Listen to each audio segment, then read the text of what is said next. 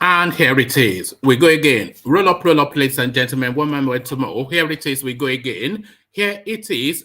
We are going again. If you're around, then come with us. The session has commenced and your company required. That thing that we do round about this time, being done exactly at this time.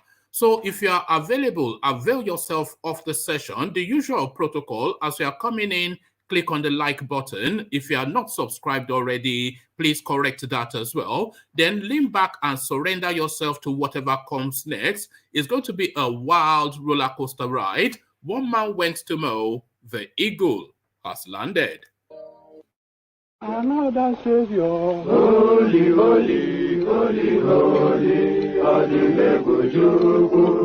Another Savior, holy, holy, holy, holy, Adimebujuku. Well, this is Mobien. This is dedicated to the gallant heroes of the Nigerian Biafra War and IPO families all over the world. I remember the Nigerian Biafran War, in the thickness of the Biafra genocide. Hey, one man revived the vanishing hope to life. Let the great Biafran army to fight, and they were singing out, holy, holy, holy, holy, all the men will do is another Savior. They were singing out, holy, holy, holy, holy, all the men will do is another Savior. Holy, holy, holy, holy, all the men will do is another Savior. Many years after the genocide, whoa, yet another great leader has risen up now. Oh, and he's leading the Biafrans to victory. In your madika, yabika kokwana mno. Hey, anamekele mazuche mefo. Mwanemo, it's an honor having you on board. When I'm singing along, holy, holy, holy, holy, Nandekano is another Savior. Gonna sing along, holy, holy, holy, holy, Nandekano is another Savior. When I sing along, holy, holy, holy, holy, holy, holy, holy, is another Savior. Getting moving right and getting moving faster now. Holy, holy, holy, holy, is another Savior. Holy, holy, getting moving right and getting moving faster. There's a freedom. Is another Savior. Yeah, for freedom. Holy, holy, holy, holy, Nandekano is another Savior. another Savior, holy, holy, holy, holy, Adimebujuku. Another Savior, holy, holy, holy, holy, Adimebujuku. Well, this is Mobien. This is dedicated to the gallant heroes of the Nigerian Biafra War and IPO families all over the world. I remember the Nigerian Biafran War, in the thickness of the Biafra genocide. Hey, one man revived the vanishing hope to life. Let the great Biafran army to fight, and they were singing out, holy, holy, holy, holy, all the men will do is another Savior. They were singing out, holy, holy, holy, holy, all the men will do is another Savior. Holy, holy, holy, holy, all the men will do is another Savior. Many years after the genocide, whoa, yet another great leader has risen up now. Oh, and he's leading the Biafrans to victory. In your madika, yabika kokwana mno. Hey, anamekele mazuche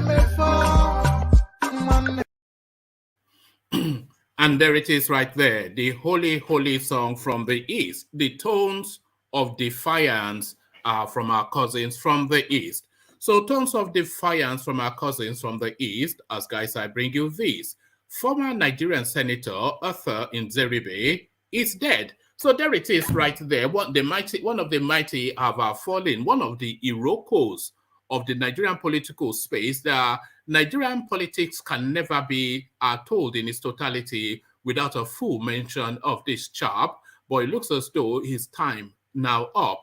Former Nigerian Senator Arthur Nzeribe is dead. So that is it right there. But what brought him to fame is the question. Well, how you recall that he was the tool that was used to truncate the Abiola presidency. How Nzeribe helped IBB annul Abiola's election. So we'll find out now at his passing what he was most noted for. So because his name, of course, is always enraptured around this narrative, this is the thing that people recall about him the most. How Nzeribe helped IBB annul Abiola's election. So we'll go through the archives to find out exactly who the man was and why he was a noted name within the Nigerian political space. So from that to this, I am not running for president.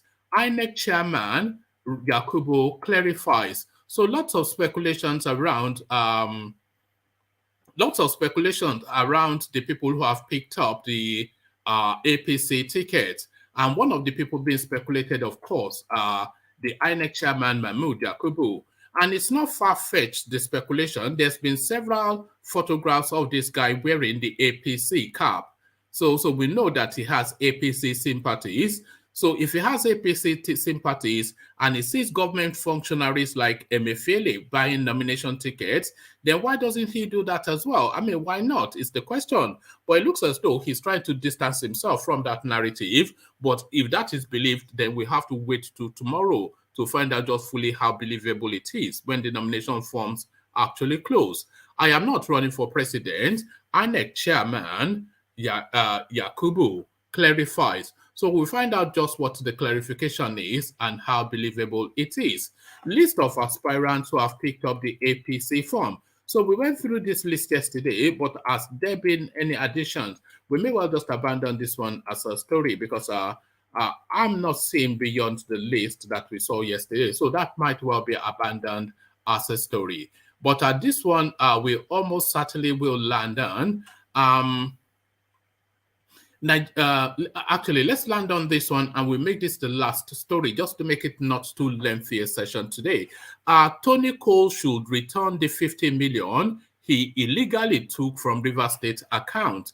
So that's Yemisi Wike speaking. So we're just speaking again to the corruption that consumes and subsumes the Nigerian state. Tony Cole, but replace Tony Cole with any other name is the same narrative, just a free-for-all and a gluttonous looting. So we find out exactly what is in play there that has led Wike to make that assertion. So plenty in play. So a real mix of a menu. So lean back, kick back, take it easy, relax into it. Click on the like button, of course, and the subscribe. And then let's come in via what we now have as tradition, the Eastern Quarters and another Python dance. Oh, you do I call. Oh, Mary, Bonilla, Abakare, Mama Daora, Unapoli, Mary, Nandi, Windy Walk, Python dance 1, Python dance 2, now Python dance 3, Unapoli, Mary, Nandi, Windy Walk, Python dance 1, Python dance 2, now Python dance 3, Unapoli, Mary, Nandi, go, do I fall? Oh, Mary, Nizu, Giroya, Abakare, Mama Daura, Unapuri, Mary, Nandi, win the war. Python dance 1, Python dance 2, now Python dance 3.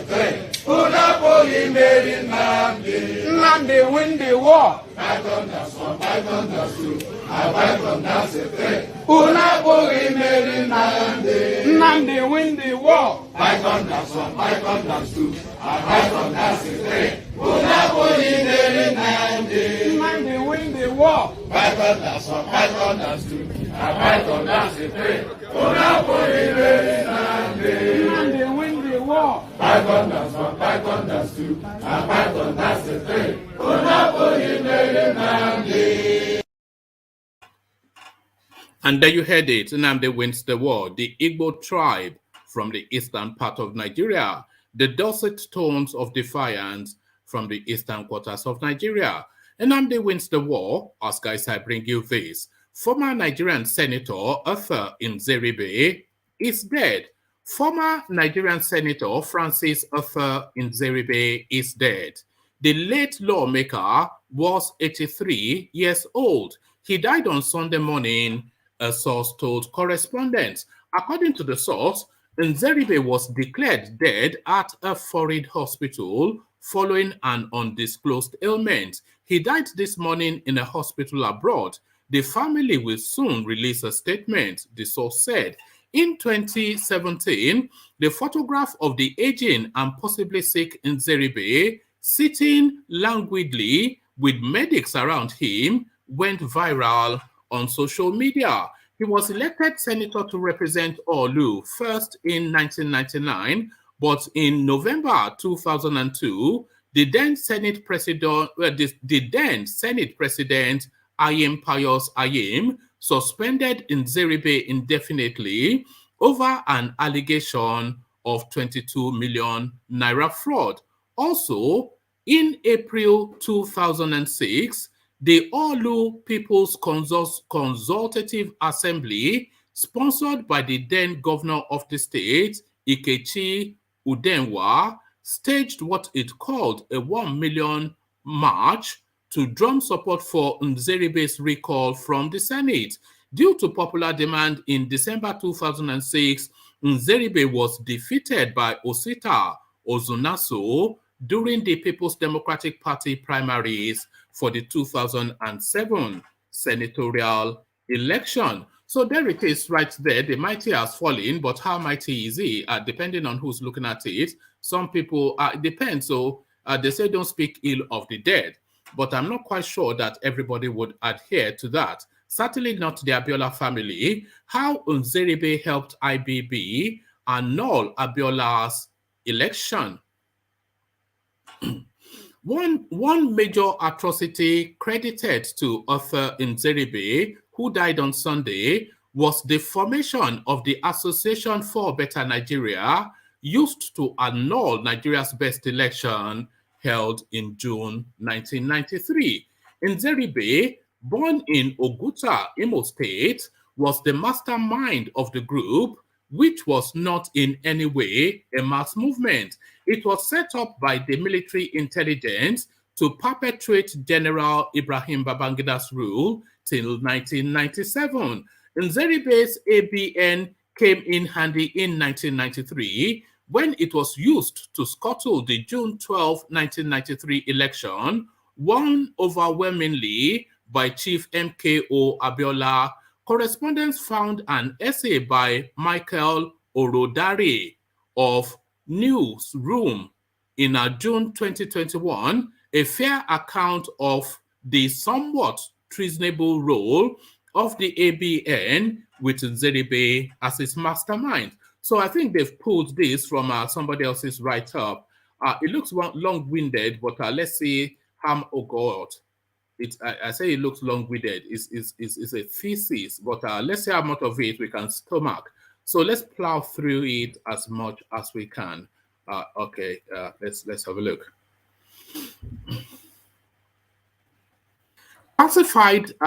Classified in many reports as a shadowy group and a willing tool in the hands of Nigeria's military head of state, General Ibrahim Babangida, the role played by the Association for Better Nigeria, ABN, in the annulment of the June 12, 1993 presidential election remains indelible.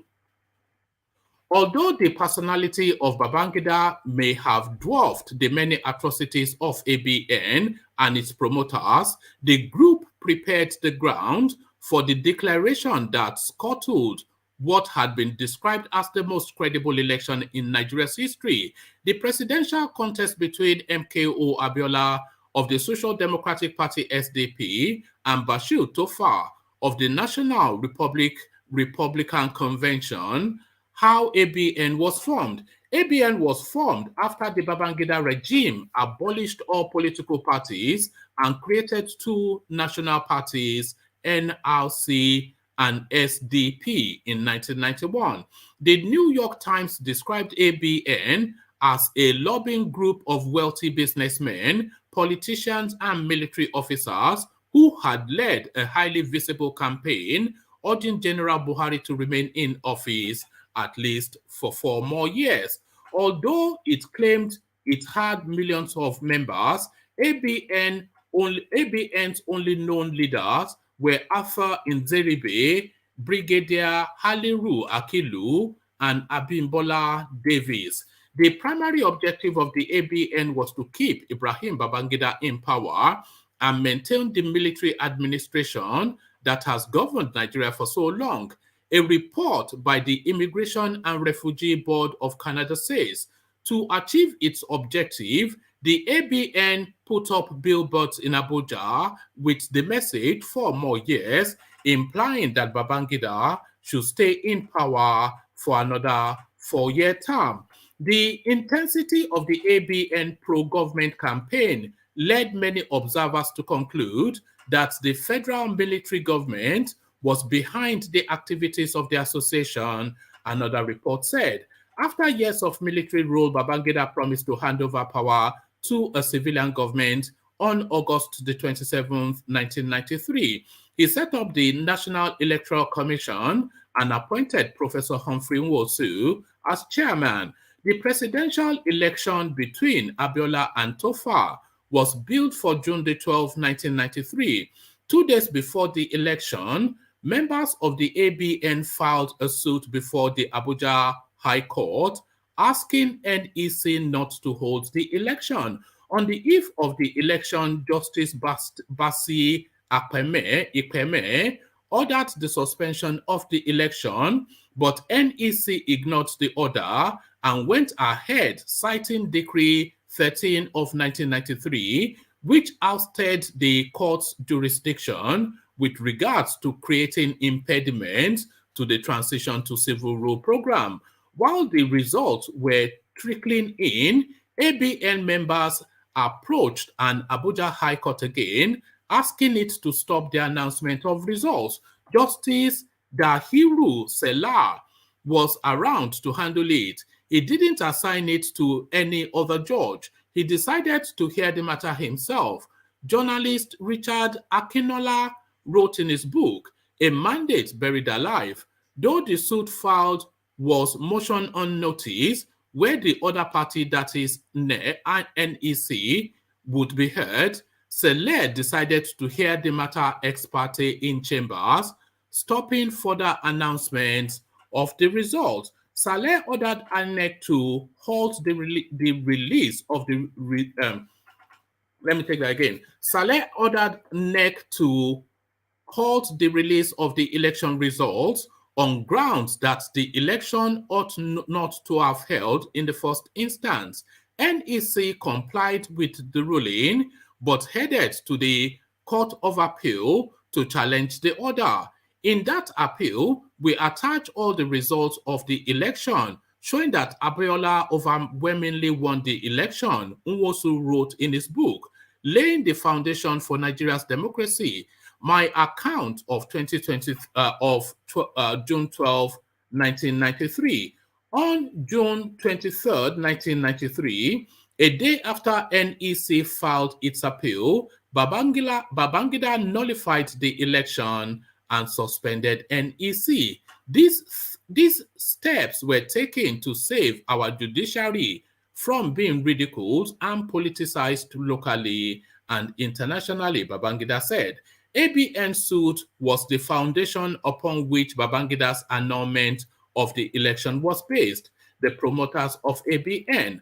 Arthur Nzeribe, a former senator from Imo State, was the leader of ABN. He was senator from October 1983 to December 1983. After the transition to democracy in 1999, Nzeribe contested as senator again and spent 8 years at the Senate from 1999 to 2007. I am proud that we cancelled the election. I wanted the election cancelled and it was cancelled.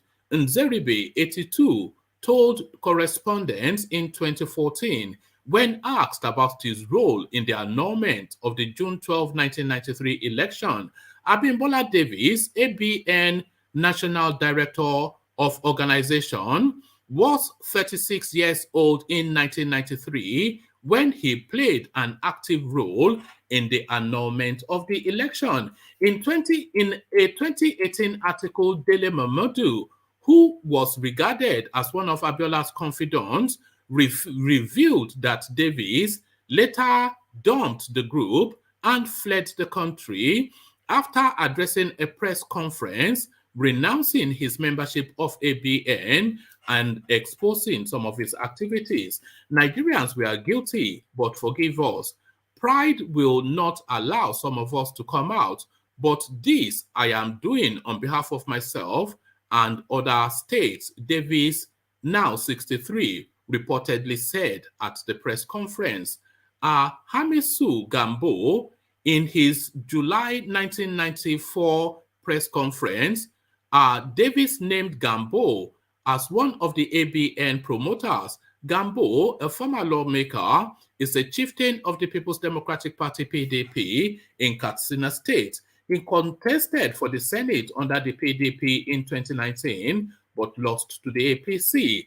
Haliru Akilu was a director at the Directorate of Military Intelligence under the Babangida regime. He is a very close ally of Buhari, of Babangida rather, and his wife Miriam. He is believed to have given the ABN all the support that emboldened its members, including influencing the controversial court orders that scuttled the election. In 2003, the Okuta panel accused him of having a hand in the death of journalist Delegiwa. On General Ibrahim Babangida, we are of the view that there is evidence to suggest that he and two security chiefs, Brigadier General Halilu Akilu and Colonel A.K. Togun, are accountable for the death of Delegiwa by letter bomb. We recommend that this case be reopened for further investigation in public interest, the panel said. So there it is right there, a rather convoluted and somewhat stilted reading, but nevertheless we got through it. So that's the backdrop to Nzeribe. I am not running for president. INEC Chair Yakubu clarifies. Chairman of Nigeria's electoral umpire, INEC, Mahmod Yakubu, says he is not contemplating running for the country's presidency as suggested in the media spaces. Mr. Yakubu's spokesman, Rotimi Oyekanmi, in a statement on Sunday, described the idea as preposterous, adding that it would be personally immoral for the chairman to do so. Our attention has been drawn to innuendos in certain quarters that Nigerians should not be surprised if the INEC chairman joins the presidential rage or urging him to do so. It is a preposterous proposition. It will not happen. The chairman remains an umpire committed to free, fair, and credible elections. His constitutional responsibility as the Chief Electoral Commissioner of the Federation and returning officer for the presidential election are onerous, are enough for him to even contemplate straying into matters at variance with law, morality, or his personal principles. The speculations follow a flurry of dissent from partisan political arena ahead of the 2023 election by top officials of the Buhari regime in brazen breach of extant regulations. The purchase of the APC presidential nomination form for Central Bank Governor Goswin Emefiele has been generating fierce criticism from civil society and opposition, who said Emefiele's fledgling interest in political office has compromised his position as the overseer of the nation's financial space. In similar vein, Attorney General of the Federation Abubakar Malami has declared his interest in running for governorship in his Kebbi home state, rebuffing calls for his resignation before pursuing his political ambition.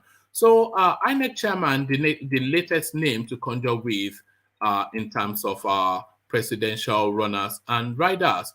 So the latest name to conjure with regards presidential runners and riders, we make this one the last readout because it looks as though the readouts are a bit tilted today. Tony Cole should return the 50 million he illegally took from Rivers State account. Wike speaking. Rivers State Governor Yemson Wike has said that no person will succeed in becoming the next governor of the state if the intention is to make the state a personal estate. Governor Wike made the declaration at the Thanksgiving service on Sunday to celebrate the legal victory secured at the Supreme Court of Nigeria in the oil well dispute between Rivers and Imo states, which was held at St. Paul's Anglican Cathedral in Port Harcourt. The governor said the All Progressive Congress APC aspirant, Tony Cole, will have to first answer to what happened to the $50 million in his Sahara Energy Company received through Access Bank from the Rivers State governor when Chibuike Amechi was governor. The governor insisted that he is not against anybody aspiring to be governor of the state, but in the case of Mr. Cole, he must first give account for the money he received from Wike's administration. He, Cole, must account for the $50 million they took from our account.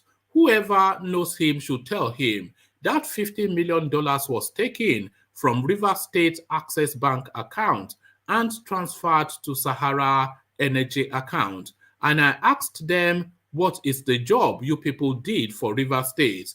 Can I see the contract papers? Did you people loan us money? So there it is right there. However, Governor Wike said it should not be a situation where the former governor will bring his business partner to become governor of the state when they have both sold and bought assets of the state, including gas turbines. You think you can sell this state? The former governor thinks that he can bring his business partner after you have sold our gas turbines. Olympia Hotel collected our $50 million.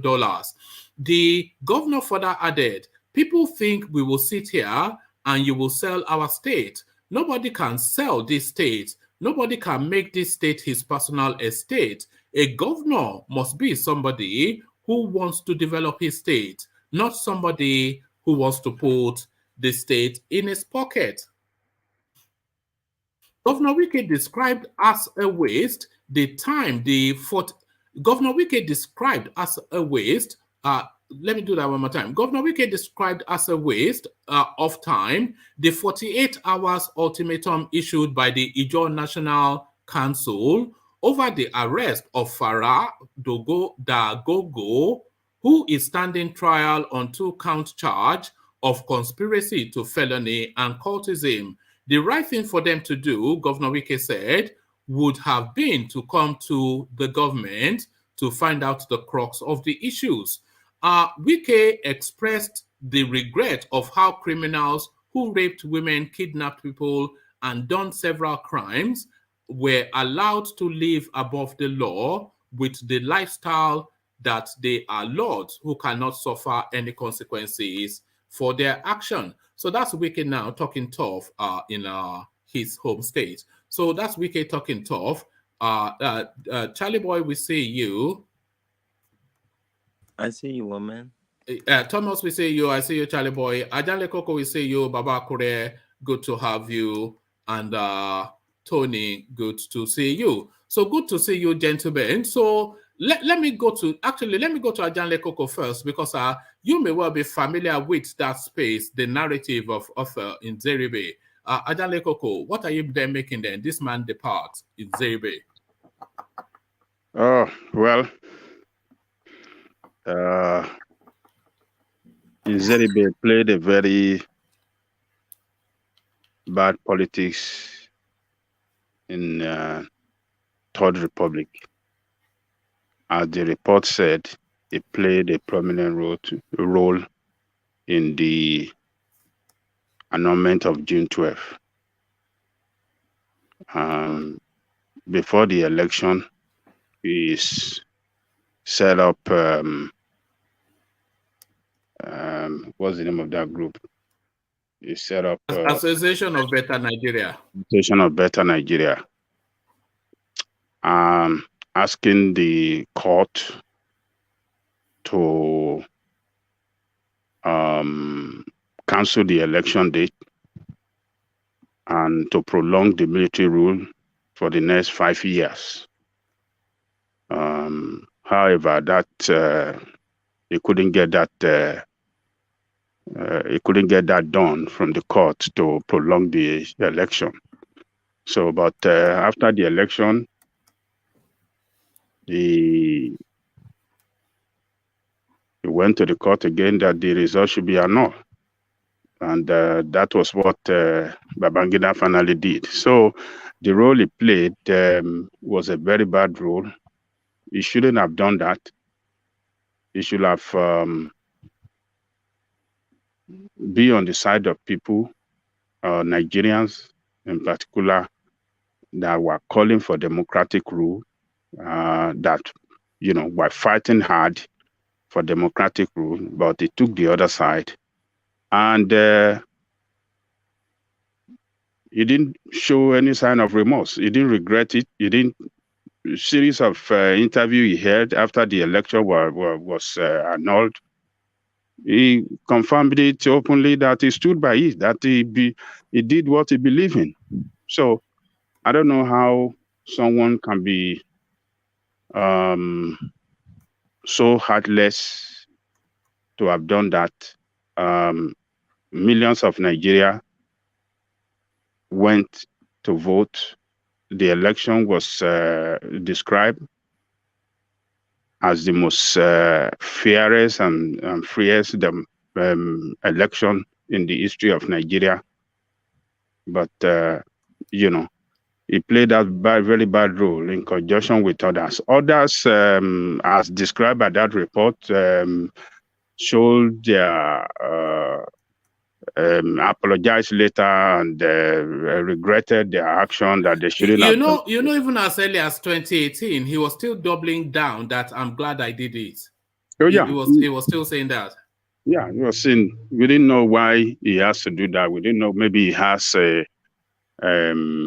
kind of a problem with Abiola as a person. We don't know why he did it, but he didn't show any sign of remorse that he did it. He stood firm with it. What he did to himself was he personally wrote his name in the bad book of politics in Nigeria. And I hope that we will never see anyone like that. Not only that he wrote his name in a bad book of politics in Nigeria, he painted Igbo people very, very bad. Because a lot of Yoruba thought that Igbo's leaders and the entirety of Igbo people will stand up against this man and rebuke him and prevented him from kind of dark action. But what we saw then, we saw a lot of Igbos that joined in the force with him. Some that are even musicians, like Onyeka Onwenu, that went to play when they did this, what do you call this thing?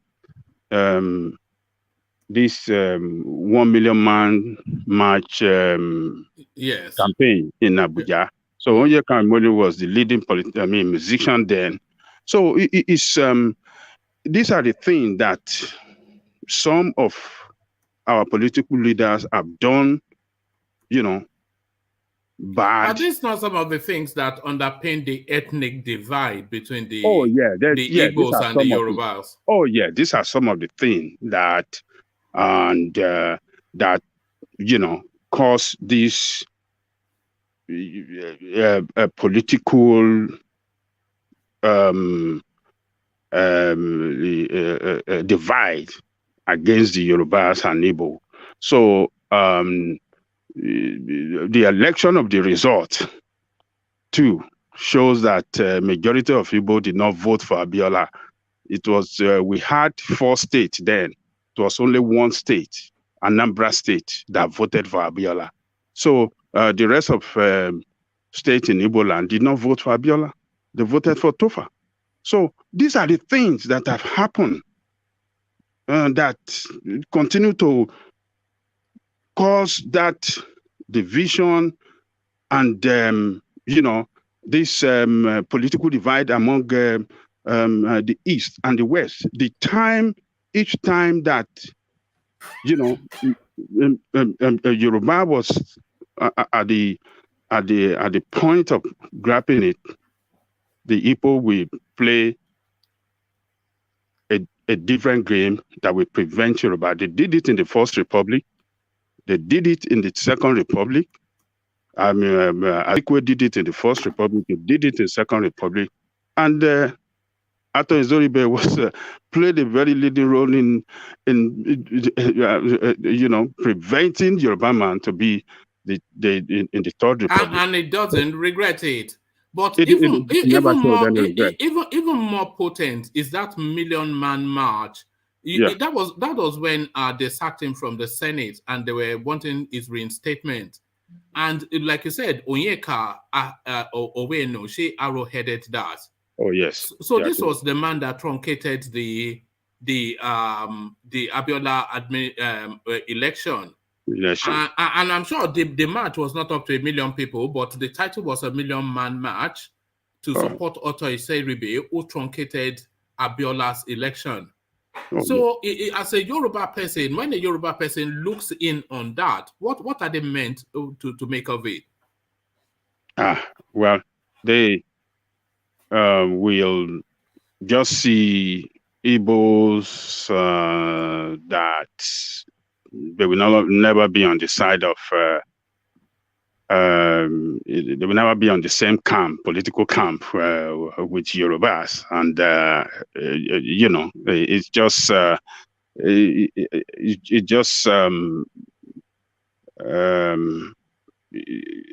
it's a position that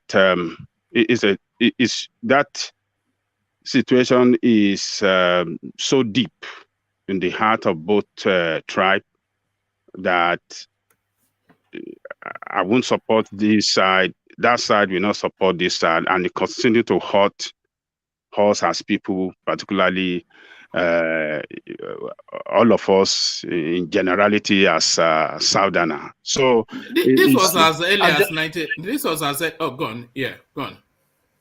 Did they vote for Obasanjo? However, in 1999, Obasanjo was supported by the Igbos. They voted massively for him. And Yoruba can understand why they voted for him, because even though he's a Yoruba man, but it's not the candidate of Yoruba people. He's a candidate. Obasanjo was a candidate of the North, candidate of the military cabal, So, and the Igbo supported him. They stood by him, and all his 8 years they voted with him. And I think, to me, I think that has changed the narrative now that Igbos can still support Yoruba man when Yoruba man is, opting for the position of president again. So, but the role that their leadership played in the first, second, and the one that Nzeribe played in the Third Republic was very, very bad. He caused a lot of division among the Yorubas and Igbo. But we have seen what happened to him. He's gone now, and he suffered a long-term health problem. As we had, he's been having stroke for a while now. He suffered stroke, and he has been on it for several years. Babangida as well is going through health problem as well. I think he had stroke too, because he can barely move. He cannot walk around. So both of them suffer stroke. Maybe that is what the way God, in his way of punishing people that hurt their people or did wrong for their country and their people. So he went through a health problem, a serious health problem for so long, and finally passed on today. We just wish that these, as part of our history, we as the people will learn from this, and we come, let it pass by and come together and work together for the betterment of our country and us as people. We should let it go. Yoruba and Igbo should let that political past political problem. They should let it go, and they should work together in this coming election, so that we can take our country back and make it work for all of us as Nigerians. Same as the progressive from the north, they should join hands together with progressive from the south, and let's work together and take this country back from the criminal that have taken the country down and destroyed the country the way we have seen it now. So that's my take. Can you take a question, please? Yes. Yeah, but so why are we always blaming the North for the South problem? History will not forget. So that means the Southerner, they are the one even sabotaging themselves. So why we normally blame the North? The North, every time the North is our problem. North is our problem. You know why? Is because the northern Nigerians have been in the leadership position for a long time. If you look at how many years the military ruled Nigeria, majority of time by northerners. So, and for that period of time, they were able to manipulate the system, to their own advantage, and that is why our people always blame them. Yeah, we between Yoruba and Igbos, we play some bad, dirty politics among ourselves too. But the North, particularly the military, military is not democracy. They don't believe in negotiation with people, and they have all the resources to bribe people, to work for their interests. So they use that the control of all the resources at their disposal, to bribe some of our people that does not have conscience, bribe them. One of them is Nzeribe. They bribe him, they give him a lot of money to do that dirty game. So to work against a Yoruba man that was on the way to presidency. So that is why we blame each other. That that is why we blame the North. That the North play some dirty, role, some dirty game, to suppress us as people in this. So that is why it's not that did not play a very bad role too. So, but it's just unfortunate that we passed through all these bad experiences. I am surprised that that there was a Yoruba man. I had no recollection that a Yoruba man was part of that Association of Better Nigeria. Abimbola Davis. Oh, he's a Lagosian. Yeah. Yeah, he was there. Abimbola Davis. He was, but Nzeribe was the arrowhead of the whole thing, and he was the leader, and he was the one that was he was the main man in the whole show. And but I'm glad that do you see why the West cannot trust the East, or the East cannot trust the West? That is what is playing out. I've never heard this story before. This is the first time I'm hearing this. Do you see why we can't trust each other? We can never trust each other. Ajale Koko. Yeah, but if we can never trust each other, we have to. This time around, we have to work together. Yes, if we don't work together, if we don't trust each other, then we will remain as slaves. Those that are not capable of being our master will remain our master, and they will continue to trample on us, and they continue to use us against each other. So our people should forget the past, and let us work together as one people this time around. That is the best option we have this time. How do you think Nzeribe will go down in the annals of Nigeria's history? Because good or bad, his name will be recorded in Nigeria's history, but how will it be summed up? Is it just this story, or is there any other narrative to him? Because this is the only thing I know about him, but I'm sure this is not all there is to know about him. Has it done any good by your recollection?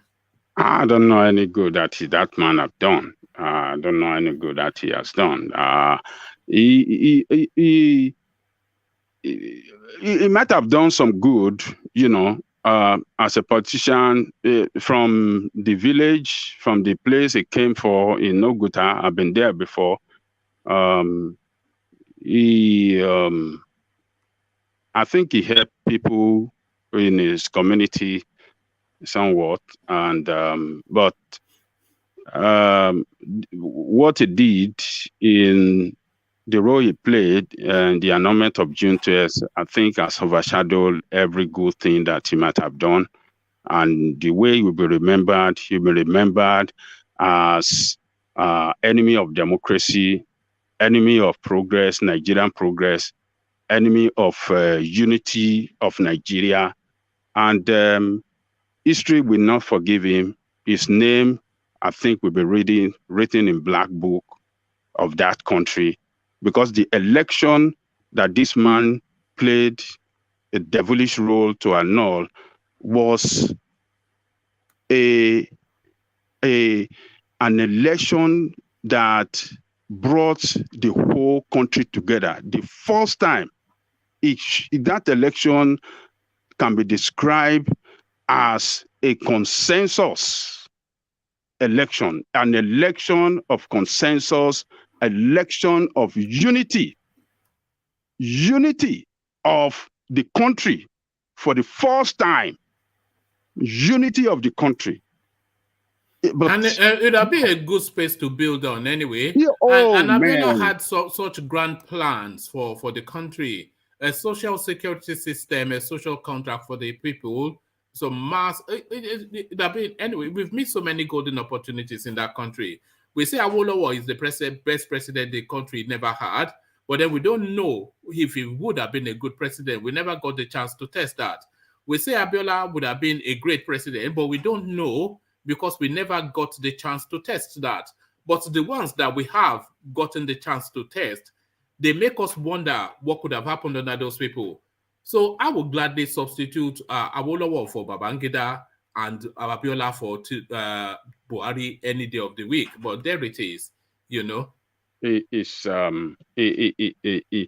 Abiola had, if that election was not annulled and Abiola was allowed to rule, I'm telling you, Nigeria will have moved to a greater height today, because Abiola is a man that is loved across the country. I'm talking about ordinary man on the street now. He was very popular. That man is loved across the country. You go to Igbo land, they love him. You go to Calabar people, they vote for him in the old South. They vote for him across the country and in Yoruba land, everywhere. So, Ajale Koko, do you think the full results of that election should be announced and it should be declared president posthumously? Yes, I think, because he won an election, and they can posthumously, declare him president, so that his name goes in the record books of the country as a president. He died for it now. Oh yes, and he can get the benefits as well. Hold on, so that he can get the benefits. Forget the benefits. It's really the accolade, the recognition. That's the real thing. Oh yes, I think they should have. I mean, it will be better if they can declare it, and the election for to immortalize his name, and get recognition that yes, the man that we voted for, even though that he was not allowed to lead and govern the country by criminal military gangs, but the legal implication could be a different thing.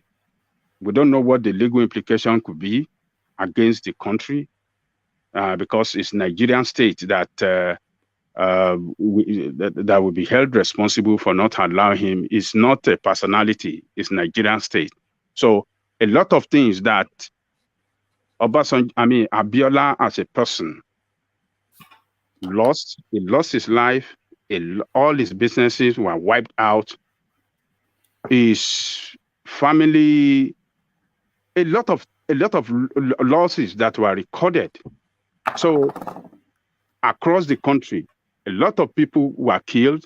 People that came out to protest against the demonstration. So the legal implication will be very huge against Nigerian state, because if he's declared as the winner and they have to pay him all the benefits, the people that were killed as well, that demonstrated on the street, they have to compensate all the family of those people. Because if the election were not annulled, there won't be a situation where people will jump on the street to protest against the election, against the annulment, and there won't be a situation where people will be killed as a result of that. So the nation will pay dearly for it. So for the legal implication of it, I don't think they want to do that. Do you think democracy has served the Yoruba people at all within the Nigerian space? A lot of people would argue that Awolowo won that election. They declared Shagari.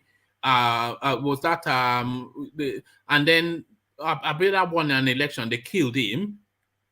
Has democracy really served the Yoruba? Because winning an election is not even sufficient enough to take an elective position within the Nigerian state, especially if you're a Yoruba man. Has democracy served the Yoruba person within the state called Nigeria, Ajale Koko? You see, it doesn't serve us as we expected it. And in general, it does not serve Nigerian people. It doesn't serve us as Yoruba people, because we are robbed several times of victory, electoral victory. But more importantly, Nigerian people were robbed as a result of the annulment of June 12th. It was Nigerian people that were robbed in the entirety. The Abiola case was a Nigerian issue. It is not a Yoruba issue. So Nigerian people that devoted their time, that sacrificed their time, their money, and everything, and contributed immensely to that victory, were were robbed by criminal gangs in uniform.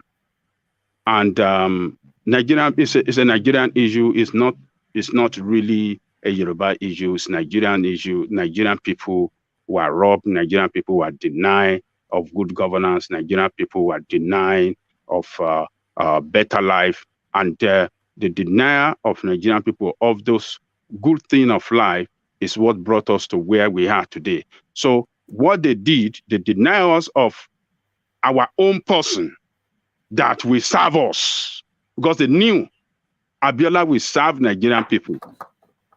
But they deny us, they truncated that process. Now, after years, after killing Abiola, now they brought their own system that will not work for us, but work for them. And that is why we see Nigeria today as a country that does not work for ordinary Nigeria, but work for some certain cabal and some group of people, the politicians, some military cabal, and those are the things. That is what they have done, for their own interests and not for the interests of Nigerian people. So those elections, that Abiola was not a Yoruba issue, but Nigerian issue. And the real travesty, of course, Abiola's daughter now, Yaya Bello's campaign manager. So look at how that circle has turned. The whole thing just a nonsense. It's unfortunate that that one could take that route instead of any Abiola child or family should not be on the side of this politician or wherever party that they belong, because they did not represent good governance. They did not represent any good thing for Nigerian people. Abiola was a man that have a good heart as a person. There is no person that ever met Abiola face to face for help that will not get that help. There is no person on earth that ever met this man face to face, one-on-one. Whatever you go to see him for, you will get it. So, and that man loved that country. He would have done wonder for that country, but they knew and they prevented. They knew that if he governed, he would make Nigeria work for the people of Nigeria and not for them. And that's why they prevented him from, they prevented him from getting that presidency. And the international conspiracy was as well involved in this misdeed against this man. So it's just Abiola children. That is why I give kudos to his son for not joining, for Kola Abiola for not joining APC or PDP, but PRP, the party of the poor people. I commend that guy greatly for that. You understand what I'm saying? One man. Mm. I commend that guy. I wonder if I commend him for what he has done in this instance. But yes. I wonder if that guy had upheld that name sufficiently enough. Has he promoted that name sufficiently enough, Kola Abiola? I don't think so. Abiola was a socialite. Abiola was everything. Abiola was a football club owner. Abiola was a telecommunication man. Abiola was educational funder. There was a time that Abiola gave each university in Nigeria, each university 30 million, and each polytechnic 5 million. Each college of technical colleges, it gives them maybe 5 million across the whole federation. It's just to support, the educational infrastructure and facilities we have around the world, around that country. So this is what Abiola was, a man that gives. He was a giver. He was a helper. He was everything every good thing that you want to talk about. That was Abiola. So, and you know, my uncle that was in it was a medical college student at Luke. He said throughout his year in the medical school, because Abiola was maybe he was their patron or something. He said there's no year that they will call him for an occasion, their yearly occasion, that Abiola will not touch for. And when he turn off, he will donate hugely for them. And that is what it does across the country. Every organization that have Abiola as their patron, you know, Abiola, he said he might come late. He said, but he will come to that occasion, no matter what. That is what Abiola was.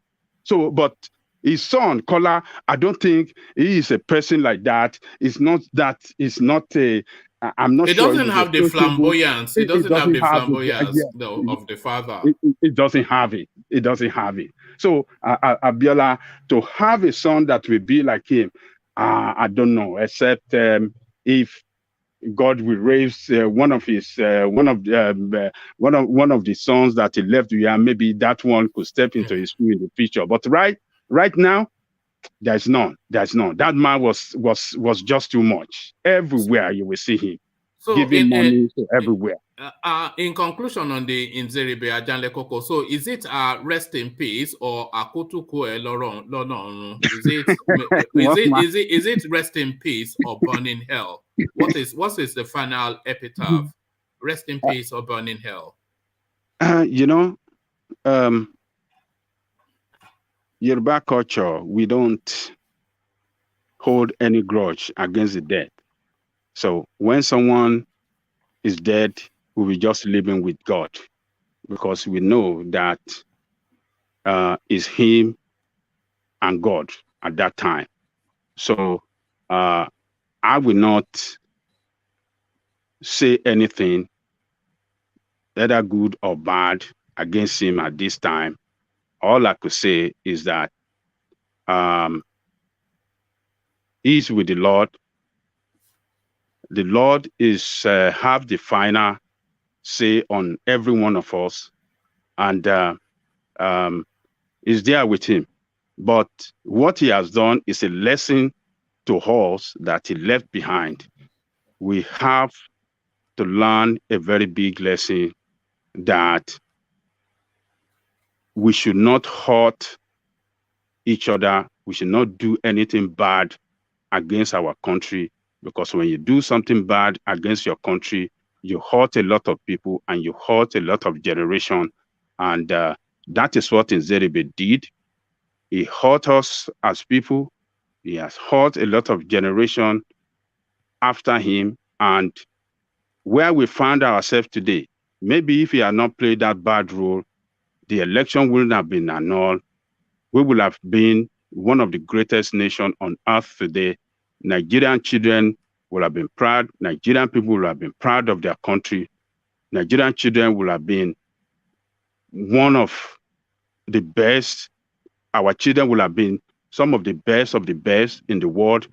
Maybe we will not have a situation where, as we are described today, as a country with out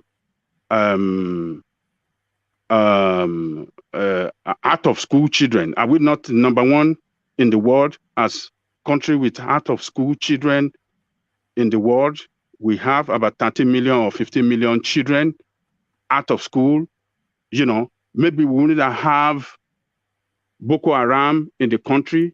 Maybe we wouldn't have this kidnapper we have everywhere. Do you think Tinubu is going to go down the route of Awolowo and Abiola, one of those people in life that, you know, that there'll be a mistake around them that they could have, but they never got the chance to? Is Tinubu going to end up in that category, the Awolowo Abiola bracket, that they could have, but they never got the chance to? You see, the issue of Tinubu is a different thing entirely. Tinubu, as a person, his personality can never be on the same line or match that of Awolowo or Abiola. Tinubu's political era, or the way he plays politics is a polity of corruption, politics of godfatherism, and all in all. That his own politics is not a good politics. It's a very, very bad politics for corruption, politics of no service to the people, politics of me and my family. That is what Tinubu play. And such people should not be celebrated or be compared with Awolowo or this thing. If he misses it, if he couldn't get it, I don't think is going to hurt us in any way. If he get it, it's not going to pay us in any way, because the politics he has played all along since he started in 1999 is politics of me and my family. Him as the godfather of politics in Lagos, the wife as senator, the son is the one that is taking control of all the publicity of Lagos state government, and the daughter is the Yaloja of Lagos. We don't want those kind of people. Those are not the people that we should line behind. Those are not the people that we should support. Those are not the people that we should celebrate. Those are not the people we should see as our leader. No. Tinubu is, you don't compare, it cannot be in the same bracket of leadership like Awolo or Abiola. No, this is a corrupt man completely. These are people that play a politics that destroy Nigeria, and these are worst and can be they are not better than Nzeribe. If you want to compare what the havoc that Tinubu and co have done for Nigeria, they are of the same as Nzeribe. So they are bad people, and we should not even celebrate them or see them as our leaders at all. All right, thank you, Ajanle. Hello, sir.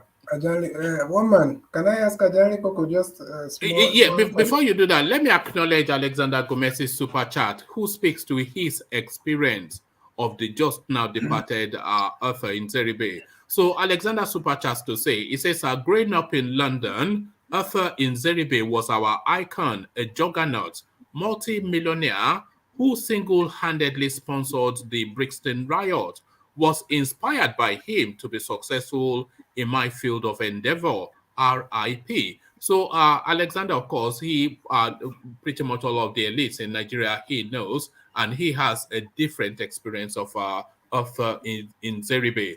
Growing up in London, Otto Nzeribe was our icon, a juggernaut, multi-millionaire who single-handedly sponsored the Brixton riot, was inspired by him to be successful in my field of endeavor. RIP, rest in peace. So that is Alexander's parting words to the just recently departed author Nzeribe. So yeah, your question, it's CBD. Yeah, thank you. So, Sir Ajani Koko, before I ask this question, personally, I'm not the biggest fan of these people, Nzeribe and whoever.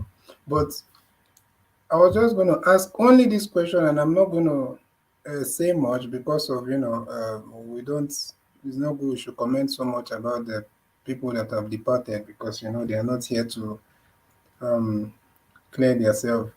But I was just going to ask this: in your own opinion, was Abiola a saint in the Nigerian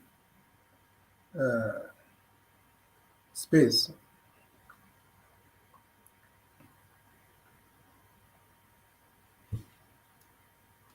All right. I don't think we have Ajale Koko for a moment, but let me address that. You say, what did you say? You say he was a saint? Was he No, a saint? he's asking that, do you consider Abiola a saint? And not in the strictest sense, but is he on the path of good, would you say, within the Nigerian political journey?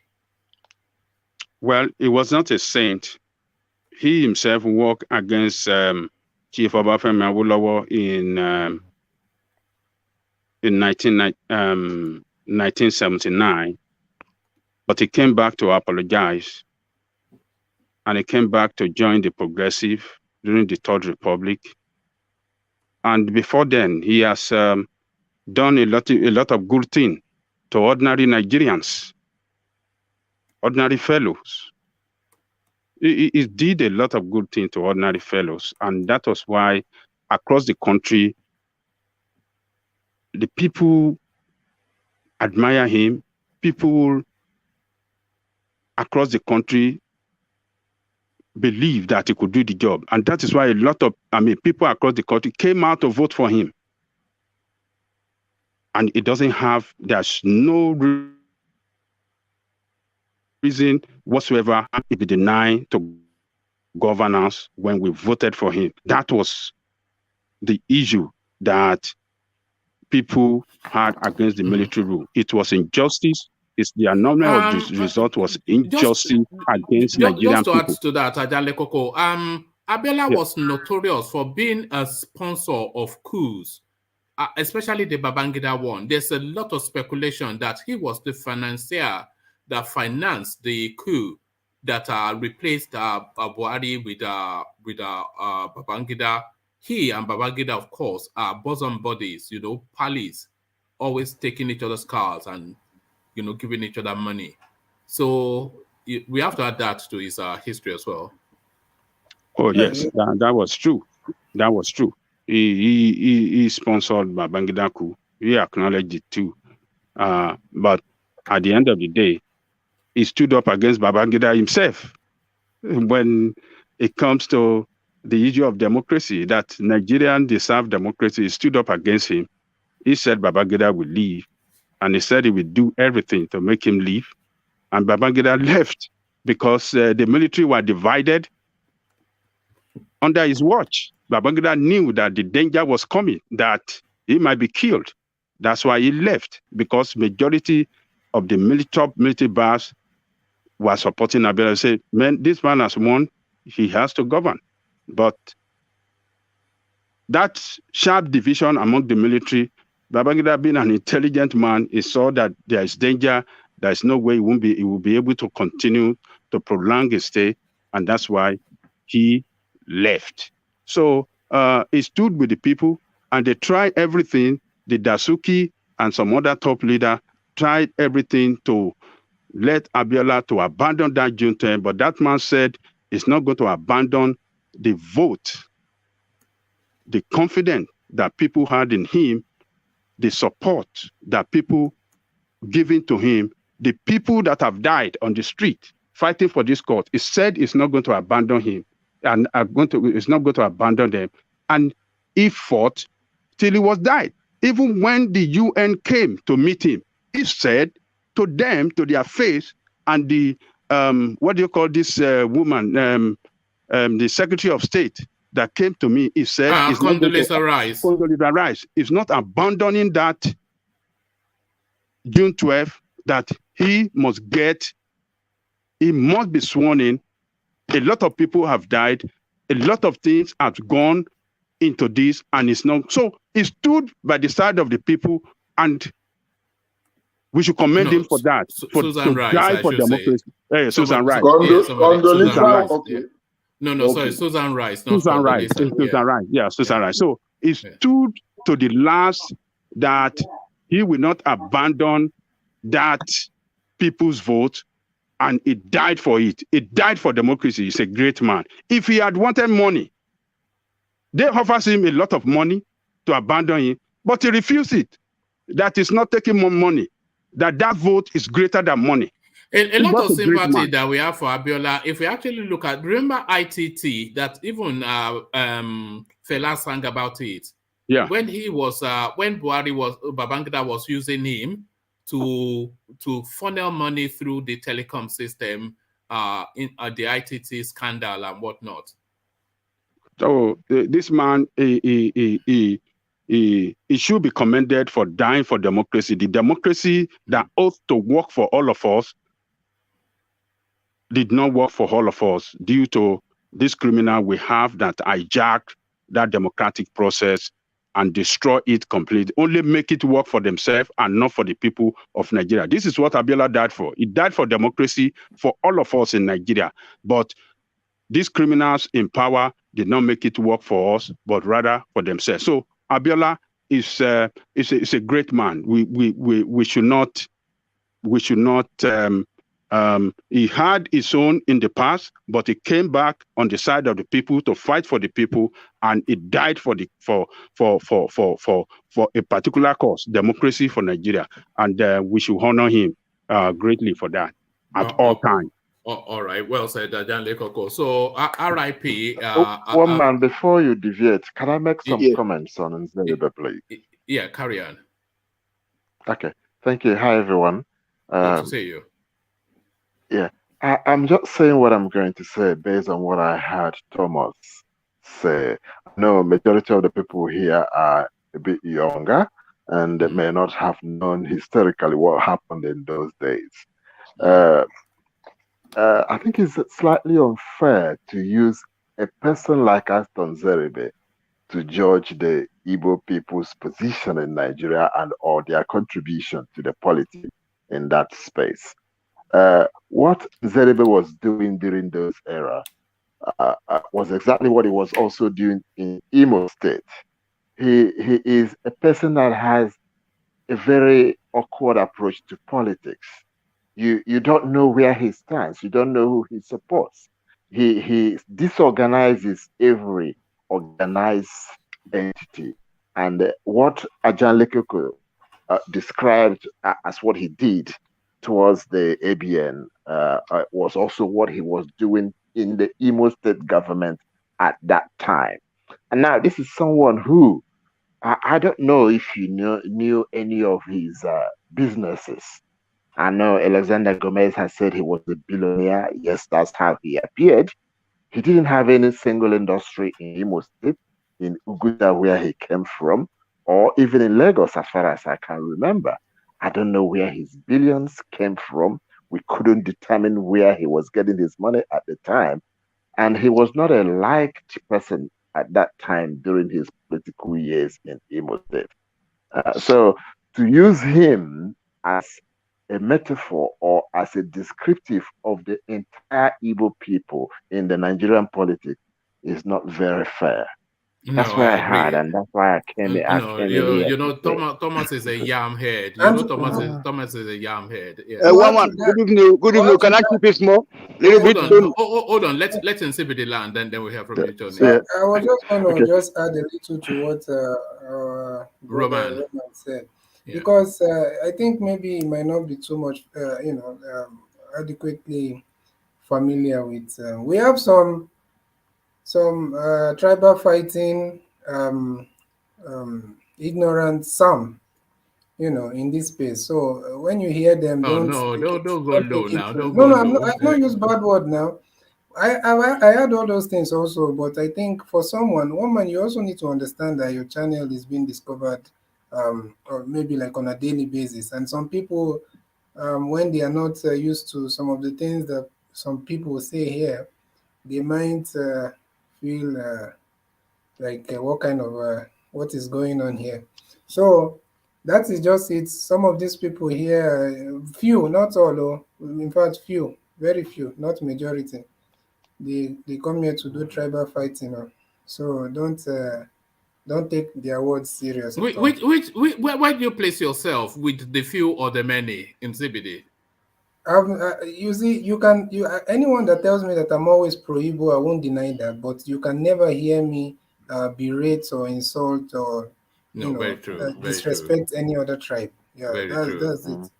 Very true. Let me just tell you, maybe for those who don't know, the so-called Igbo Yoruba fight, if you want to call it a fight, its genesis was because either rightly or wrongly, was because they perceived that Awolowo did not keep his own bargain with Ojukwu in the Civil War.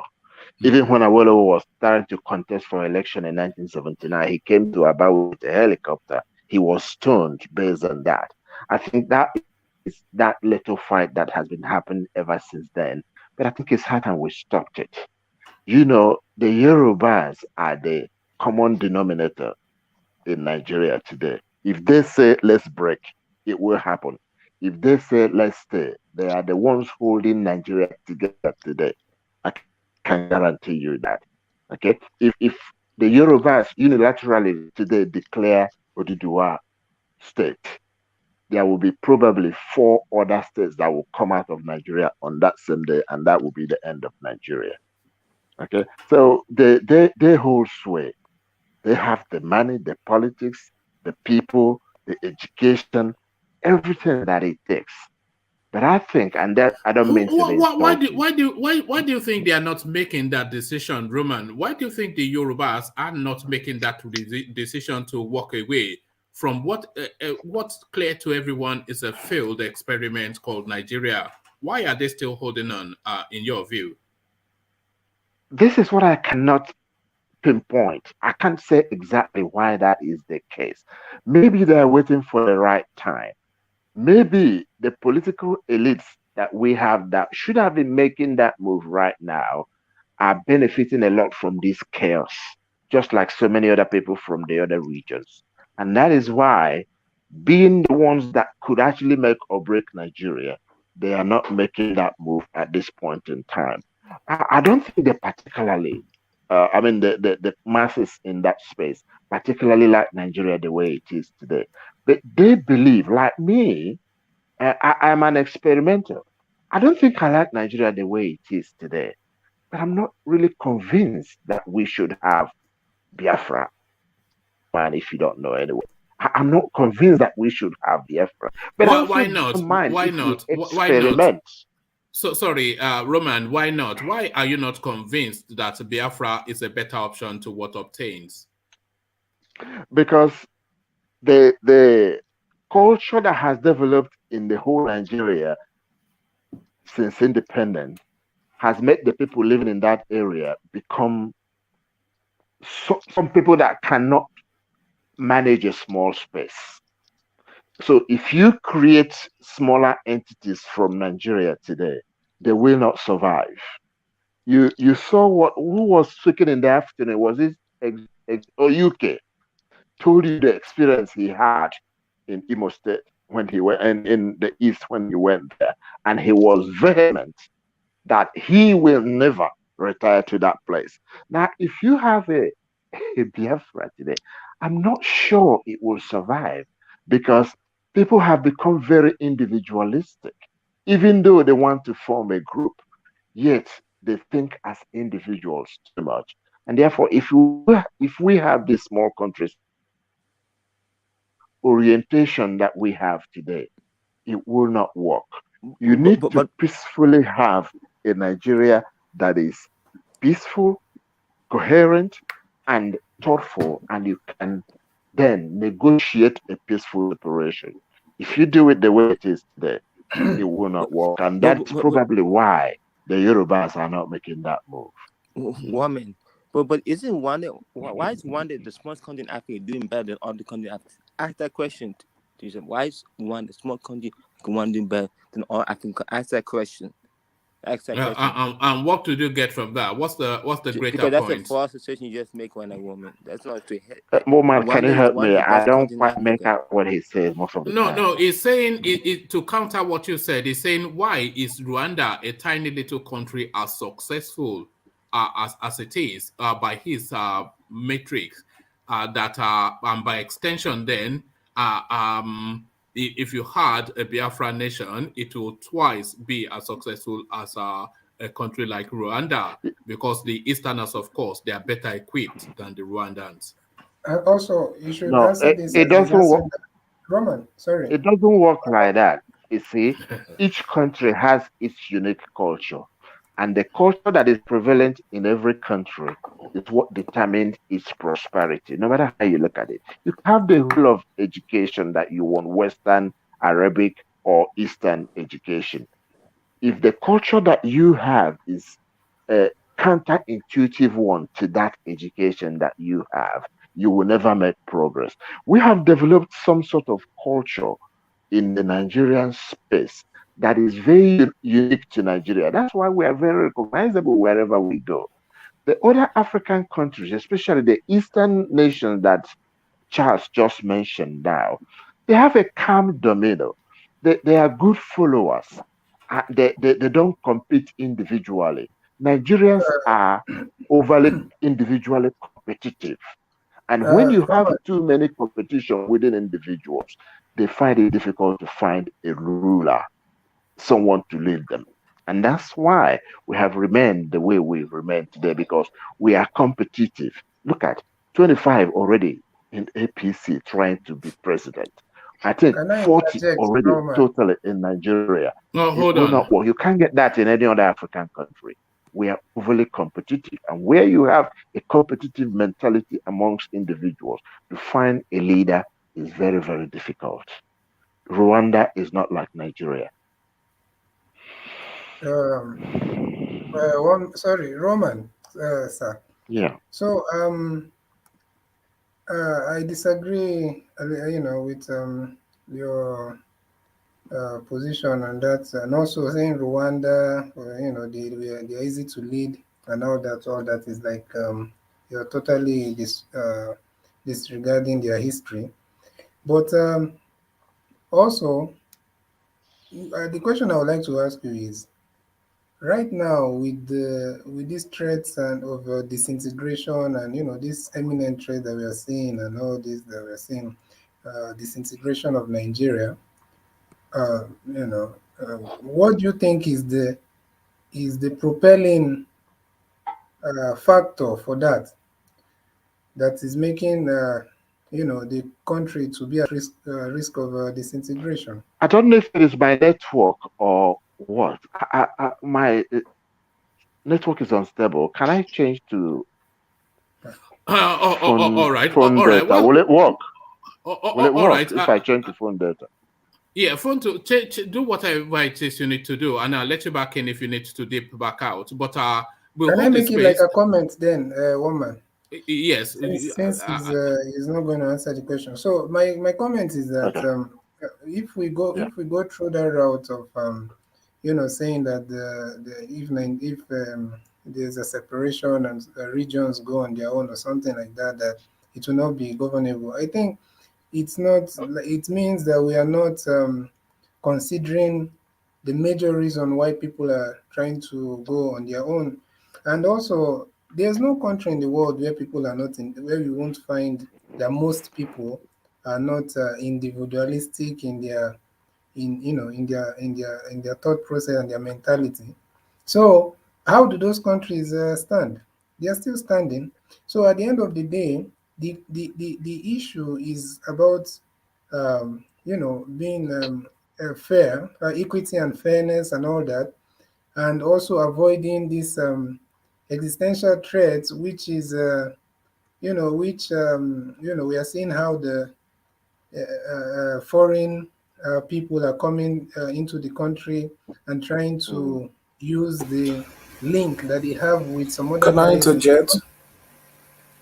Uh, Let me finish. I would The have loved comment to is very answer that short. question. Point quickly because yeah, go on. Just condense it. So Condense I'm it. saying Yeah. that if we are saying that people cannot individualistic, it's not something that will stop any society from still functioning, because everybody in the world, most people at least, are individualistic, you know.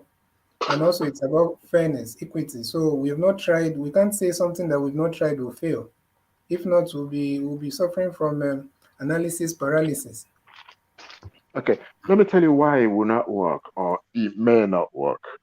Um, we have 36 states at the moment. And what I would have loved us to do, and I'm going back to the Yorubas again, that can make this happen, is to experiment with regionalization through through federalism, where you have the 6 regions having their own government with a very weak central government. If you start with that, maybe in the next 10 to 20 years, you can then have these entities wanting to be independent on their own. That's a very good progressive way of achieving uh, uh, independence for each of these regions. But apart from that, at the moment, the 36 states are semi-autonomous. They have every right to make each and every one of their states like a country. Somebody mentioned Rwanda. What is the population of Rwanda? They are not up to the whole population in the south of Imo and Abia State put together. I think they're about 10 million only. Okay. We're Now, losing you somewhat, but why is it that none? Okay, sorry. Can you hear me now? no, yeah, a bit better. Carry on. Okay. Why is it that none of each of these governors have been able to make a state like a country? If you give me Imo State today, okay, I will make sure Imo State becomes an attraction to any other person in Nigeria and by extension to West Africa or even Africa even. But they are not doing it. So what makes you think that they will do it if they are giving Southeast as a nation? Okay, they have not done that. The whole Igbo people that are looking for autonomous nation, why is it that they are not investing and making Imo State with their ingenuity, with their industrial skills, with their education? Why is it that they've not made let me say Imo State that is about 5 million people, bigger than Gambia, bigger than Guinea-Bissau, bigger than Gabon, bigger than about 4 or 5 other countries in South Africa. Okay, why is it that they've not turned that hub like Dubai with what they know in their apprenticeship, with what they know in their engineering skills? Yet they will go to somewhere else and build industries. 5 million Roman, people can be a good attraction to any investor or industrialist, but they haven't attempted that. Do you know why is that, woman? I All can they answer that want question. You know why is is that? give us. That is a simple question. I can answer that. All right. Your system is breaking up somewhat, and I want to move on from that conversational space. But thank you can I for make that. the last comment? No. Let it make the last comment because I think Ete wanted Oh, to insert something. I was waiting. It was Tony, sir. Tony. It was me.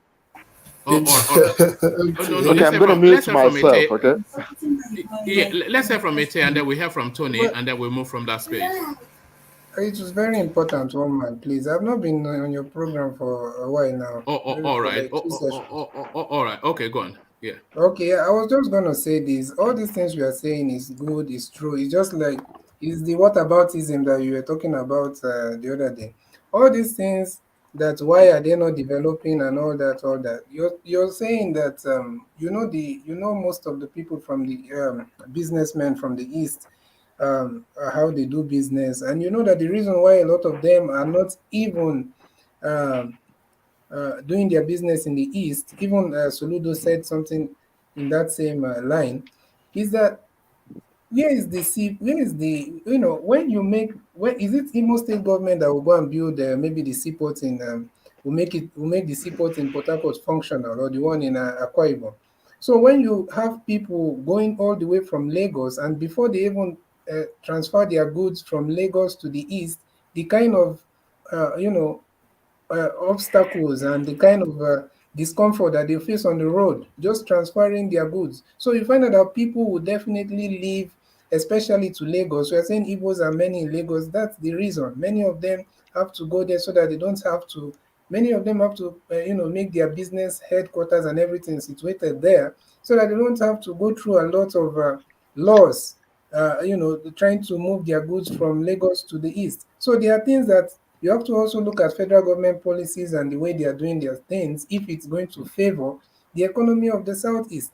It's easy for us to just say that, oh, these people are they are moving out of the east to go and do business elsewhere. You should check why they are moving, so that their business does not die. Many of them don't have that kind of money to lose. You understand? Just because of logistics for their business. That's just my own understanding for the whole thing. All right. Let's hear from Ete. The thing is when it comes to the Igbo space, it's not true when people say Igbo goes to the coastal region because of port and all that. They are all over in the north. They have a significant population in the north. There's no port there. So the thing is, it's not all the businessmen I'm referring to. Hold on. Let us. Thank you. If Brafia or whatever they want to call the nation breaks and comes to reality, I'm 100% sure, and I'm willing to bet anything bettable that there's going to be a civil war. Because just look at the present organization right now, the so-called IPOB and all that. They are like almost how many factions? You will be hearing something will happen today. You will hear that no, it's not our faction that did it, it's another faction that did it, it's another this that did. That is already a sign that is not going to work. Because if you want to break as a nation, peacefully is the best way to go.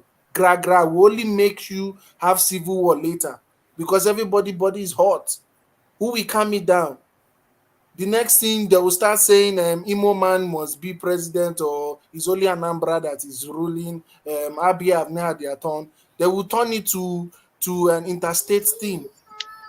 So we should base the facts on speculations. It's not speculation. Hold on now, in CBD, let somebody have a contrary opinion to yours. So let it nobody land. should speak. Okay. Right. No, let him land his point now. He let you land your point. But people are going on speculations, and I feel like we are not having a factual conversation. The truth is not speculation, it's fact. What is fact? That Imo man will complain that Abia man has been ruling. How factual is that? It's factual. Because is there not already factions in IPOB? Is there not already factions in IPOB? South Sudan that separated from Sudan, they spent some few years still trying to iron things out. Are they not standing right now? Did they not fight civil war? You think that Did they not fight civil war? They fought civil war now. That's what I'm asking you. After that, are they still fighting right now? So you guys think that this thing is South Sudan developed? Is it developed? What are you talking about? So South Sudan how old is the country itself that you're asking if it's developed? The next thing you will be looking for another excuse. See, the thing is, the best way forward. This thing you think is bread and butter. It's not bread and butter now. But everything will just move smoothly. You must allow people to be critical of the Eastern space. As fantastic as it is, it's not perfect. And if people identify this criticism, you don't have to shut every criticism down. But let Ete round off his point. This is what he thinks. Okay. So, but Ete, back to you. People are criticizing with speculation. It's just somehow. It's not speculation. He's a Nigerian, so he has the experience of the backdrop. The thing is speculation, projection. It's not projection. It's not any projection. It's facts. Because the thing is, how can you say it's facts? Oh my God. Okay, sorry, sir. Continue. Facts. Do you know what is the meaning of fact? Oh God. In CBD, just let him speak, please. Now, CBD, carry on. This is it. See, the thing is, when it comes to the Igbo space, I'm very supportive of the Igbo space. So I'm not attacking the Igbo space based on just hate or anything. The truth is, they are not showing any clear plan of the nation progressing. They are not at all. And if this agitation continues and succeed, it's going to be a problem for them, because already, even part of the people that they are saying are in Brafia are not claiming to be Brafians. They are saying they are not.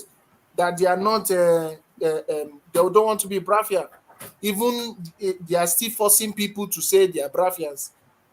They are coming to places like South and saying that you must be Brafia and your Lufelu or whatever insult they want to insult somebody, and you want to find fund a nation on such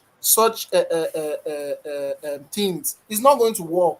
That's just the truth.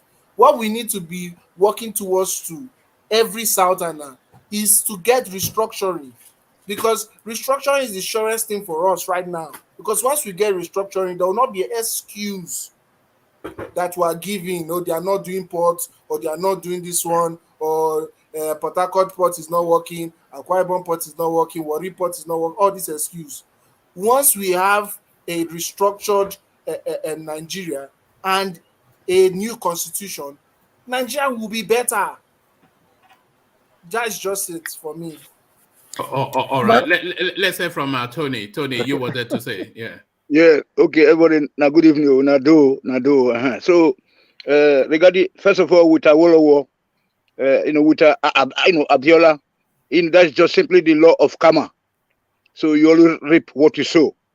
So because like somebody will say that people are too young, but there's history to tell us what see what this guy did. He did a great damage to the Nigeria of today. What we are experiencing today, all were caused by if not 80% was caused by Abiola, because he truncated our chance of replicating what what he did in the Western region across the nationwide. So if Awolowo had become president of Nigeria, we could have been at the US state level today, US level.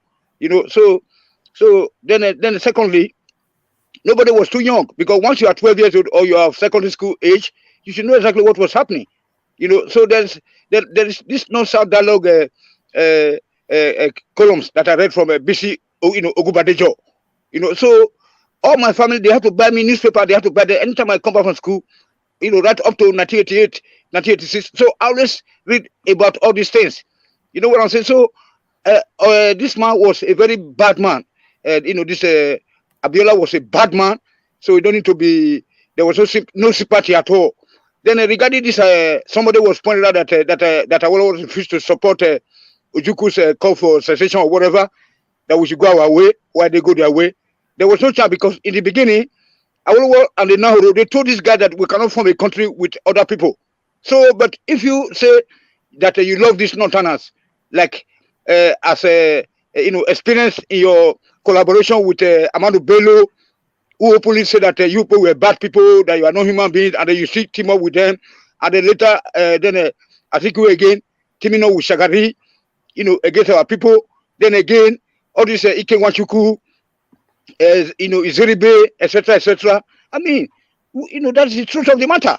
So the people, the Easterners, started this problem. That is why we could not just say, okay, we just break away with them, because there was no way we could have done that at all. Because the beginning, the genesis of the problem, it should have to be reviewed. Okay, thank you, sir. All right, thank you. May I say something? Yeah, come in, HO. The truth is this: if we continue to dwell on the failure of our forefather, we will not have a headway. We have a mindset that has stuck us in a position that we are not moving forward. And years upon year, we continue to discuss the failure. I think we should begin to look into identifying our problem, the causes, and the way forward. And to me, every Nigeria has a responsibility to move Nigeria forward.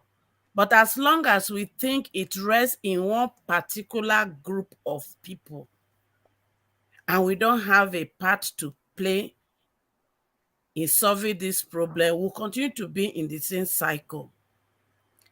If we divide Nigeria into the soul sessions that are rising up today without a change of mindset and determination to work together to bring a success out of it, and we allow greed and selfishness to continue to dictate what we do, we are still going to be in square zero.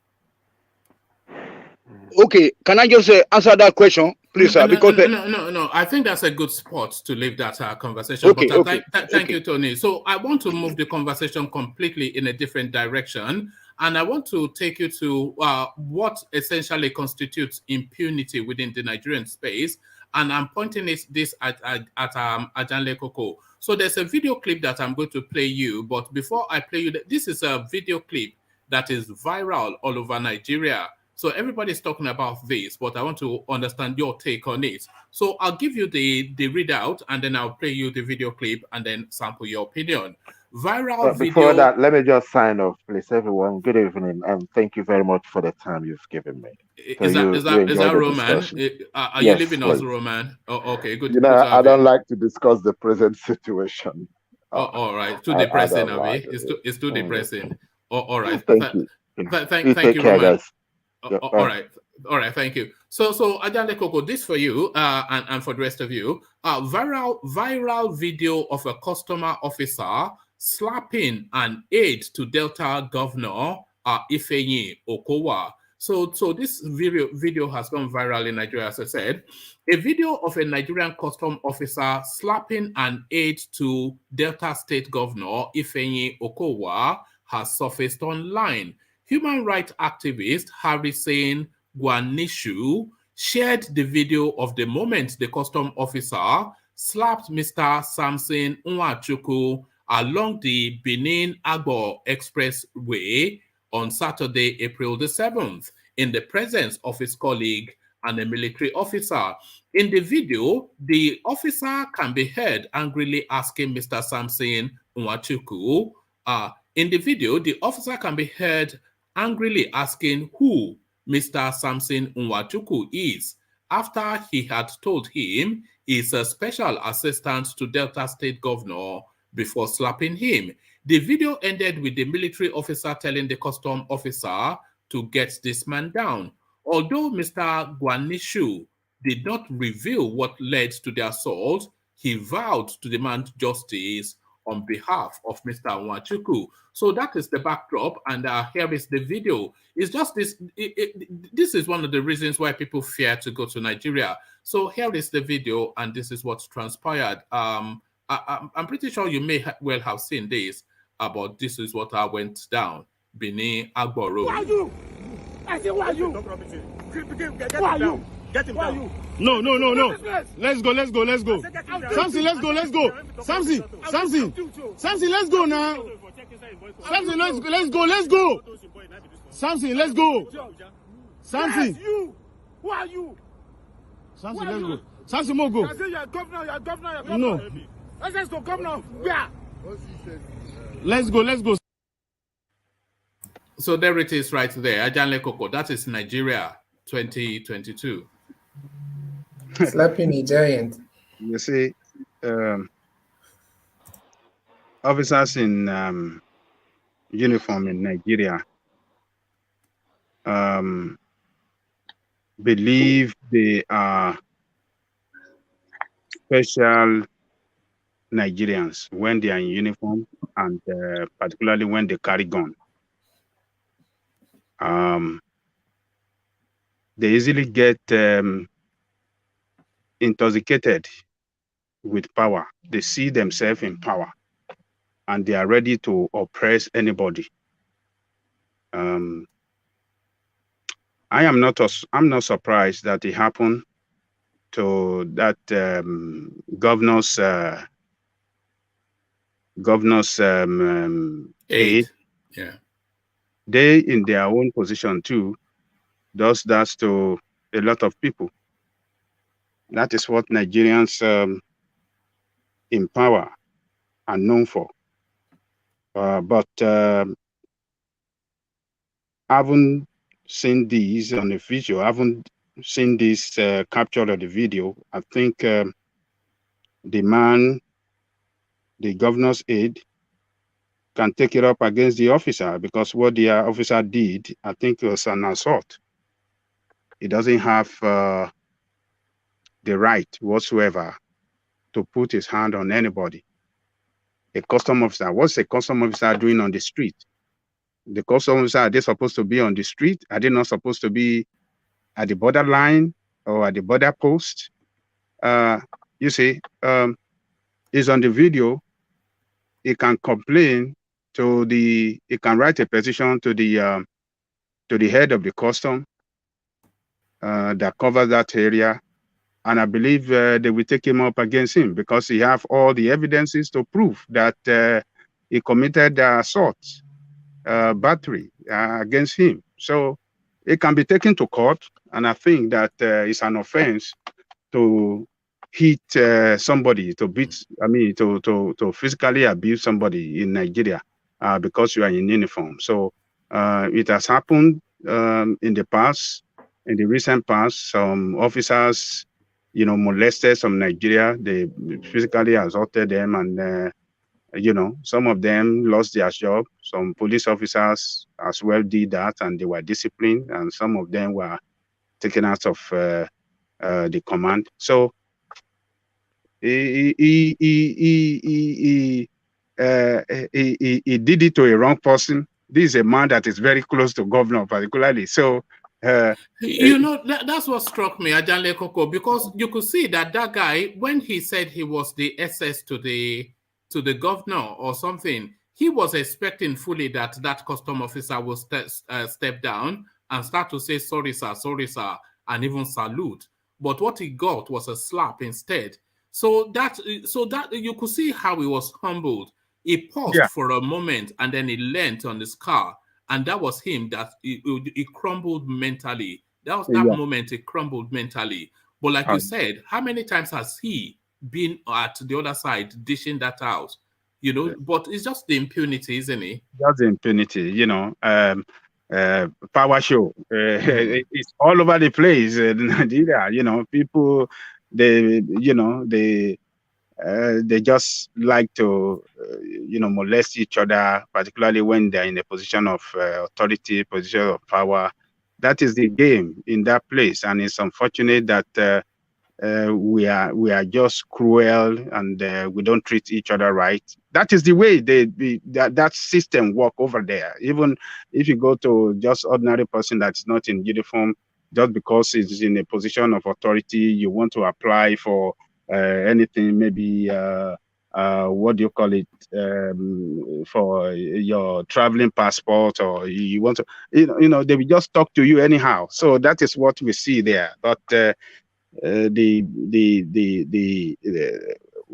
the governor's aide can take it up against him, and I think he should be disciplined because he has ridiculed the entire custom command, and I think they won't like it. I think they will discipline that guy for what he did, and they should discipline him. But you know what you see, what right? What right as the customer to slap somebody? What right? Custom slapping he got what right? Hey, that is. If you look at those two people, that governor's aide, he can beat that man to death. Such a huge guy, you didn't even respect the guy. But that one is carrying gun, or you don't see gun with him. Yeah, that's the difference now. That's the difference. The custom, you mean, right? Yes, he have gun. You don't see gun. You don't see him carrying gun. That is the reason. That is the reason he should be It should be disciplined. He should be expelled from the custom even. And he was shouting on him. He said, "Governor's what? What do you mean? Who cares about governor?" So some of them, they can behave like untrained people in this country. Some of these uniform men, you will be ashamed of yourself if some of them attend to you. You will ask yourself, "Are these our security personnel?" You see, it is examples like that make people recoil from Nigeria, because you cannot help but think, okay, if that was me in that situation, how would I handle it? You wouldn't be able to fight back. But then you'll be humbled. It will take away from you mentally because you feel exposed and vulnerable. Let me tell you an incident that happened to me in 2020 when I traveled home because the COVID restriction caught me over there, and I was as a U.S. citizen. We are trying to get back to U.S. So U.S. did. Send us a sticker through our email that you know, when we are going to board, because there was what did they call it? Is it closed down, or what was that thing that they did there? Lockdown. Lockdown. Yes, there was lockdown. So as a result of that, you cannot travel from one place to the other. So they sent out that sticker in agreement with Nigerian police. So the logo of Nigerian police was on that sticker, and they sent it to us via our email that we can, you know, stick it on our windshield while we are traveling from any part of Nigeria to the airport, so that the police will not molest us, or they will not. It was written there that as a diplomatic sticker for U.S. citizen, it is approved by Nigerian police. Nigerian police stopped us, and I said, "Look at this sticker." He said, and then, what does the sticker mean? Anybody can do that. He said, "Come out." I said, "Come out from where?" I told the people who were in the car, I said, "We are not coming out." I said, "What do you mean?" I said, "What do you see there? Don't you know the meaning of diplomatic? Don't you know what it means?" I said, "Nobody is coming down." The driver, he told the driver, I said, "Don't go down, sit down here." I said, "You go and call, that is your boss over there. Call your boss to come and see me." Then he was looking at me, you know, because I was so serious, I was so mean. I said, "Go and call your boss. It's your boss I want to see." I said, "Nobody going to get down because you are doing wrong thing. You see this sticker, you are telling me that anybody can do that." I said, "Nobody can do that." I said, "Go and call your boss." So I think he knew that, oh, this man is not taking it easy. Oh, I don't know who he is. So he called his boss. His boss came. I said, "What is our problem?" I said, "We're going to the airport and your boy stopped us. What have you done?" We show him this sticker. What else does he need? And that one said, you know, because sometimes people do. I said, there is not. This is the sticker given to us approved by Inspector General of Police with United States Embassy for United States citizens to travel from wherever they are in Nigeria to the airport to catch flight and go back to United States. I said, this is authentic. It is not fake. And I am the one that is giving this sticker. And I'm going with my family over there to the airport. And the man looked at me. I saw his name. I said, it's Yoruba. And I spoke Yoruba to him. I said, money why? We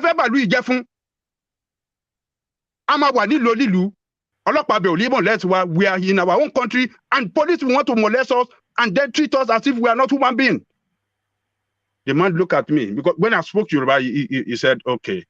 He said, okay, don't be, you know, we are just doing our job. We just try want to make sure. You know, that's what they go to. We are just doing our job. When you face them down, we are just doing our job. Don't want anything to happen to you. I think it was nothing. I said, look, he said the driver should step down.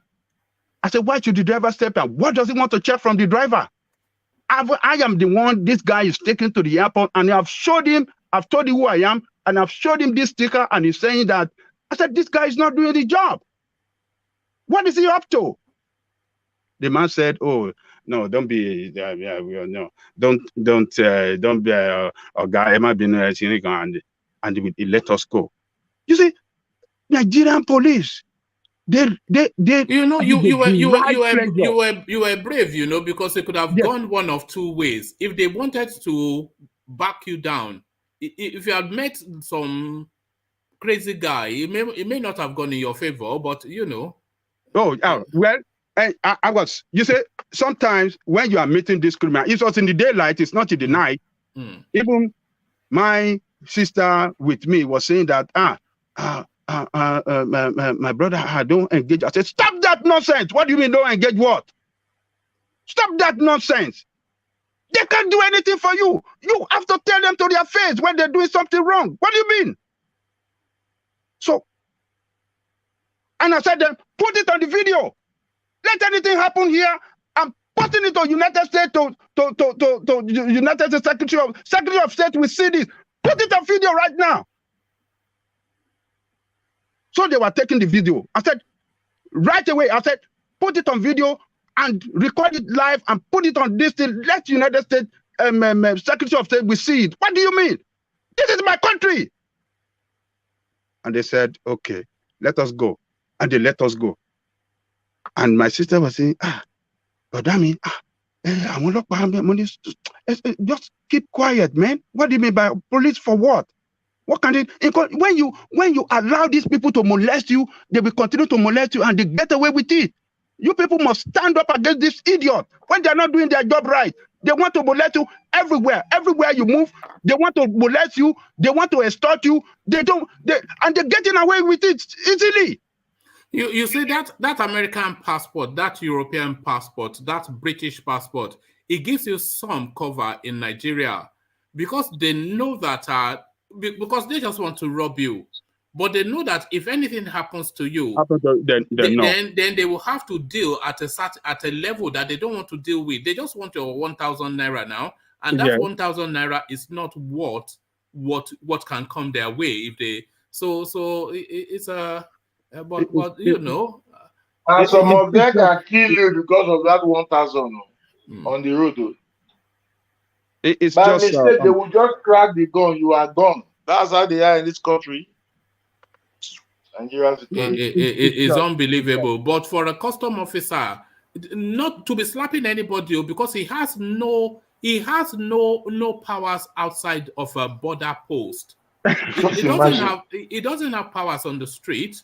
So for him to be slapping anybody is one thing, but for him to be slapping an SS to a governor is another thing. So that one is just either high on drugs or just too emboldened. It's just because when I saw that video, I just thought, what if I was in that situation? What if that guy slapped me? What if my family was in the car as he did that? What would I do? And I wasn't really sure in my head what I would do, you know? So these are the things that just make people recoil from Nigeria.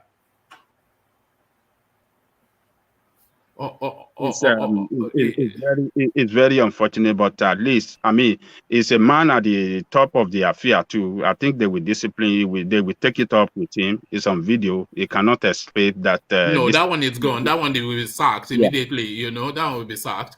But that's just the experience of the Nigerian person. So from the experience of the Nigerian person, Najale Koko speculations that Mahmod Yakubu is going to buy the APC presidential nomination form to the point that he has had to take out a public notice to debunk it. But then we have Emefiele already. He already has his own forms. So why not Mahmod Yakubu? Mahmod Yakubu for president, the referee and the player both in the same game. Eh? Well, he has done a good thing for the statement he issued that he's not interested in that position and is not in the race. He has done something. He has done a good job for coming out strongly against that publication that is attempting to obtain funds. So that is a good thing he did very quick. I hope that Emefiele will have done the same thing. I mean, I thought Emefiele would have done the same thing because Emefiele, by the virtue of his position as the central bank governor, have no constitutional right whatsoever to contest for presidency while still in office. Yes, he could contest if he's outside office. If he resigns his position, yes, he can jump into the race. But while still there, and this man said, "Oh, I'm still waiting for God to tell me, to give me direction." I mean, it just shows that man is not an honorable man. You know that you are the central bank governor, and some people are dragging your name on this race, and you cannot come out categorically to say, "No, I'm not interested," or "People should not run my name for this because I have my job." You are saying that you are waiting for God to give you direction. It's just unfortunate. And Adewumi name that came out yesterday, that some groups were trying to contribute money. I think Adewumi should come out as well and tell them that he didn't send them no message. They should not drag his name into this race. He's not interested.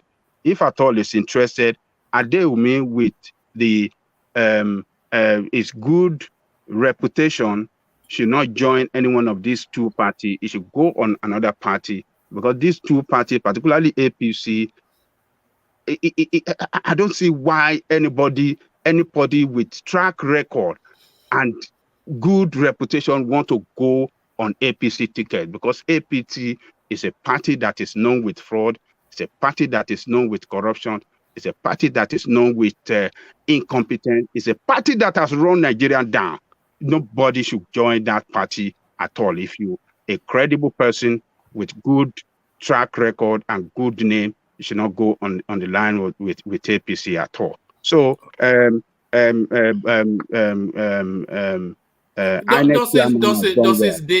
does his denial, does it quell it? Is that sufficient enough for you to dismiss it as a non-story? Yes, it's enough. I mean, he has said it. We have to hold him by his word, and he cannot be the INEC chairman at the umpire, and he want to be in the race as well. No, you cannot do that. So he has done a good thing to by coming out quickly and debunk that, and clarify the air on that nonsensical and bad image they are trying to create for him. So he has done well. All right. I will suspend disbelief until this time tomorrow when I know who has bought the ticket. You never know. You don't want to trust anybody. It would not surprise me if that guy bought the ticket and still says that he's going to be the INEC chairman of the election. Is this not what Malam is? He will buy the ticket and say, I am a candidate and I'm also the referee. What can you do? It's unbelievable. We have an unbelievable country. Look at Malami. Look at Malami. He has bought the ticket now, right? He has bought the form, right? Yes. Malami. Yes. And he's still occupying the what is his position? He's still occupying the Attorney General of the Federation. I mean, it's just government of impunity. This government that does not respect the rule of law. The new electoral law clearly specify that anybody on political appointment have to resign the appointment to contest for any position, any political office. But the manager of the constitution is the one in the forefront violating the constitution. I have never seen this kind of country where people in position of power supposed to respect the law. They are the ones that violate the law the most. It's just unfortunate. Well, like you said, let's wait until tomorrow. That's where we can. It's only because of the example of Malami, like you cited, and Emefiele, like you cited. When the law clearly states, but they just ignore the law and go about their business. So if they can do that, why not the INEC chairman?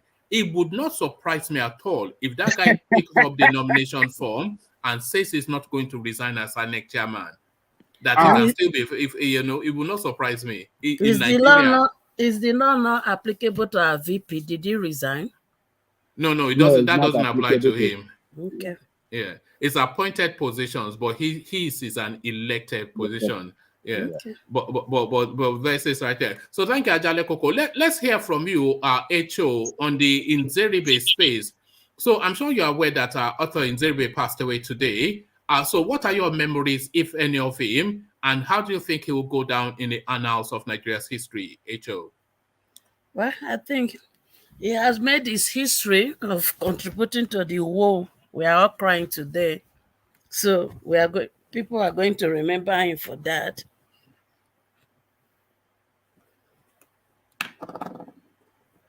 Are you there? Is that the sum of it? Yeah. All right. And do you have any memories of his participation in the June 12, 1993 election when he was used as the bullhorn to truncate that election? He being the lead of the Association of Better Nigeria that went to court in Abuja to have the election results stopped by Humphrey Nwosu and then subsequently annulled by Babangida. So would that be his abiding memory? Would that be what people remember him for? Well, that is why I summarize his activity, that he has contributed to the problem we are suffering today. So people are going to just remember him for that role he did play during that period. All right, brilliant. Stay with us. Let me make sure I taught all the voices. Let's see if Baba Akure is still there. Baba Akure, are you there? Oh, okay. We don't appear to have Baba Akure. So let me go to Nzeribe then. Nzeribe, what's the narrative, if any, in the East about Arthur Nzeribe? Because he a very controversial person. A lot of people against. I've not yet heard so many people for. But are you for or against him? And how do you think what do you think his contribution are to the history of Nigeria? Arthur Nzeribe, he passed away today. Yeah, what I think, like Roman said a little, I don't agree with everything he said, but I think to a large extent, I think he was making a good point. Um, I think that mystique money and that he had, and so a little bit of how do there's I don't know what we use now to compare him maybe from another region. Maybe I think he's someone that had a lot of connection. People were always looking at him as not part of. Um, I don't think a lot of people saw him as a patriot. I think many people in the East. That's what if you were to ask me, I think quite a number of people in the East did not see him as a patriotic. Not all, but quite a number did not see him as a patriotic, son of the East. It was more like business and How come he commands so much popularity then? He was twice senator, leading politician. Surely he has a following. So what is his following based yeah, on? yeah. I think it was more of business connections and money politics and all that. If you ask me, because the way I remember him was that this businessman, he had the name, but people, it's not like someone that people in the East will put their future in his hands. No, that's the the perception I got from him. um he's not someone that people will be like, oh, he's going to champion something that will benefit the entire East. But they also respected him at the same time for his uh, business and his that connections that he had. So um, yeah, that's how I saw him.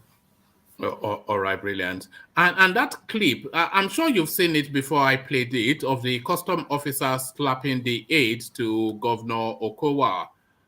It's just the audacity of it is really what the experience of the Nigerian person, any encounter with the Nigerian security forces, police, custom, what's the aide camp, or what are those ones? Civil defense, something. Whatever uniform the experience you have as a Nigerian, always a traumatic one. Yeah, that was what I was saying. The man, I think he's just some kind of, that man must have been having a bad day, or maybe some kind of frustration, or maybe somebody has refused to give him his own share of some bribe or something. Because these people, the kind of money they are making on the border now, you can't say it's hunger, because I think the custom officers are one of the most, they get a lot of things in their job. I remember growing up, I had one of my closest friend, father was custom, one of the senior officers in the customs, and I remember we always go, because we are neighbors. Sometimes even my friend brings some things for us. Sometimes we go there, we partake of the of their wolf. Of their wolf. And the man is should I call the police? Are you confessing to something? Yeah, the man is like a Kanuri man. He's from the northeast, somewhere there. So he was a big man. So we used to go there. So the customs, I think the man, I won't say is hunger, because if it was a police officer, I could say maybe it's hunger. So it might just be like some kind of frustration and but the man, I think I'm the SS to the governor of Delta State. I think the man coordinated himself well, and he was almost. I think you saw the other guy trying to call him, come back to the car and all that, because anything could happen at that moment, And even when the man slapped him, the hand sounded like a child slapping someone. We didn't hear the sound. Ta. It's not. There's a way you slap someone, you feel the. I thought he humiliated him. He humbled him. Yeah, obviously that's the main point, the humiliation. Yeah. But I'm talking about. I want to play it again because I want you to look at the moment that the guy leans against the car. That was the moment that something was taken away from him. I say, who are you? Who are you? Get him down. No. Let's go. Samson, let's go. Samson, let's go now. Samson, let's go. Samson, let's go. Samson. You. Who are you? Samson, let's go. Samson, more go. I say you're governor. No. Let's go, governor. Where? Let's go. So you saw that moment. That was the moment that something was taken. It wasn't even the slap. That doesn't sound from a man from the north now. That guy. No, it wasn't from the north. It's just a custom officer. Yeah, custom officer. But did you see that moment? Because he wanted to. There was a moment he had on the gun. His hands on his host, gun host. I mean, how they say. That guy would have gone beyond that. Well, that's the problem of we Africans, we black people. When we're in authority of power, we abuse it. Mostly, I believe that guy is from the south, or maybe south, or maybe down middle belt. This is what the northern people really use against us. Such little things like this. We misbehave, we hate ourselves. What did they do to the customs officer first? We don't know the backdrop. That's the thing. We don't know the backdrop. We can't just totally blame the custom officer, because these people that are access to whatsoever, they abuse power so much. Do you know whether he was trying to commit a crime and use the governor's name? There's no way. And he should be slapped. There's no way. I think what people are condemning here is no way you just justify the custom officer. This is itself now. Wow. Part of the best if you wake up. You know the first training they get? Their first training. You saw him asking who he was. Doesn't matter. I say, man, stop this, man. Who is he? He's the SA to. You the custom officer to slap somebody. Do you know what that uniform means? I'm not saying that what he did is right. Not like don't just ask what the demand. Whatever what is the backdrop? The backdrop is also important. The backdrop to the story is also important. Hold on. Is there anything that would have justified that? But is there something that would have justified that officer taking that action? Clearly, the officer wanted to humiliate him, and probably he went there with so much accord that he was trying to do some probably illegal thing. Because if he was not doing anything illegal, he would have been cleared. See, if you meet a law enforcement, there's no way they'll bring you and start treating you anyhow if you're not doing anything illegal, except you're a young person, which we experienced during the SARS. But that man is clearly not a young person. So he's clearly doing something illegal. That is why you see him even acting the way he's acting. He's even a bit scam. Was the officer also doing something illegal? Yeah, did the officer do something illegal? The officer obviously was not supposed to slap him. That one is a fact. But the thing is, sometimes we should know the full story. You understand? The full story is also important too, because we just saw a clip of a customer slapping an essay, and it went viral, probably because it's an essay. You understand? So the backdrop is also important. Maybe they're hiding the backdrop too. They should come out and say the truth. Is he a drug dealer or what? You should say the truth. If let's assume your theory is right that the essay was doing something illegal, ethically, is the reaction of the custom officer portray his role as a custom officer? Is that the best way to address that situation? That is what we are talking about here. No, it's definitely not the best way. Definitely, he was supposed to arrest him and take him to detention whatsoever. But what I'm saying is that we don't know the backdrop. We don't.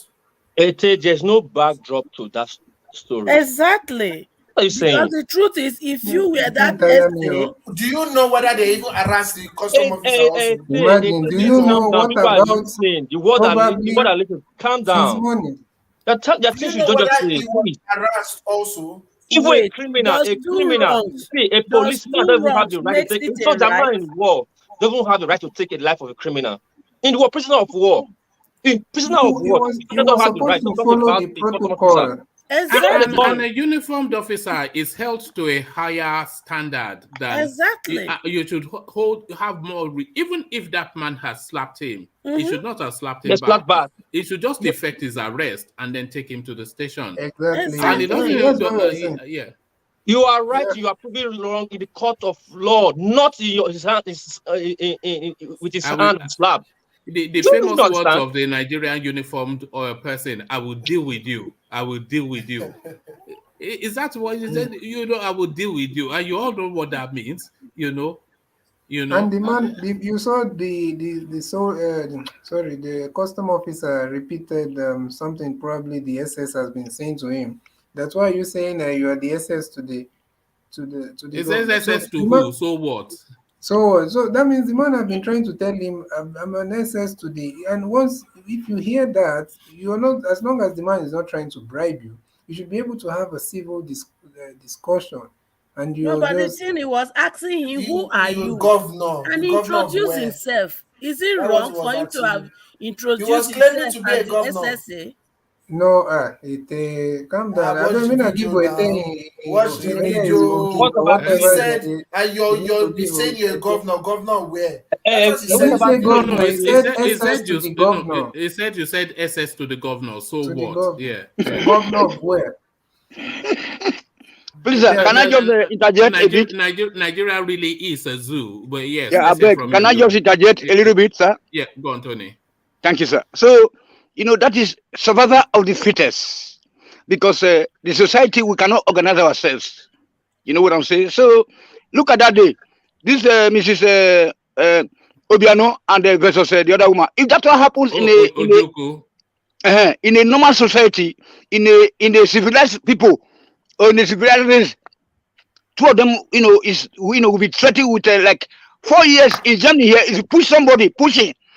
Talk less of slapping is 4 years in jail. So but that just shows that there is no government, and there is no government also to organize an election, no government to do anything. That's why I said that there should be no election. We should rethink what to do. How do we start to organize like other races, like Indians, the Europeans, and the Chinese? Thank you, sir. Oh, all right, thank you, Tony. So no, but it's unacceptable. That's just there's no justification for that. And it is things like that make a lot of people recoil from the Nigerian space, because you just think, you don't even, in whichever country you are in, if an officer did that, you have recourse. You don't have recourse in the Nigerian space, and you are only lucky that he did not unload his gun into you, and they just called you a smuggler and armed robber and that's the end of that. They do that in US anyway. They do what? Yes, they give them. They do that in US. Yes, they do that in US. Yeah, well, you know. That is why the country will continue to go back. Why should we compare ourselves? It's not so good. But they do it in the UK. They do it in the UK too, to black people. My friend, go and sit down there. Why you not going for Nigeria then? I'm not sure that they do that. They do that. My God, you know, slapping. That is body harm, pushing.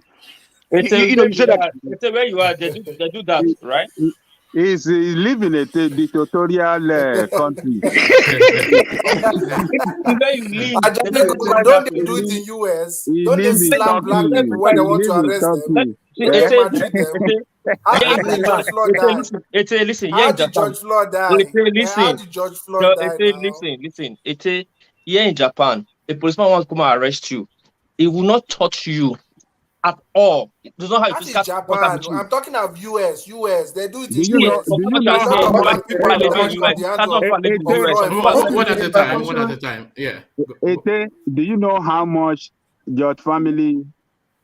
George Floyd. Yeah. I mean, George Floyd family were paid for that loss. It was just fortunate for it to go viral. Do you know how many people that have died that nobody know about? Do you know how much the family? Do you know? Hold on. Do you know how much the family were paid? It's just a special case. Oh, well, yes, it's a special case. A lot of cases like that, police paid heavily for. A lot of cases like that, nobody said anything about it. Nobody. You don't. Do you live here? Do you live here? Do you live here? Do you live here? See, why are the black people there still complaining that they are suffering police brutality? Yes, when police acted wrongly, people will come out and It has been going on for years and years. Years. Yes, police department pay heavily for it. There is nowhere you will go that you will. This is human behavior. Human being will behave irrational sometimes, but we have a system that will deal with the police when they acted in violation of the law. Do you know how much the George Floyd family were paid? They were paid 75 million. So that is the system that works. George Floyd is a special case. There are many cases like that. You don't know special case. Oh, look at this guy. A lot of people. One man, please, let's move on. Just talk about this. Even your daughter, we can hear her. She's telling you are talking young. Daddy, be quiet. You are talking young. You are talking. Daddy, be quiet. Make it move a little bit to the north. Hold on, you don't know what you are talking about. Do you know why police carry? Hold on. Do you know why police carries camcorder on their chest every time? Do you know why? Do you know why the police vehicle? There is a lot of time you see cases. Do you know why? Do you even know the why? Departments deny. I am asking you. Do you know why? Hold on. It's to affect police. It's to prevent police brutality. To document it. That is the system that works. But do you know that they are looking to introduce that in Lagos to have police yes, they're trying to introduce that in Lagos. Yes. Yeah. You know what? Do you know why they carry camera on their chest and on front of their vehicle? Yes, to prevent that police brutality. This is the system that works. There are still cases of police brutality. We are not saying there are not cases, but what we are saying is that the system, the government have put some structure in place to prevent that. No, what you were saying is a Nigerian phenomenon, which is not a Nigerian phenomenon. No, it's the African phenomenon. Because you people were making it look like, it's a Nigerian thing. That kind of thing only happens in Nigeria. No, which is false. That's not what we are saying. What we are saying is that Nigeria do not have a system in place that addresses this when it happens. And it has been happening like that in Nigeria because of that, we have the bad of that country as the highest impunity, where they think they could just do anything they like to somebody who is not on uniform. before George Floyd got justice, you all know the protests that happened, right? You all know how it was hot in America, even before the so-called American best government even came out to do anything. But the thing is, if something like that happened in Nigeria and the same thing that happened in George Floyd case happened, that person is going to get justice. Obviously, that's it's not true. Before it's that very happened, true. My brother, why are you saying Very true. Which type of Very case true. is NSAS, how many lives They were lost compensated during the NSAS people that were during trying to NSAS. They address compensated Nigeria people. police brutality? How Okay, many be people careful did so they you don't compensated downplay people. the you know the injustice Okay, that's happening Didn't to they people compensate on people? a daily Didn't basis in the Nigeria, my friend. NSAS after the whole Who protest, after the panel, compensated? after Who? Lagos State Where? did. I think Hold Lagos they State compensated compensated. Yeah. people.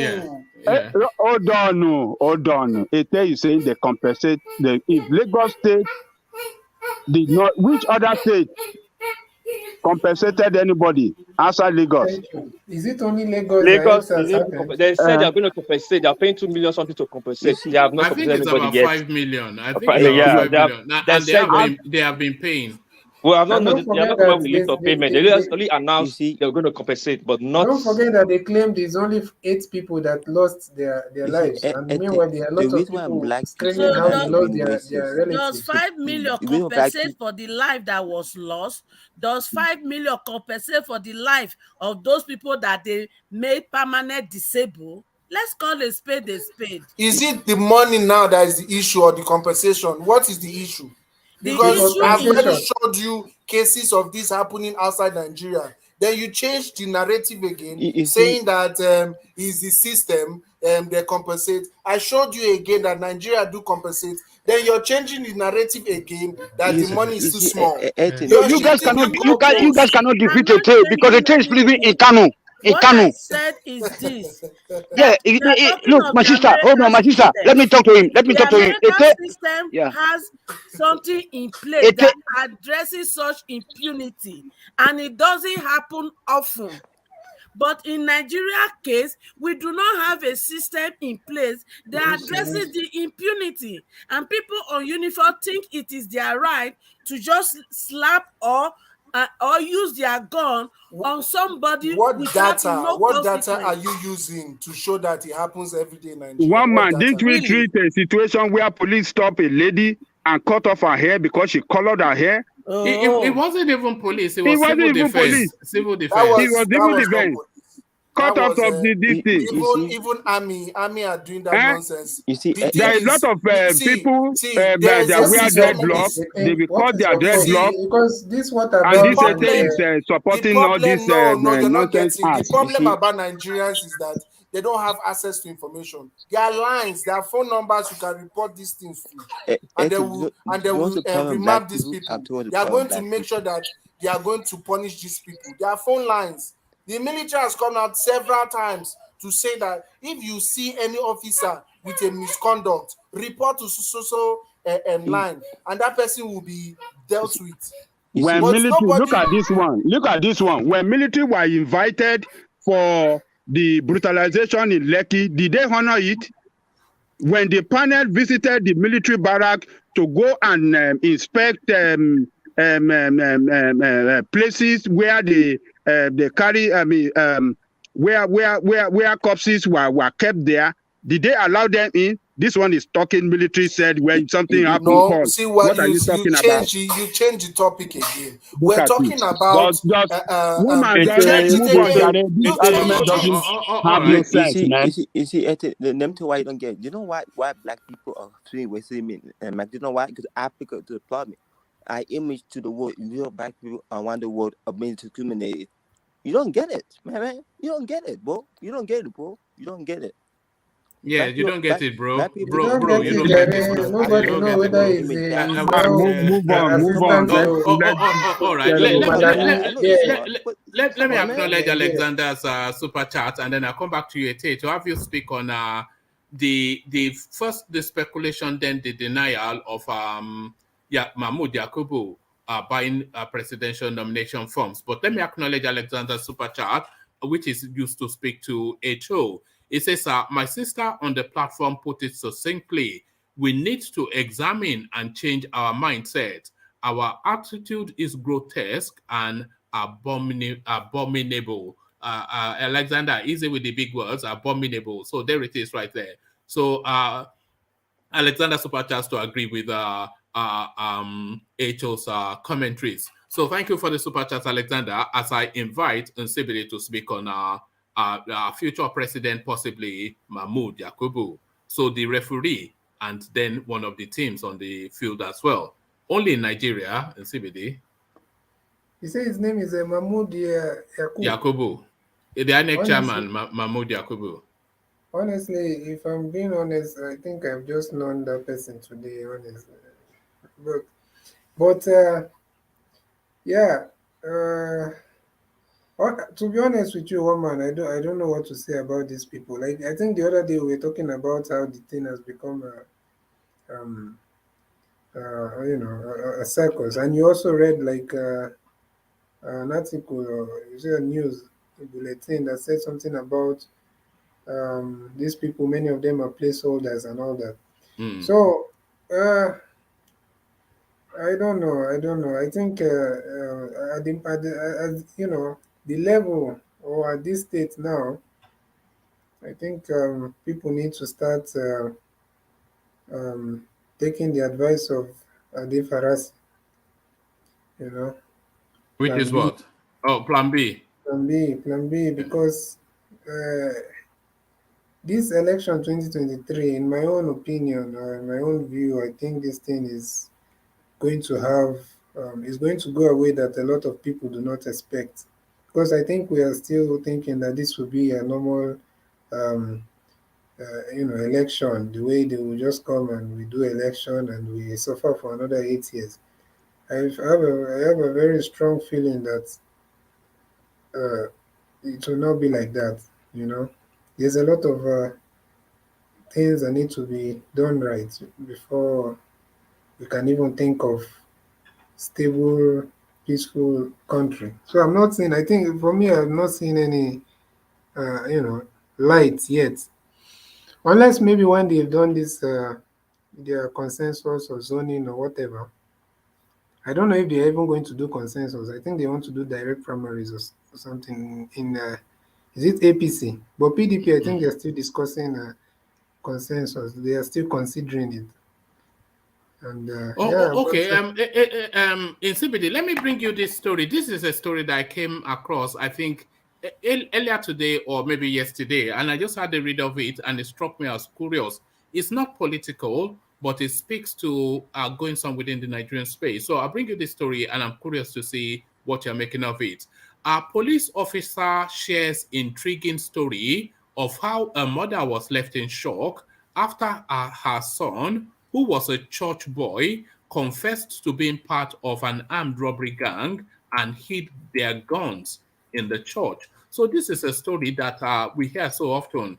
Popular police officer Aliyu Giwa has shared an intriguing story of how a mother was left in shock after her son, who was a member of the choir, confessed that he was part of an armed robbery gang and even hid ammunition in the church. In a post shared on Facebook, Aliyu mentioned that the sister of the suspect had gone on social media to accuse the police of unlawfully arresting her brother and accusing him of armed robbery. His mother also accused the police of wrongful arrest, insisting that her son can never be an armed robber. He said everyone was left in shock after the suspect confessed to committing the crime. This is his post. To be honest, many times I have learned that one should never judge a book by its cover. First impressions matter, they say, true or false. Sometimes that postulation does not work. My opinion, though, well, only God knows the heart of man. A few years ago, on one of my Instagram posts, someone commented, "You are stupid and useless as your colleagues.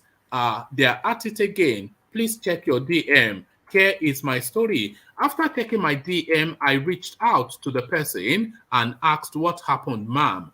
And she explained her brother was arrested for no reason I was astounded at her response for no reason. Police would not just come to your house and arrest you for no reason. She then replied, when we went to the police station yesterday, they notified us that it was an armed robbery case. And I swear with the God that created me, my brother knows nothing about the so-called armed robbery case. My brother is always in church. He's in the church choir and he is the church drummer boy.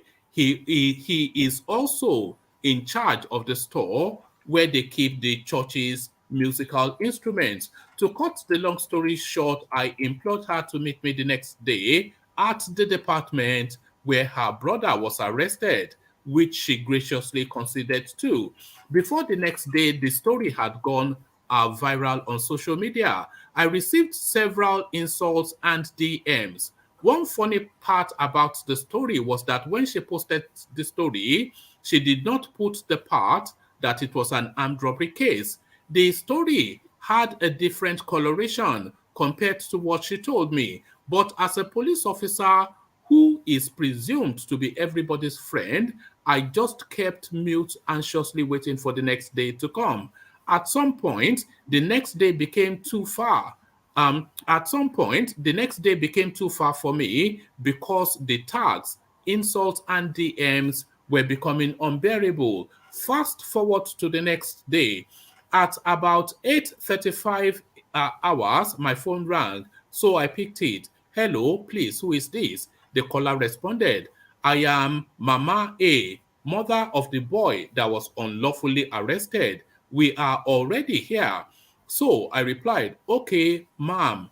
Good morning, ma'am. I will meet you there. Mama A replied, okay, my son, with teary voice. In my mind, I was like, God have mercy, oh. I got there and met them with the IPO, investigating police officer. IPO, Oga, good morning, sir. Me, good morning. Wetin happen? What is the case about? IPO, Oga, na armed robbery case and 3 people were killed. Me, okay. Then what is this guy's connection with the case on ground? IPO, he is part of them, sir. Mama A screamed, blood of Jesus, my son is not brought up that way. God forbid, my son can't be, wouldn't be, and will never be an armed robber. He is a shining star. The devil will never get me and my family. She kept on crying profusely. I said to her, please, mommy, just calm down. We will get to the root of the case.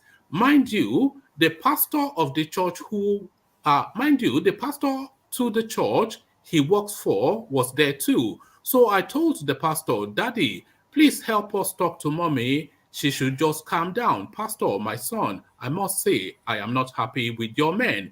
The sister that made the thread and post about the arrested boy was getting rude too. Omo, men, instant headache, just hook me. So I said to everybody, IPO, mama, pastor, etc., oh yeah, let's go to the officer in charge of OC of the department. At the OC's office, the following conversation ensued.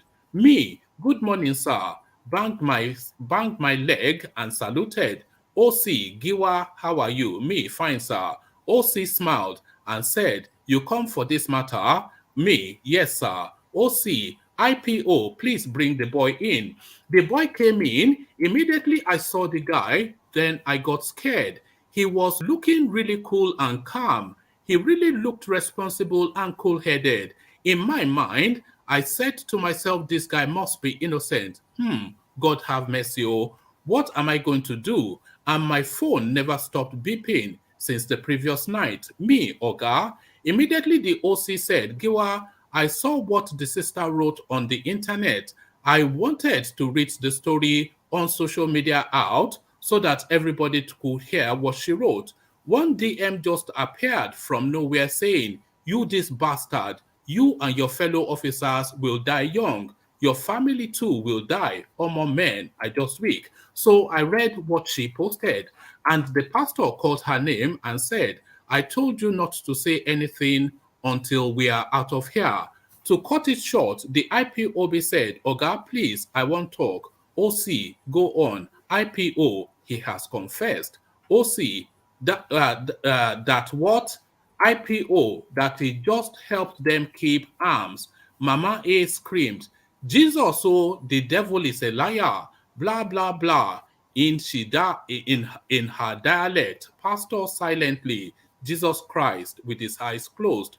IPO, he said he will take us to the place he hides the guns and ammunitions. OC asked, where did you hide them? Boy, inside the church instrument store. Pastor couldn't hold on. He started shouting. In all this, his sister was already making another thread on Twitter insulting me. The OC and the IPO. I decided to check my phone during the awkward moment. Now, so I see my mentions. I was like, waiting I do. His sister stood and left the OC's office before I noticed what she posted. To cut it short, OC, IPO take the boy and go to the arms. IPO take the boy and go and get the arms and ammunitions. IPO, okay, sir. When they got to the church music instrument store, they found a bag with one AK-47, two locally made guns, and ammunitions. Afterwards, the boy confessed that he followed them for operations only 2 times, and the second time was the day they shot 3 people dead. How long have you been helping them to hide arms and ammunitions? He said about 2 years. The mommy didn't know he had a car. He and his friends told the friend's dad that he's into Yahoo Yahoo. That is where he got his money from. Subsequently, the sister and his friend either deleted their social media handles or changed their name. My people, please have it in mind that not all threads on social media and what they portend to be. Before taking sides, you need to hear from both parties. Let's use the social media to positive. So it goes on to sermonize. But what are you making of that? Because that is a narrative that's so frequently you hear of. You know, a choir boy, a clean. There's no armed robber or criminal that you will go to their family, and that is not the backdrop. No, it is not possible. He's so quiet. He's so gentle. He's so obedient. So helpful. So, what are you making then of this account from the Nigerian police officer? So, Omar, the event happened in the north, because I don't know. I suspect it will be somewhere in Lagos, but really the location. Oh, okay. Because I thought I had the mom speak something like Awusa, something in Shida or something. Is it? Or okay, but it doesn't matter. No matter where it happened, if it's in Lagos. What I was asking also is also because if it's in the north, I might go through this conspiracy theory route that maybe is just they are trying to make it look like it's an armed robbery case while it might just even be no, it was an armed robbery case. The guy confessed and took them to the church where he hid the ammunitions. But really, what struck me and why I just brought it up I was going to abandon it, but like I said, I've seen it earlier and it struck me as curious. But it's just this. And that's just so many stories. This clean-cut boy, a choir boy, a drummer boy in church, who has keys to the. So the mother swears to high heavens. The sister is on social media threatening all manner of hell and brimstone, and then there he is right there. I observed that all the time you read, the story, there was no mention of the father. Oh, is it? There's no mention of the father of the boy or the husband. So, I think, this is what happens, and these churches, if we are being honest, some of these pastors or most of them, they are not. So you think it's a single parent narrative? I'm not saying that's all about it, but that's definitely a significant factor there. That when a child is not, when these boys are not raised, when the father is not there to instill discipline, the mom, mothers, they do wonderful job, and most cases, they pass the affection and the nurture and all that. But you need the father to pass the discipline and the sense of responsibility to that son, So if the child does not have that, there's a high chance, no mother wants to believe that, but sometimes you need to understand that the kind of company that some of these boys, young people, not just boys, the kind of company that they keep, they find themselves doing things that that that the parents will never believe. It's not a matter of shouting. I have a question for you. What are you doing? What are you doing to that child? Are you a bully? What every time? What are you doing to that child? It's not even me. Give her the biscuit back. Are you? Give her the biscuit back. Give that biscuit back. Look at this man. Take it. My question for you in CBD is this: Do you feel that girl that did that threat should be arrested? The girl. Yeah, the girl that did the thread. Do you No, feel that that's she the should be sister arrested? now. No, that's the sister, and everybody. I don't think she also believed that her brother could could be part of such a thing. But is So that not impeding an investigation? Because the case was Oh, under Baba. the investigation, and you're going about posting falsehood on internet, because that's what a lot of Nigerians do. They go about posting falsehood on internet. They don't even have the facts. So, will the girl just go like? Do you feel the girl should just go home with her baths and everything all fine and everything all good she after should go. causing that man had threats up to his life? The man had threats to his life. The police image was damaged. I'm sure there are people that won't even read the police thread. There are people that will just take it like some people here are already taking any small thing that law enforcement do, that they are wrong, it's their fault, they are the worst in the world. So do you feel that the girl should be left alone, or the girl should at least pay? Because What do you what she think, did was Ete? wrong. Do you think the girl should be shot? Should be shot?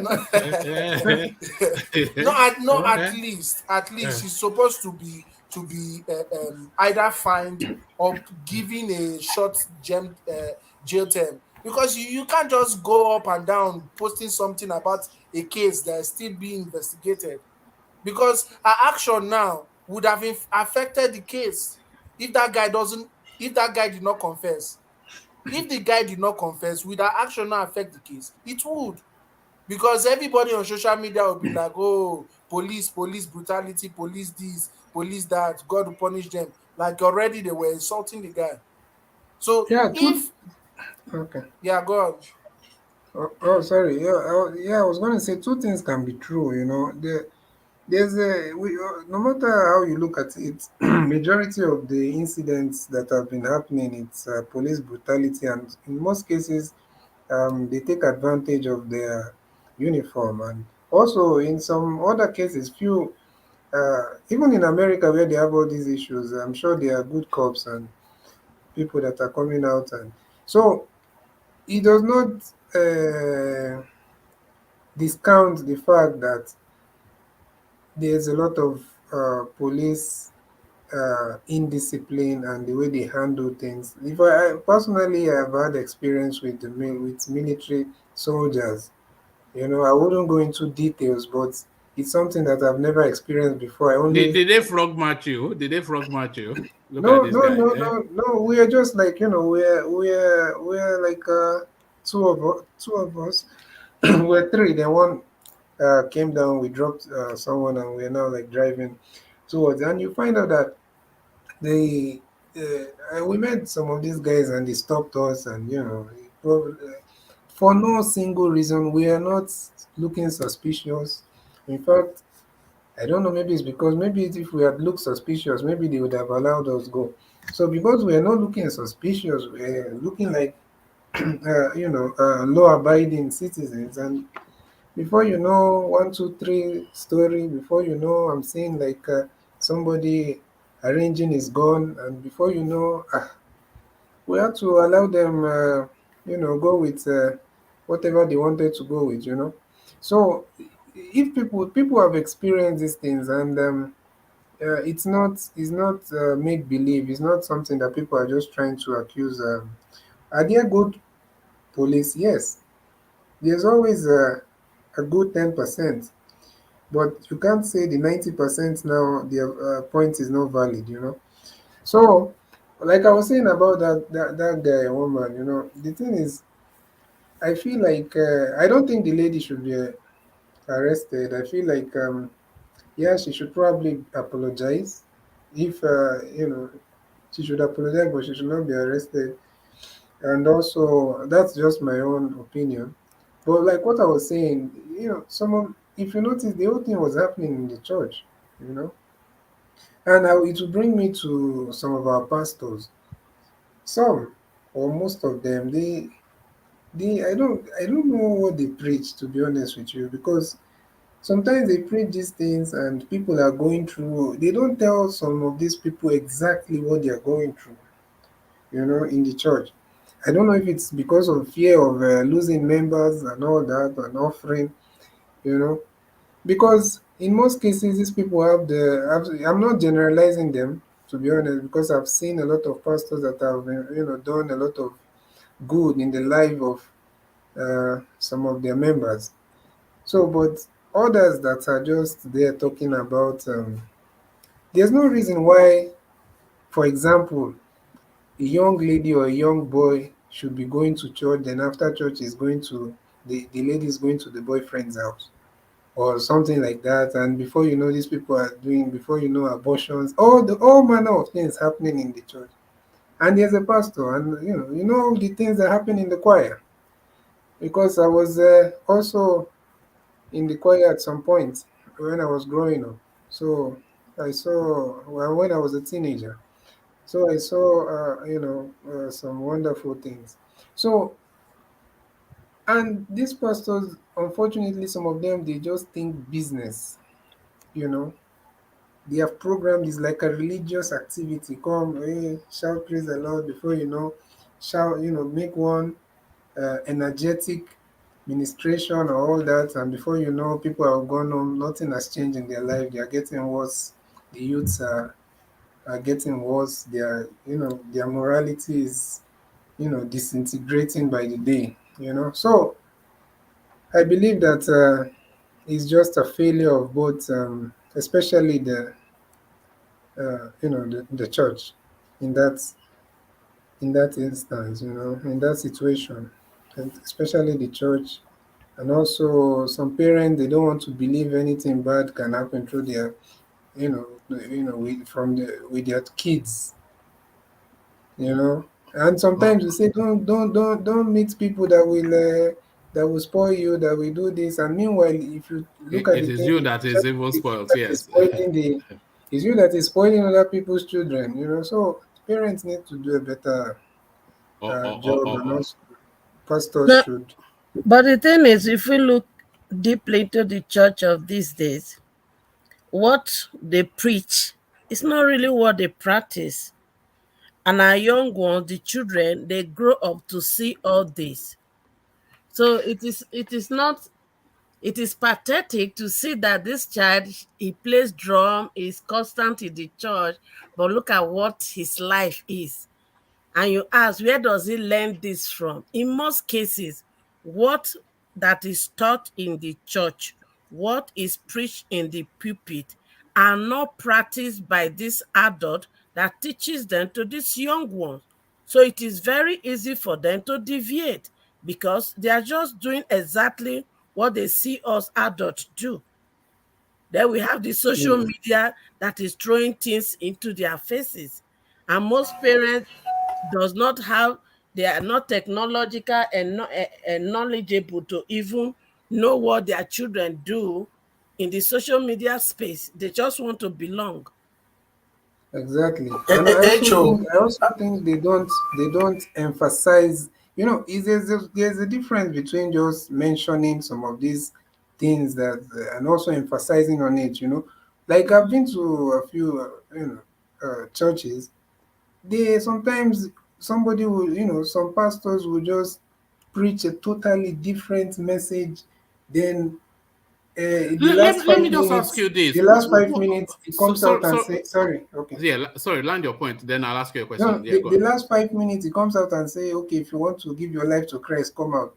So even some of these people, they don't understand. Okay, you've been talking all the way through. You're talking about how to destroy all the witches in the village, and how to. Then all of a sudden, okay, if you want to give your life to Christ, so they need to teach it, not just mentioning it that, oh, okay, people know that cigarettes, excessive alcohol and all that is bad.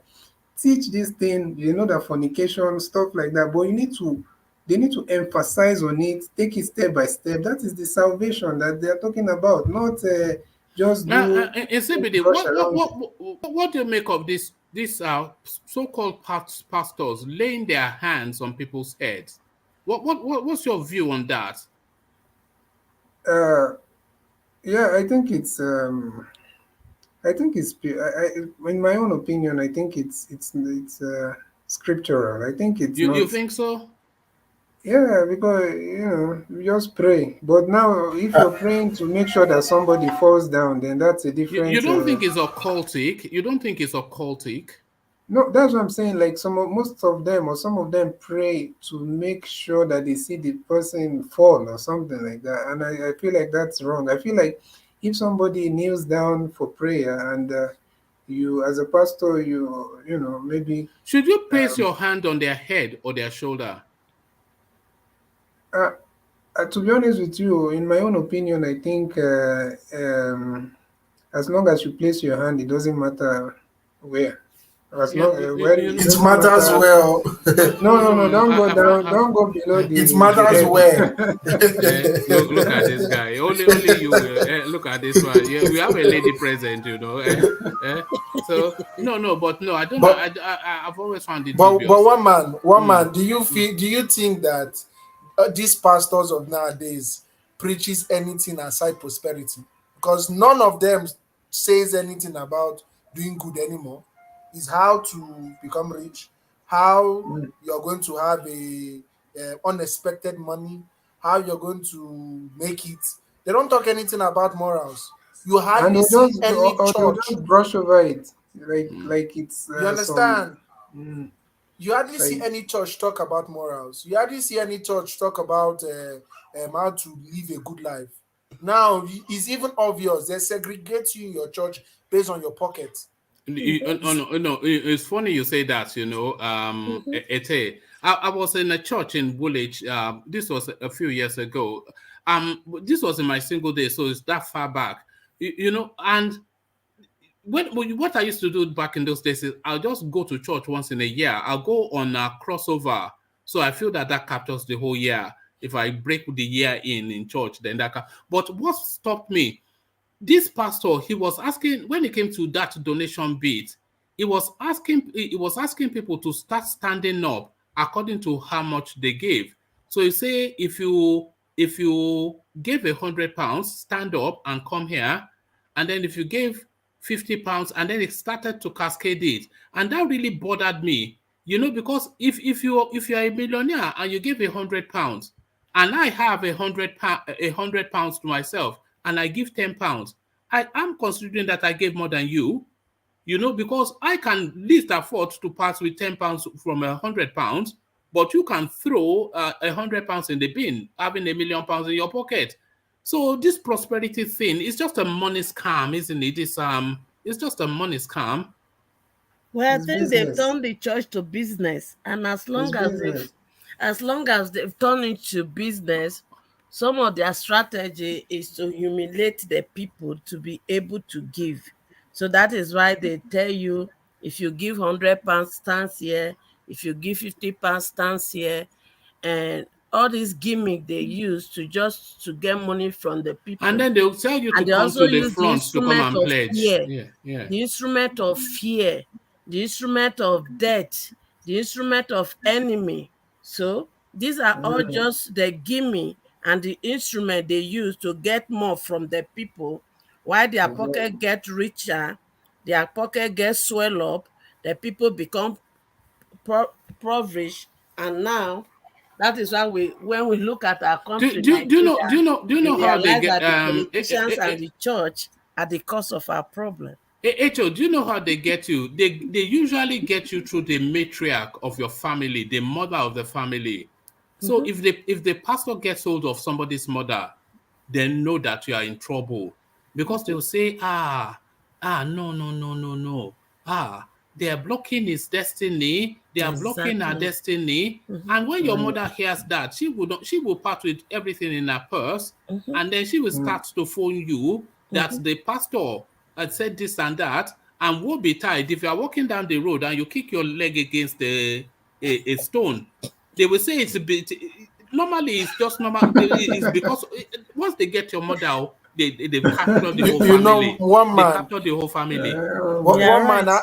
I have an experience in things when it comes to this church. You know, there's a church I went to.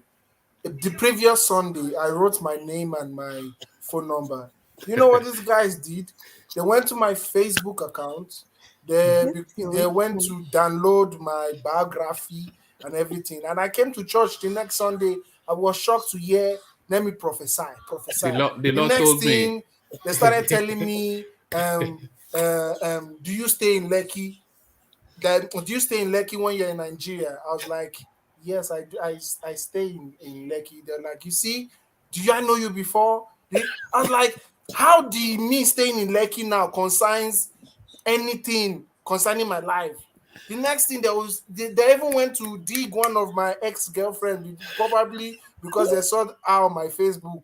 They're like, do you know this girl? They called the name of the girl. They're like, do you know that girl? I said, yes, I know that girl. You see, the Holy Spirit just, in fact, everything they were saying was easily gotten on my social media.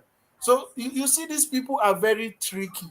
They look for a way to deceive, especially our mothers, especially the women. They look for a way to deceive these people with their crazy prophecy. They look at you as a young woman. When they see maybe your age, 27, 28, or 29, you're not married, they start telling you prophecy about marriage. They look at you as a young man. When they see that, you're a 23-year-old graduate, and they are prophesying that the Lord will give you a job soon. You understand? What else are you looking for? Is this not a job that you are? They say, I say a job in your future. I don't know if you are looking for work.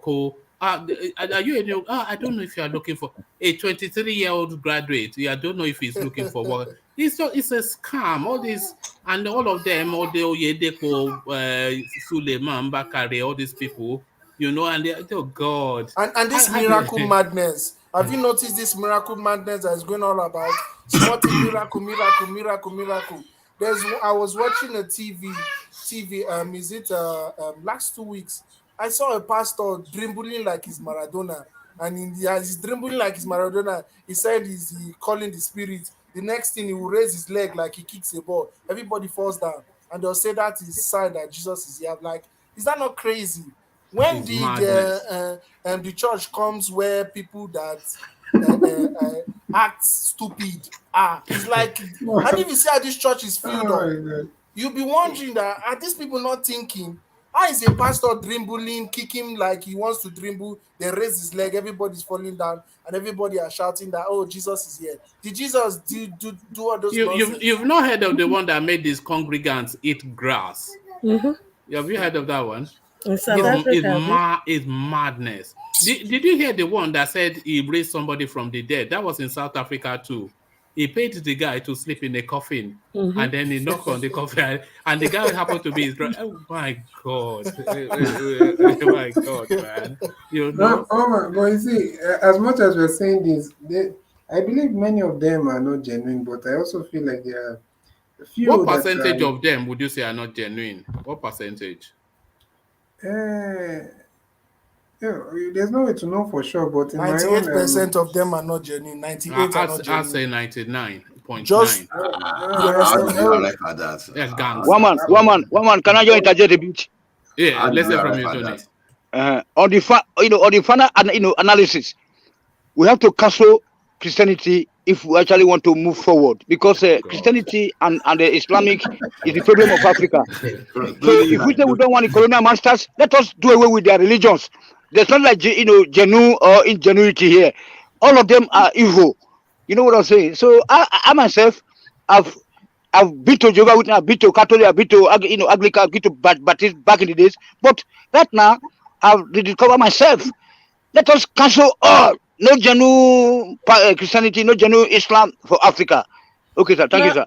No, do you know something? I just feel, even though I'm a Christian, I just feel if we begin to swear our politicians into power using the gods of the land. Yes, because that's what they fear. Ogun does not forgive. No. But the truth is this: with Ogun, he will strike you. We swear them in with Quran. We swear them in with the Bible. They promise they're not going to steal our resources, but they go there and steal. So maybe we should go back to what we fear. Yes. Before this is Sister H.O. You know that you are from our place now. So you know, say our orange trees. If you put any small juju, nobody will steal that orange. You know now. Because before Christianity came, history has it that you just put your produce on the street. Yes. Use stone to tell people how much you are selling it. They go there, they pick it, and they leave it. Nothing. But as soon as we embrace Christianity, we use the Bible to swear. Yet when we go into all these different power, even in the church, most of the church leaders today, they go into this our gods to go and get power, to come and operate all this gymnastic we are talking about now. Exactly. So maybe it's not working for us. So let's go back to what worked for us in those olden days. Maybe that will help us to address all this behavior that are really destroying us. Esho, can I counter you? Counter me very well. See, my sister, you are playing too much with these politicians. So, see, I'm not. I'm angry with them. Wait, I will tell you. See, you see, one thing about it is that the first question you should ask is that even all those deity, the figurines that they managed to carry out of Africa, for example, you should be asking a question: how did they manage to steal all those things, even despite the spiritual power surrounding them? Why am I saying this thing? Our politicians will buy the priests.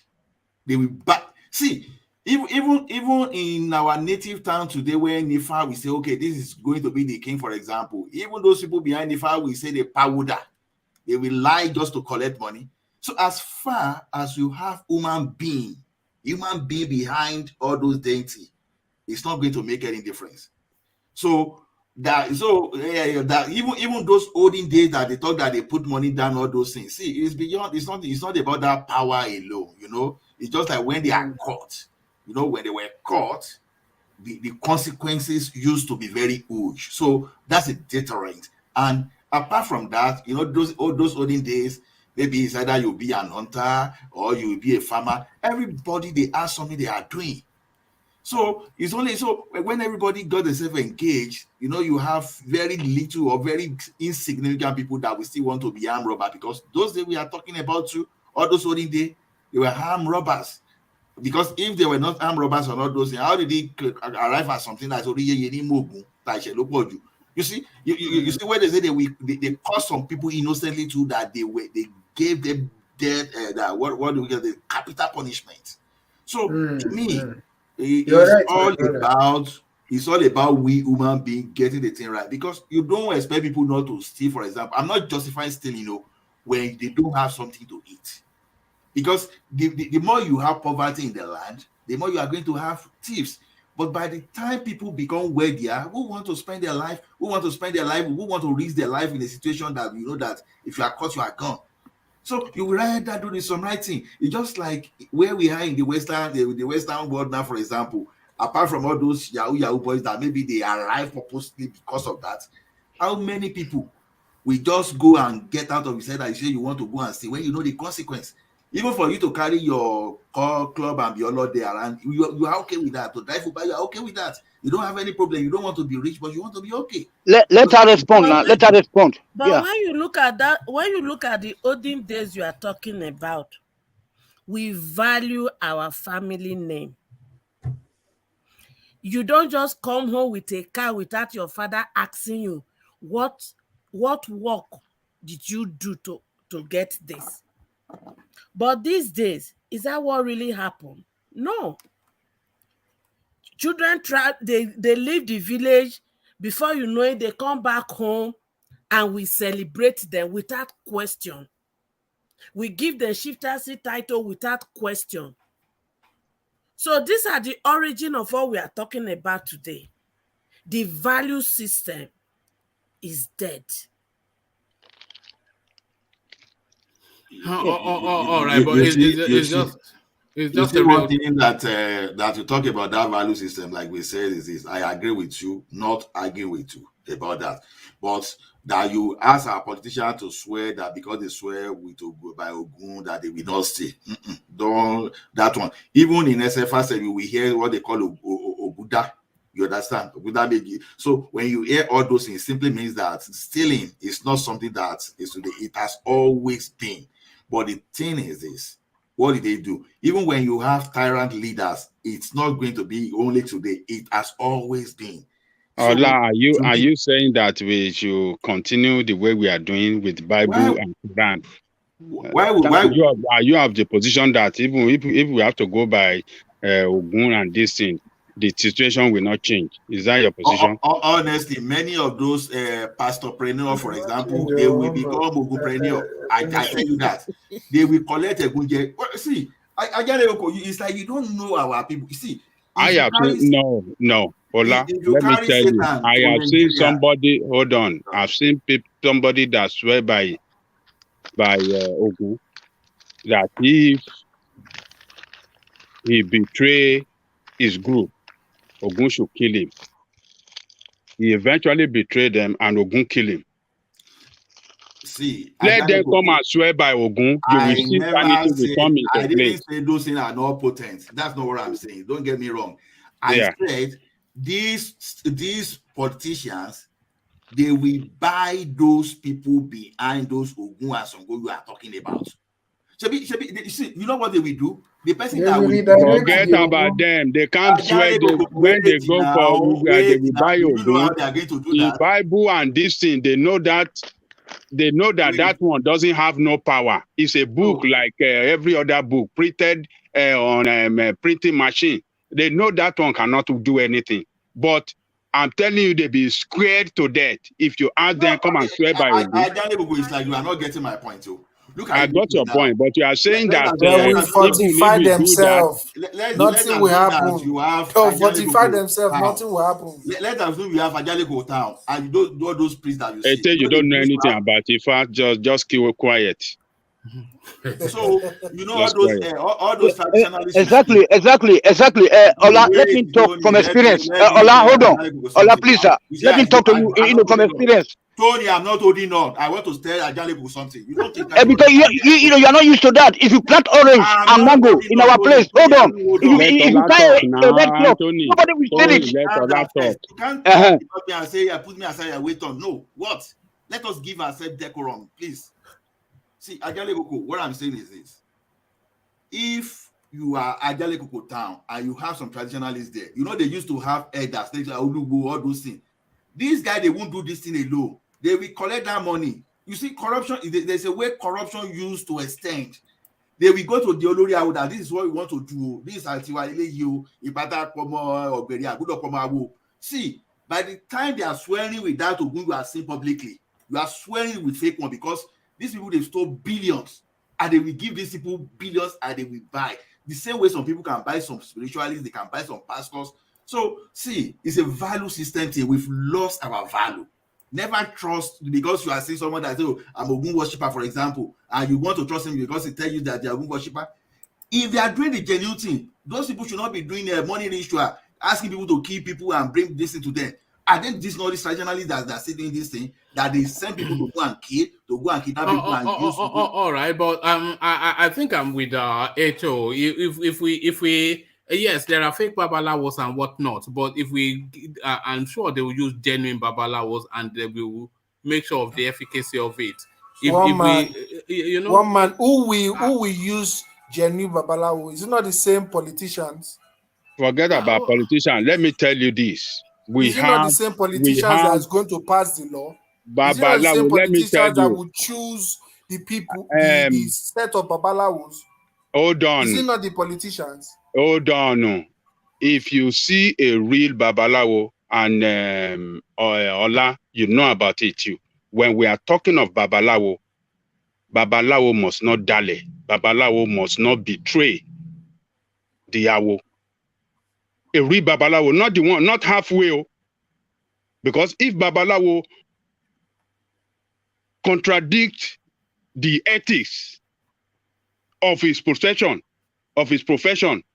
he too will lose his life. If you meet the real babalawo, there are a lot of fake babalawo out there. Those ones that are halfway babalawo, they just learn some few things and they come outside and they call themselves babalawo. The real babalawo will not do anything contrary to the ethics of that profession that is doing. The real one. So what I'm telling you is that those real babalawo that we are talking about, they have a situation where they are in a situation now where these people, religious people, Islam and this thing have rubbished them for a long time as if they work for devil, right? And all these churches now, we have seen the way they colluded with politicians, the way they parade themselves with politicians, the way they have run this country down. And if we are not bringing them up, we are giving them we are bringing them up as the only people that can sanitize the society now. You think they are going to fail us? Ajali Koko, I'll make an example. I am telling you the real babala. I'm not talking about. There are a lot of people that come and they are real babala. Let me counter you. Hold on there. See, do you know how powerful our traditional still used to be? That even if you were not entitled to that throne, for example, you dare not sit on that seat of that seat. Do you know how many people that are not qualified to stay there today and they still manage? See, what you really get in my earlier statement is this. When you approach one babalawo, that person will not do it alone. He can go to his elder, the Olori Awo there, and all the Awo there, they will agree upon what they are doing. Who are those people that set the ethics? Are they not the people? They will set the ethics together and they will do all the ritual they are supposed to do. You know, there's a difference between one lone babalawo doing something and when all of them combine together. So you think all babalawo? You think babalawo will conspire together against the state and rubbish their awo? You think no? It's just far-fetched, isn't it? This is what I am telling you. What is impossible? What you are preaching is impossible. It's not done. Okay. All right. Not done. Don't you think we'll still have the same crisis of babalawo? Because I think nowadays, if you walk on the street, you see these people advertising a spiritual solution and all that, the phone number. So imagine two enemies are fighting each other and they are all calling the same Baba. So who will he help? So I think maybe we should also look at it that way. You know, I think people should just be held accountable for things. And anyway, human being as we are, I partially agree with Ola that yes, some babalawo can dally. They can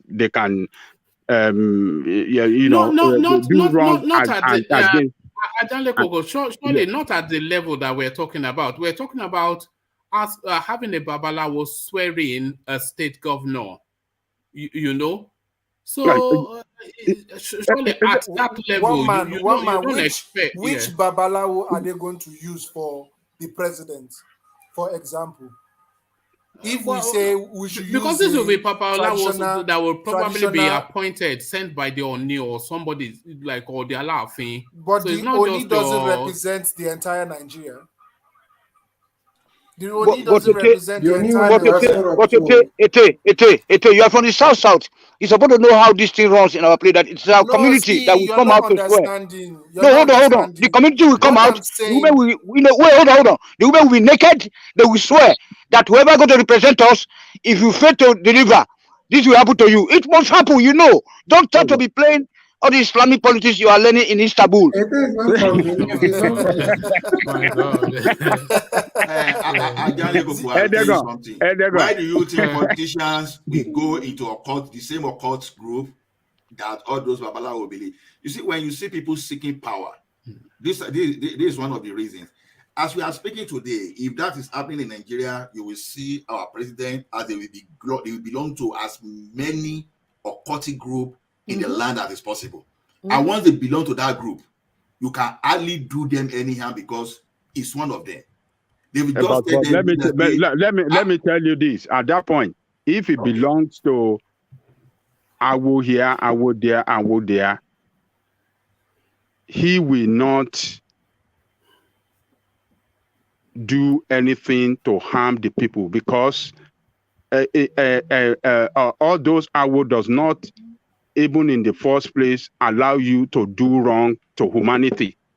I'm talking about real Awo. We are not talking about devilish Awo. We are talking about real Awo. It does not allow human being to do wrong against humanity. There's a consequences for that. Because what Awo means in Yoruba land is a huge thing. It's not for evil doing. Is to save life and to make things work for the society. That is what it means. But we have some evil people on one side that could portray themselves as Babalawo. Babalawo is not meant to harm or do bad things for people. Real Babalawo, they have to save life. They have to save their society when things are going wrong. That is what they represent. Because if I talk about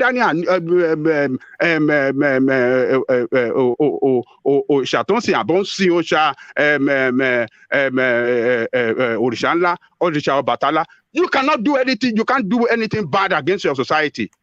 That Osha will turn against you. Ajani Koko, let me ask you a question. Hold on, let's hear from Ete. Yeah. Ajani Koko, what if a Buhari says he wants to use Juju from Dara? What are you now going to do in that situation? All right, it was a suggestion. The thing is, each tribe you have their own gods they fear. That's right. So let every person be sworn in with the gods they fear in their land. That's it. It's not. Do you think the gods is accurate in the whole land? In like the different people, because obviously you know that the Hausa traditional way has deteriorated for years. I don't think their juju is apart from mostly like in the Hausa land. I know traditionally we all have gods we fear in our land. We all have. In as much I'm not advocating for that, but the truth is, when you look at the church has failed us. That is why the pastor could do atrocity behind the pulpit, and in the open, they will come and preach to us in the name of Christ, and nothing happens to them, and our children are not growing up, living in the church, becoming armed robber in their nose, and they cannot see and address it. But everybody is doing atrocities. Even the traditional people are doing their own atrocities. I'm not saying they are not. So how are they now the sure bet?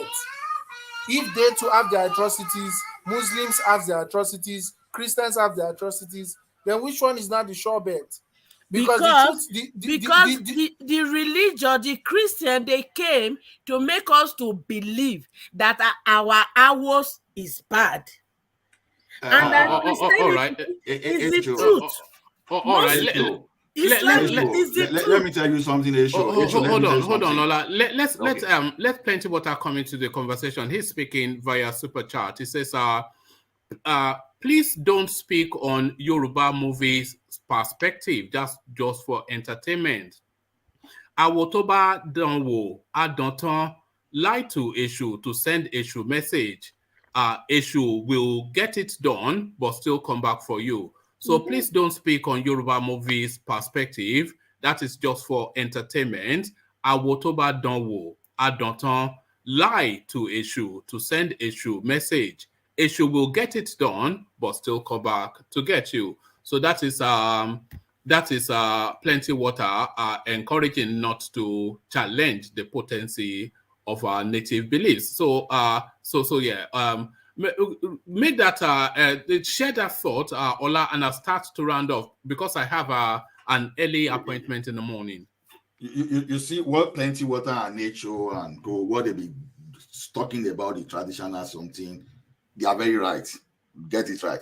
But I'm just telling you that within our system, you still have loopholes to corrupt all those things. Otherwise, it wouldn't have been possible to carry some of our orishas in Nigeria and sell them to foreign land, or maybe some were forced loot. They looted some. So the thing is, as long as we are still human beings, we always they did not loot the orishas, by the way. They looted the artifacts.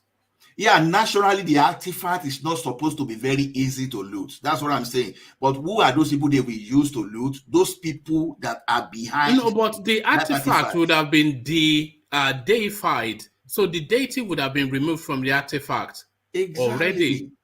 Exactly. Well, let me ask a groundbreaking question. What is political thing now? No, but do you get that? Do you get that point though? I got your point. So the spirit or whatever deity is within that artifact would have then it had just been a shell, just an artwork that these people would have gotten.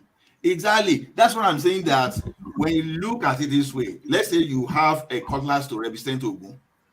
Do you know that by the time they corrupt those people behind those things, they will get fake cutlass? Maybe it's politics. And that thing will look exactly like the original one. By the time they are swearing, they will use that fake. See, I never could look at something in Yoruba land. Some people will already, they've done authentic akepe. And they will come outside when they are doing festival and they will be cursing one another. And yet that process eventually will still not come to pass. Even they are using authentic afoshe. You know what they call afoshe, that Olubo want to say this thing, but some people already have authentic resistance to all those things because they know the secret of those things, but they come out to deceive you. See, the new one is there. I'm not denying the fact that that would be efficacy, but I'm telling you that since we are human beings, some people they will find a way to bring out the fake one and they will present to you as the truth. Otherwise, you won't have the original person that's supposed to be king, and they will get fake one to become you the king of your town, and nothing will happen. The person, so it is there's nothing human being cannot corrupt because it is our nature. Human being, we are corrupt that to the extent that even when you read Bible, that even after God created human being, when you look at the way human being behave, you understand God was unhappy with human. There's nothing you can. There's nothing human being. Yes, sir. Ola, let me ask. But I think why is it the thing Christianity and maybe Islam? I'm not so sure. I think let's say Islam and Christianity. What they have above, I mean, as an advantage for many people is, you see, they tell you that you can just pray to God and everything. And everything will be you have like a direct relationship with God, right? So I think all these things we are talking about, all these beliefs and our the tradition, the historical traditional deities, why can't they work on their own? I think if they can work on their own, maybe they will be able to challenge Christianity and Islam, because the problem is that they are not working on their own. They need somebody to stand behind, and nobody can just stay in his house and become Babao. If everybody can be Babao, maybe it will help. But unfortunately, it's not. All right, thank you, Nzeribe. Ola, since your Yoruba is quite strong, are you able to read what Plenty Water is super chatting? I will try, but there's no accent on it. Ọmọ iṣẹ́ rojú, ọmọ àìṣe ń bẹ̀bẹ̀. In fact, this one, I don't know what he's trying to say anyway. Ọmọ ṣíṣe rojú, ọmọ àìṣe ń bẹ̀bẹ̀. Yes. So I don't know what he's trying to write. Orosha. Okay, Orosha are not gods but oracles. I don't know. I don't know what he's trying to say there. I don't understand this Yoruba.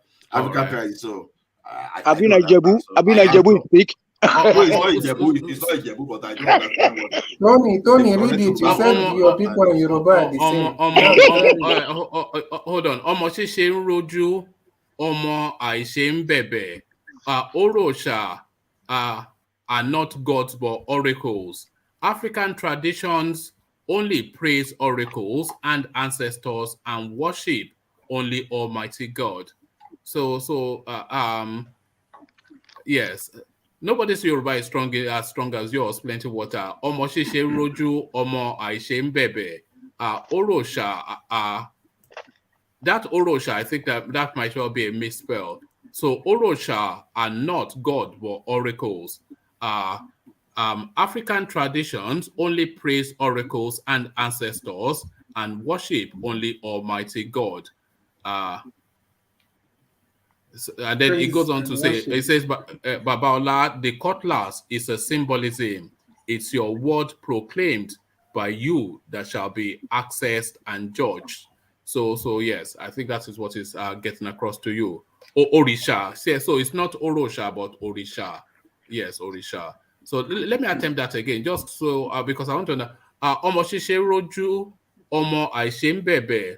Orisha are not gods but oracles. African traditions only praise oracles and ancestors and worship Almighty God. And it goes on to add, Babaola, the cutlass is a symbolism. It is your words proclaimed by you that you shall be accessed and judged by. Plenty Water, they call me Baba. Where you see Baba? No, I think you know Oga, Baba, Uncle, you know all this kind of, that's just the Nigerian, that's Nigerianism, isn't it? Baba Lawo for church.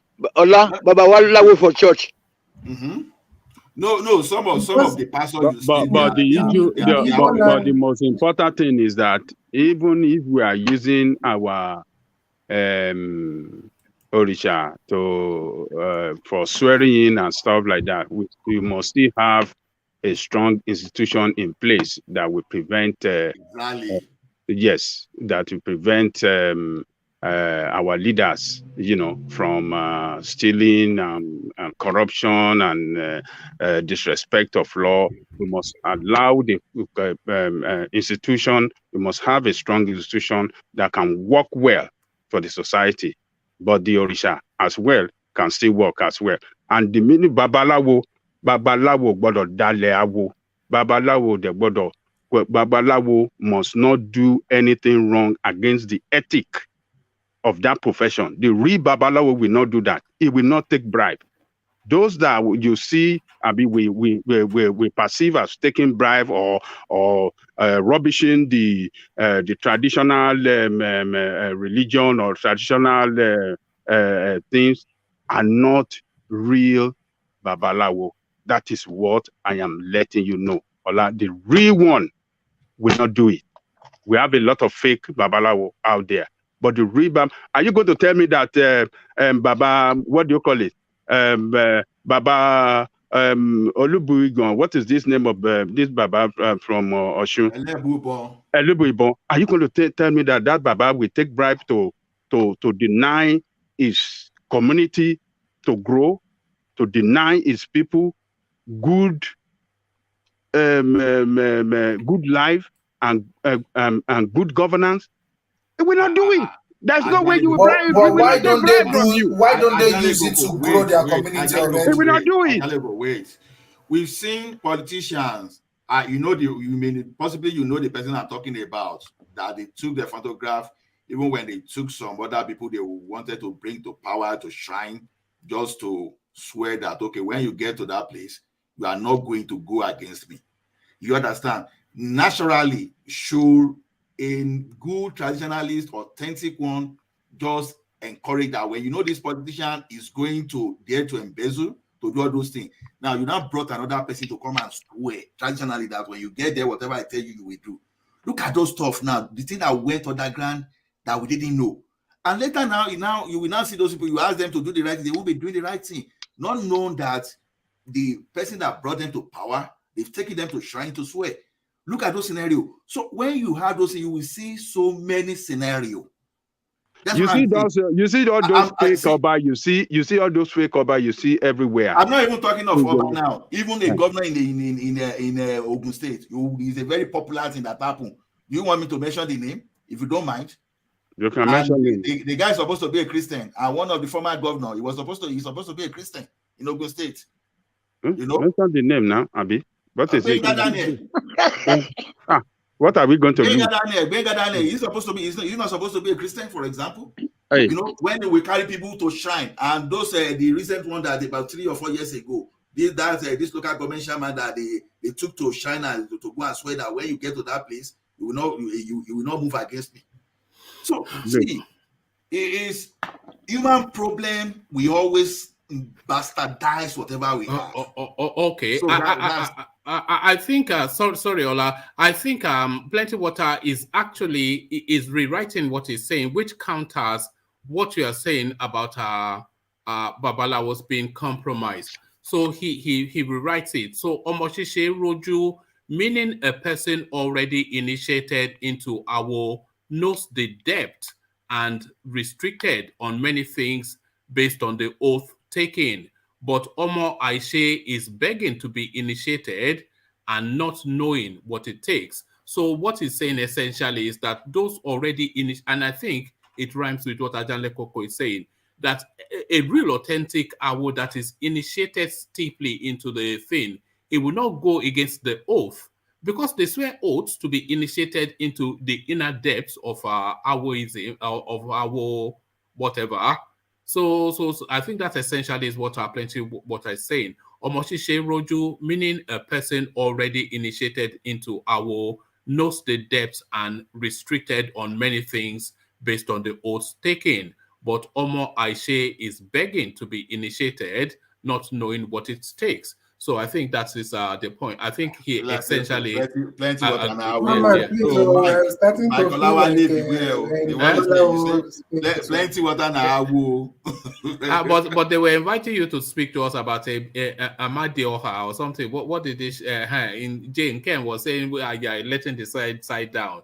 He says in CBD, why are you not telling them about Amadioha? What that Amadioha? Is it that one that you paint white chalk? Is it the white chalk one? Is it from Israel? I'm from Israel. I think we prefer the Chuku Ogike Abiama. Which because is what? Amadioha, all those ones, I'm not there. I'm for Chuku Okike Abiama, which means the Almighty Creator. So maybe it also points to something like what Plenty Water was saying, but we worship the Almighty God, and I'm not ready to. What is Amadioha? Who is that Almighty God? The Almighty God, the Creator. Is it the one from the Middle East? The one from Israel? Is it the one from Israel? Abrahamic religion. He's not from Israel. People need to No, understand. I'm talking about Abrahamic religion. Is it the one from those Abrahamic religion? Well, Jesus Christ is from Palestine. Did you not know that? Did you know that Jesus Christ is from Palestine? He's a Jew now, from the true Joseph now. So you are talking about, so you prefer the Arabian religion to your Amadioha? No. You see, when we say we are black, we are Jews, does not mean that we are claiming we are trying to be white people. You need to understand that. No. Jew is not from Joseph. Jew is not from Joseph. Just know that. No, don't. If you're going, don't go through the Judea. Jew from Judea. David, Joseph was from the tribe of. Are you a born again Igbo? Mike is saying you're a born again. No. I'm going for the directly, to worshiping the Creator, the Almighty. So any other in between. Ajaniko go ask you which of the Almighty, for our ancestors that we worship, or your Israel one. No, he has already said now. Nobody worship ancestors in Nigeria. That is a fact. Nobody worship ancestors. Ancestors is different from deities and gods. No, I said the gods of ancestors. Don't get me wrong. Are you not from Calabar? Are you not a Benin man or this Yoruba man? What are you talking nonsense here? Who is Benin man? I'm not a Benin man. I know, but you are a Edo man. I'm not an Edo man. Masquerade in the spirit of ancestors. People worship Egungun. Yes, the African belief is mainly as ancestral worship now. Correct. Some of them are deities that have nothing to do with them being ancestors. Yeah, but Amadioha is ancestral worship. No, Amadioha is not ancestral worship. Amadioha is not an ancestor now. No, he's an ancestor. Amadioha, the god of thunder. Ancestral worship. Yeah, it's not god of thunder and justice. It's just when we are worshiping the Almighty God, which is the same as Elohim. So you can decide which dialect of Igbo language is Elohim? Is Elohim? Forget about the language, one man. The Ethiopian Jews, they speak Amharic. They don't speak Hebrew. They speak Amharic, but nobody can deny that they are not Jews. So when we say we are Jews, don't start looking at it from just one direction. Therefore, I don't extend the Is it a metaphoric Jew or an actual Jew? No. We are from the tribe of Gad through his son Eri. That is why we are. What are you saying now? The Israelis came to Nigeria to carry out the DNA of Igbo. They said they have no traces from this thing. They were arrested. They have carried out the DNA now of Igbo. They said you are not related to them, but you people continue to say that you are from Jew. You are from Judea. No, we are from. Listen, one man. You see, we were all in Egypt. All of us were all in Egypt. We're not all in Egypt. Do you know? Stop telling that we're not in Egypt. Do you know that the actual DNA show that you Igbos are from Nupe? Do you know that? No. We don't believe DNA that was fabricated in Britain. That you guys emanated from Nupe. From Nupe Kingdom. So you're actually Fulanis. Look at that. Yes. So what are you talking? Look at that. You are Nupe so you are people. Fulani. Look at that. You are not from Jew. I have a question for you in Nzeribe. Lafiako. On your language, now, is that on your language? Lafiako. We are from the tribe of God. Holy tribe of God. Which tribe of God? Look at this guy. How come those Jews that came to do research said that we are one people, and immediately they said that they sent DSS to arrest those people? They are happy that people are fighting for their cause. They didn't want to hurt your feelings, obviously. DNA test didn't say. No. They went to said that you are from Nupe. You are not from Israel. No, we can't claim what does not belong to you. You are not from there. Just remain where you are, that you are really Igbo. And that's your it. fight with the Fulanis is a family matter, really. It's a family matter. We are children of Israel, and it doesn't mean that we are saying we are white people. No, we are black. We are Africans. But you need to understand that you're black Israelites. See, yes, it's there's always a pride in try to be yourself and not even to dilute yourself with some kind of foreign things. As far as I'm concerned, Igbo men, Igbo people, they are black African like myself, and I'm proud to have you as my brothers. We are not denying our African. I'd rather be calling you Arabs, so I know that I'm dealing with the Arabs. So to me, you are like me. Arabs. They don't even have any difference between you and we don't want to be Arabs. We are not Arabs. We are like you, but you Arab. Is God not an Arab? One man is Jew. Is he not an Arab? Are you going to tell me that Jew is God not an Arab? Yes or no? God is not an Arab. What do you He's mean an by that? Arab now. Where is he from? Is he not from the Middle East? Where is Israel from? He's not from the. Okay, let me Yeah, ask Israel you. is Arab. Yeah, Israel is Arab. You let the side down a bit, or in CVD. When I said Yayaiki to you, you say to Mandala. Yayaiki to Mandala. They actually carry out the DNA. You're from It's not Nupe fake. now. Don't worry, you're from Nupe. You I'll are go and dig it up for you. from Nupe. You are We are not not from from Nupe, Israel. please. We are not believing any As my DNA brother, that if was I find constructed you in. in Israel, I will bring you to Nigeria. You are my brother. You are not an Arab. Your face is Nigeria, is Africa. Yeah, you can go to Ethiopia and say, oh, you are from Ethiopia. I don't have problem. But immediately you find yourself in either Israel or maybe Dubai, you call yourself Arab. Honestly, I'll be one of those people that will say, okay, let us bring our brother home. You are not an Before Arab. you know, they'll say You are that one of us. Solomon married one of their sisters too. That's the next thing they will start saying. All these No, things. Let me ask you. So sorry, you know what mystifies me about that narrative? That narrative of we are Jews, we are from God. You see, I am an Oyo man. It will even upset me to have blood that is not Oyo. I'm not saying not Yoruba, not Oyo. So I'm so steeped in being Oyo. I cannot imagine wanting to be I cannot imagine wanting to be anything else other than Oyo. Are you saying that the Yorubas are? You want to be Arab? Are you saying that the Yorubas are historical? Are you saying that the Yorubas are historically? How can Yoruba is from Saudi Arabia? You are getting it wrong. Yoruba is from Saudi Arabia. No. Saudi Arabia. Okay. Is there your textbook? Go and read Yoruba textbooks. Thank you. There's also migration in the Yoruba space now. One man, are you going to deny that? No. I think Black League came here to paint that narrative once upon a time. Maybe from Senegal or somewhere like that. We can get the story wrong sometimes. It depends on who is narrating the story. You understand? Just like when we were young, someone will be telling us story when there was a famine that Aja, dog took his mother to heaven. So anytime we would like to feed, we just command Chain to come down and we will go there to feed. So sometimes it's possible for people to miss our destiny, because if Odua happened to be father of Yoruba, for example, and came from Mecca, for example, from Edo. Can you show me the evidence, for example? My friend is there. No, sorry. Let's not reopen that. Odua is not the father of Yoruba people. Oduduwa was 97 king in Ile-Ife.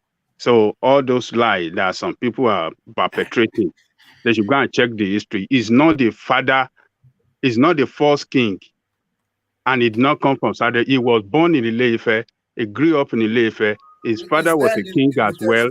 So that was a lie that some people are perpetrating around just to continue to champion Odua name as the creator of Ife. No, it wasn't. That's the truth. And Benin people that are lying around that is from there, they are just lying. They don't want to agree that Anyamura, Oromiyan was the father of Oromiyan descendants that is their Oba in Benin. They didn't want to agree that. All right. I have a question for before you put your question to Nzeribe, and I could hear your question in the background, so I know you want to push in, but let me acknowledge Plenty Water Super Chat first, who rounds off that space that Ola was trying to embellish somewhat. It says, yes, you were trying to give us a spin on, but it was to majority. You want to look don't worry. We have Plenty Water, who is a full Yoruba blood, and it says fake or real cutlass. It is your voice and words that are accounted for and witnessed by the Almighty God. Eshu, Elegba, and the Orishas and the ancestors. Most of all are witnessed by the water and blood in your body. So that's what he wrote. Fake or real cutlass, it is your voice and words that are accounted for and witnessed by Almighty God, Eshu, Elegba, and the Orishas and ancestors. Most of all, are witnessed by water and blood in your body. So I think that's essentially speaking to that swearing of the politicians with native beliefs. So your question to CBD, and then we'll round off after that. But I think you want to tease in CBD, but I think it's prepared for you. But go on. CBD, I want to ask you a question. You claim that you are from the Gad, which was one of the sons of Jacob, and you spend a significant number of time in an empire and a big civilization as Egypt. But you guys didn't even get a writing system from them, which they had at that time. You didn't even get a clothing style from them. You didn't even get a language from them. Then how come are you saying that you are from God? Yeah, but they got the white skin now. Do you not see how light skinned? Which white skinned? Which white skin see is how everywhere? light skinned? Are they not fair people in Yoruba land? Yeah, but not like the Igbos now. That's proof that they have a lot of fair people in Akwa Ibom. Calm down now. Let me answer your question. But South is more yellow people than in Igbo. The South people. All right, so I address it is assumption. No, but you see, unfortunately, this is I think one thing people forget is that, as far as we are saying that we are from, there was a time, as I think it was Nnamdi Kanu that also tried to paint explain to some people that cared to listen. But you see, there is that link. But we are not saying that everyone. You see, we migrated to through the thousands of years ago, through the it's called Saqqara, and we came all the way through East Africa, everywhere. Then we arrived there, but we mixed with we are mixed. You need to understand that, but we are all black. And when we left Egypt, don't think that we left as white people. No, you might be looking at the current Jews now and you think that they were always like that. No, we are all black Africans with the skin. So stop thinking that when we are saying Jews, we are trying to be white. Where is it? You spend time in Egypt. Where is the writing system? Where is it? Have you not heard about the Udi pyramids? How do you think that they were able to there's pyramid around the world that has no link with Egypt? That one is totally false. Okay, show me another. Wait, there's calm pyramid down. in Maya. Small. Do you know Take the Mayan pyramid? Take it easy. Anywhere I come from is where you come from. We are linked with the Efik and the Libyans. We didn't come from the same place. See, let's tell ourselves the truth. Let's tell ourselves the truth. Wait. You didn't take a writing system. We had the CBD. Do you know that our writing system is not from Egypt. CBD is not from Egypt. Wait. Why do you have to be looking for everything to come from Egypt, my brother? So are you trying to say you passed a big civilization, but you have nothing to show for it. What do you have to show for it? Wait, calm down. That is because of the place. You're telling me calm down, relax. That's the result of the place we found ourselves. You need to understand that it's not everybody that came. Where is the trait of civilization in you? Because you didn't even have a kingdom. You just had scattered villages. Do you have a kingdom? You don't yes, we had the Inri kingdom. Who is Inri kingdom? Inri kingdom is a myth. How many square meters? Is this a question or an interrogation? I know the Igbo culture very well. Very well. We had the Inri kingdom. The Inri kingdom. Are you trying to say that was not a real king? The priest king, the only king in the whole of Africa. Go and do your research. Isn't that in the cross of Christ? In the cross of Christ. Iri was with Christ again. Iri was with Christ. What are you saying? Wait. I'm not the one saying. Iri, the only king in Africa that expanded his kingdom without war, but just by what? Word of mouth and spreading the message. So you need to understand, my brother. We have the Henry Kingdom. It's a real kingdom. It's not a real kingdom anything. When we're talking about kingdom and this thing, we're talking about the Benin, we're talking about the Oyo. We see their traits. We see you're talking about empires. Oyo was an empire. Oyo Empire. We taught about Oyo Empire in school. You're talking about a village king. Everybody had a village king now. Hey God. Everybody don't have a village king. Which type of thing is this? My brother, wait now. Let me also. Are you asking me? You don't even want me to say anything. Answer. So we call them Bale, village king. Benin was an empire. Oyo was an empire. I never said Inri Empire. I said the Inri Kingdom. Google if you don't want anybody to, if you don't want to listen to me. But it was the kingdom was a village now. I'm talking about. It's not a village. It's not a village. If you know what is a village, if you're calling the entire place where you people call Southeast and some parts of the South, if you regard it as village, then the Inri Kingdom that even some Igbos never heard about in modern day. Calm down.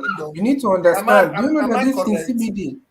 That's why sometimes you guys need to be thanking. CBD was used as a means of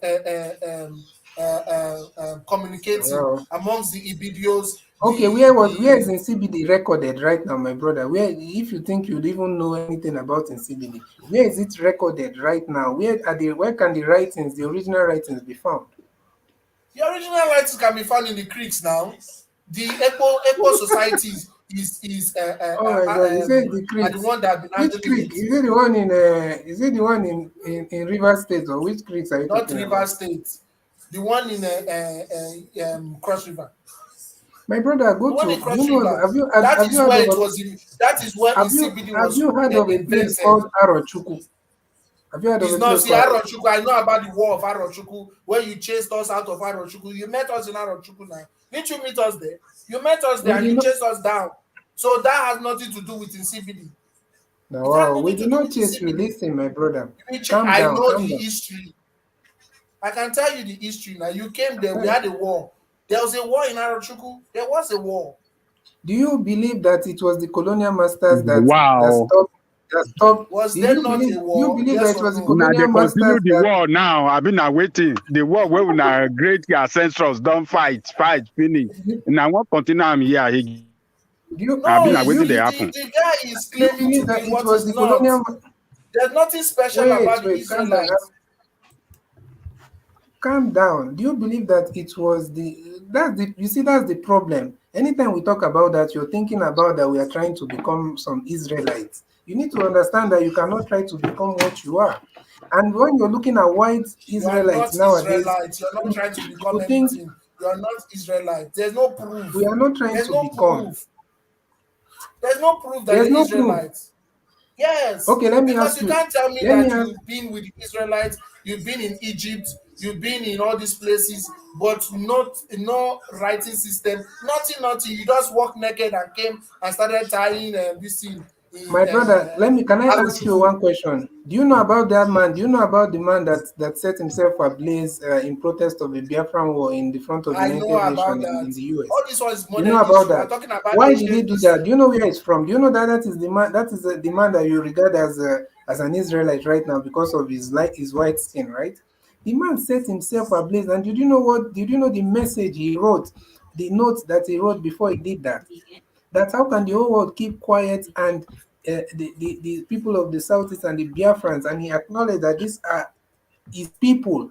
Do you think he was saying that because of skin color? That one was just propaganda. My brother in CBD, we are playing too much here. Like, see, let me tell you, like I said, you people need to understand that forget about the skin color in that when you're talking about the Jews. My brother, you are my brother, you are not an Arab. What skin color we're talking about? We're talking about proof of existence. There is no way you can be from Israel that they will not find their history traced to you. Look at Yoruba, for example. We can trace ourselves to Brazil, for example. All those are people they took there. No, even Brazil can trace them. You see, the black Brazilians can trace themselves to you. You can't trace yourself Americans, even the African Americans, even though they mixed, the history somewhere, they can still trace their history. They are in the foreign lab, or they are black, you can see their skin.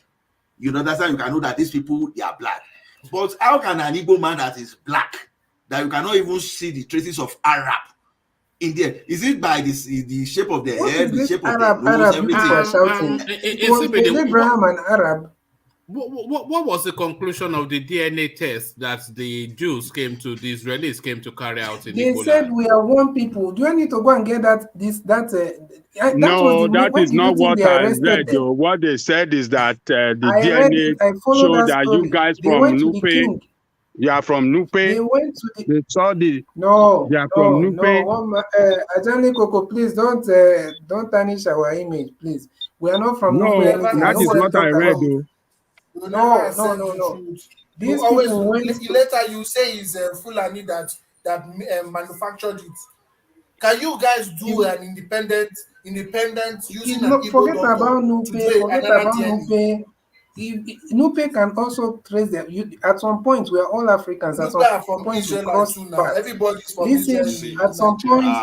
At some point, you people don't want me to talk. At some point, we cross paths. So there will always be a link between everybody. Even the Yorubas can trace themselves to different tribes in Nigeria. How come we have Okuko that is meaning the same thing in Igbo is meaning the same thing in Benin and in Yoruba? Mute yourself for a moment. Let me bring you this. This may shed some light onto this conversation. So this is straight out of Israel itself. It says Igbo men have no known Jewish DNA. Controversial test shows. So Igbo men have no known Jewish DNA. Controversial test shows. And that is those are the people I think that came to test them in Igbo land. And this was written by sorry. Those are not the people. Those are not the people that came to test us in one. Woman, you need to understand that this is from a Jewish site, though, and they're distancing themselves from you. One man, do you know how long it took them before they accepted the Ethiopian Jews?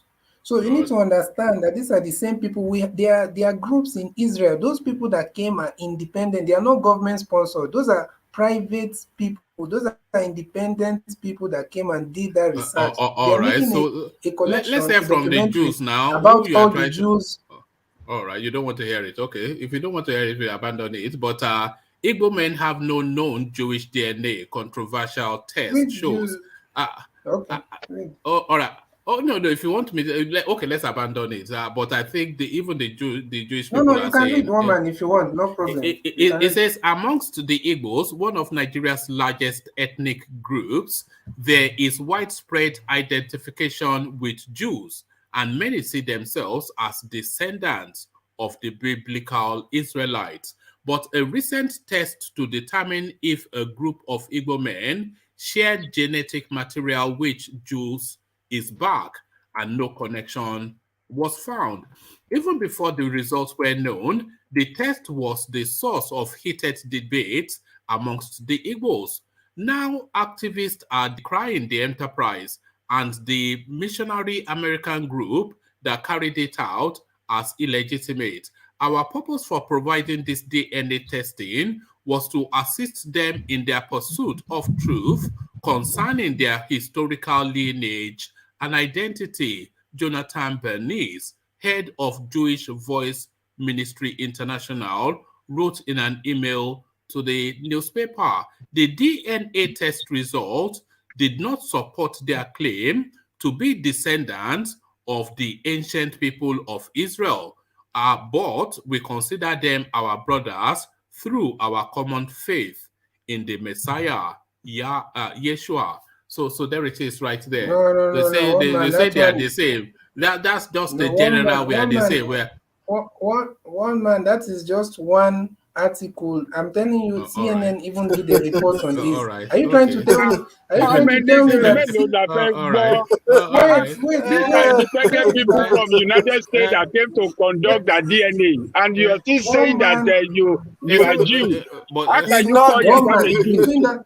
Wait. Sorry. Within that article you just read and CNN, which platform is more credible and more are you calling CNN credible? CNN being credible? CNN. No. Propaganda headquarters. For the So sake it's CNN of that will determine the origin of Igbo people. No, I'm just saying if we are to go by, I'm not saying CNN. Wait now, Johnny Coco. I'm saying if we are to go by, the reading these articles, then why don't we go to the top of the of the chain and go to CNN, because CNN but this did a report on is the top of the this is the top. CNN I'll post the link. No, forget CNN. This is the top of the chain. The founder of CNN is a Jew.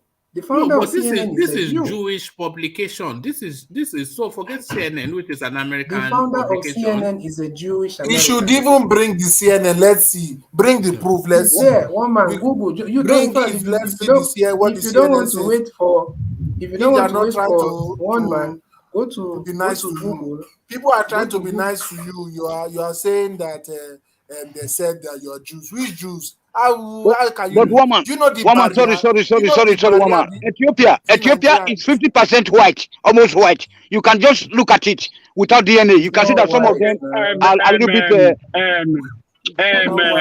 In CBD, do you know that the Israeli they went to what do you call this thing? There are a particular group of people in Ethiopia too that claim their origin from Israel, and also they went there. They conducted DNA tests, and they found that this thing was true, and they did the DNA of everybody in that village and the surrounding that they know. All those people that were discovered to have that DNA relationship with the Jew, they took all of them to Israel. So how can you say that the same group of people came to Igbo land and carry out and they discover you have any Israeli and you say you don't believe them? Sorry, in CBD, let me share a bit more from that article, because it tells you that it is an impartial, and these people are even seeking to find Jews. This is the thing. So here it is. Jewish Voice Ministry International is a messianic missionary organization that appeals to lost tribes of Israel and people with Jewish heritage around the world to spread the message of messianic Judaism and the Jewish roof. So they're actually seeking to find Jewish people. The newspaper first reported on the initiative earlier this year when the group carried out the test in collaboration with a local religious group called Redeemed Israel Community of Nigeria. Together, they gathered some 120 saliva samples of community members, and the tests were carried out using kits from Family Tree DNA, a Texas-based company that sells genealogical analysis, including a focus on Jewish heritage. The genetic test had been the source of fierce debate amongst Igbo members, some of whom questioned Jewish Voice's ability to successfully carry out a test and whether such a test would serve or hurt their cause. So they are not willing to find the truth. They're more, listen to that paragraph again. The genetic test had been the source of fierce debate amongst Igbo members, some of whom questioned the Jewish Voice's ability to successfully carry out a test, but listen to this, and whether a test would serve or hurt their cause. So whether a test will serve or hurt their cause is essentially the narrative that we're hearing from you. They've done their science. Science says you are not Jew. If only you people would allow me shed more light into this thing, you would have, by now all of you would be calling me Jewish Igbo guy. Because you see, you need to understand. Shalom. You need to understand. It's not about, forget about the language. You guys need to understand when we say we are Jews, forget about the language, No, that's why I ask you, is it a metaphoric Jew or an actual Jew? It's not a metaphoric Are you metaphorically Jewish? It is the Jew. We are all together. From your DNA, you're Jews. You are not. We know you are not from your DNA. You are not Jewish from your DNA. We know that. Abraham, right? One man. It's a metaphoric Jew. Let me ask you: have you heard of the Ashkenazi? Have you heard of the Ashkenazi Jew? Have you heard of the Jews? You know the Ashkenazi Jew. Do you see? Can you see the clear, distinction between their physical appearance and the Jews that have always been in Israel? The Ashkenazi Jews, they are from Eastern Europe, isn't it? So you need to understand when they are doing DNA. But by DNA they are Jewish, though. Sorry? By DNA, the Ashkenaz, whatever Jews, they are Jewish. But by DNA, you are that not. DNA is subject to, okay, let's not, if we don't want us to go through the DNA route, no problem. You have to now look at cultural similarities. And you have to look at prominent Jews, some of the Jews that have come out and has identified with us. I'm telling you, okay, you think that man set himself ablaze for... Using what facts? Wait. You think what's that man the cultural set himself similarity? ablaze? We have cultural similarity. Before Wait, let me say now. Before Christianity came, we are circumcising ourselves on the 8 days, on the 8th day of after birth. And also, apart from that, when someone dies, we have 7 days of mourning. We will do that till tomorrow. These are not things that Christianity brought to us. So you need to understand, we have, okay, what of the Igbo apprenticeship system? Is it not the same apprenticeship system that Jacob practiced and Laban, in the house of Laban? So are you the lost tribe of Israel? Are you the lost tribe of Israel? Yeah, have you been discovered? If you people like, you can call us lost tribe or whatever. You're not the only people that do these things in Nigeria. We are the only people that do the apprentice. We are the only ones that do it. That's why the Southeast, whatever, some people... It's not an Israelite trait.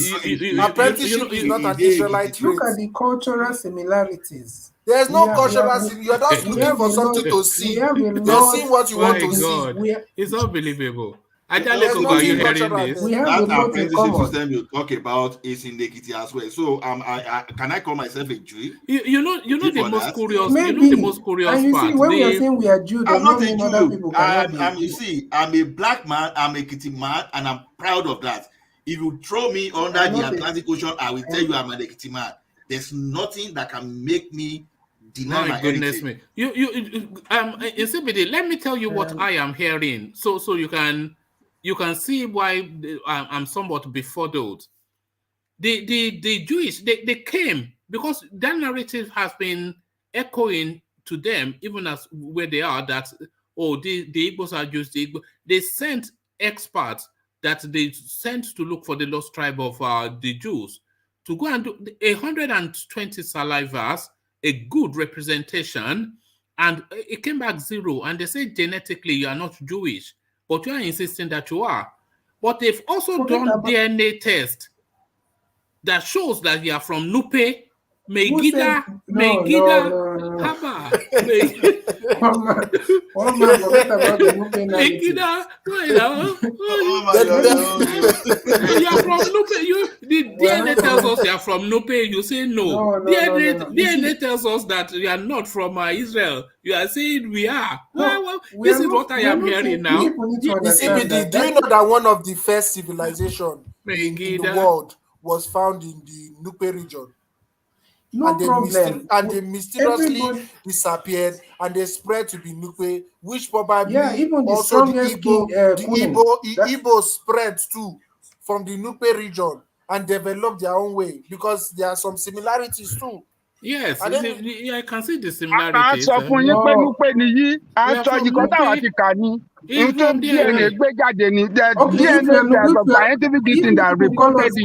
people call us that you are originated from Nupe. Okay. So you can't listen. We are not, the fact that we are saying we are Jews does not Nzeribe, look at that. We are African. Have you not heard that Yorubas are related to Kanoris? Well, that's fine now. That's probably true or your, because there's a close relationship along that passage. Yes. Imagine where Boko Haram is from. So what do we call you now? Boko Haram. So we can't say He's an like African. that. He's an African. You can't fight back like that now. So what you are saying is we are African. that's not the way to fight We are back now. civilized, and by the time Oyibo came to us, they came by force. They were not in any way superior to us. You understand? We had our own technology. How did Benin people build their terracotta head and all those Benin bronze, all those stuff? So it simply means that we were okay. We were not inferior to anybody. So there's no way for us to go through identity crisis and associate ourselves to someone that we are not even. So as Africans, we are good as we are. We don't have any reason to now just it's even more believable. It's even more believable that you're from Benin than to tell me that you are from you are from Benin. It's even more we give you to Benin. Believable that you're from Benin. Is one of your king? Is it not? Do you believe that Jewish story? Are you just trolling? You are too learned to fall for that. I don't believe that you believe that. You are too learned for all that. There's no way all those cultural similarities can just be coincidence. There's no way. So you are dismissing the DNA test out of hand. You are dismissing the DNA test. Man, forget about it. And you need to understand that there's a lot of things going on in the Jewish space that a lot of people have been denying. One man, in CBD, do you know that there are similarities between the Mayan Empire and the Egyptian Empire? Do you know that? There are similarities between the Mayan. Do you know where the Mayan is? Mexico. And do you know where Egypt is? In South America. In Africa. Do you know that there are similarities between the two?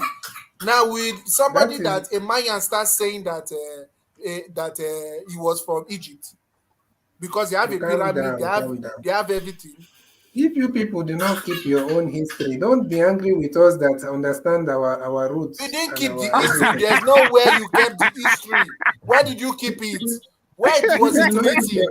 Do you have a writing form? You don't have a writing form. Where did you keep it?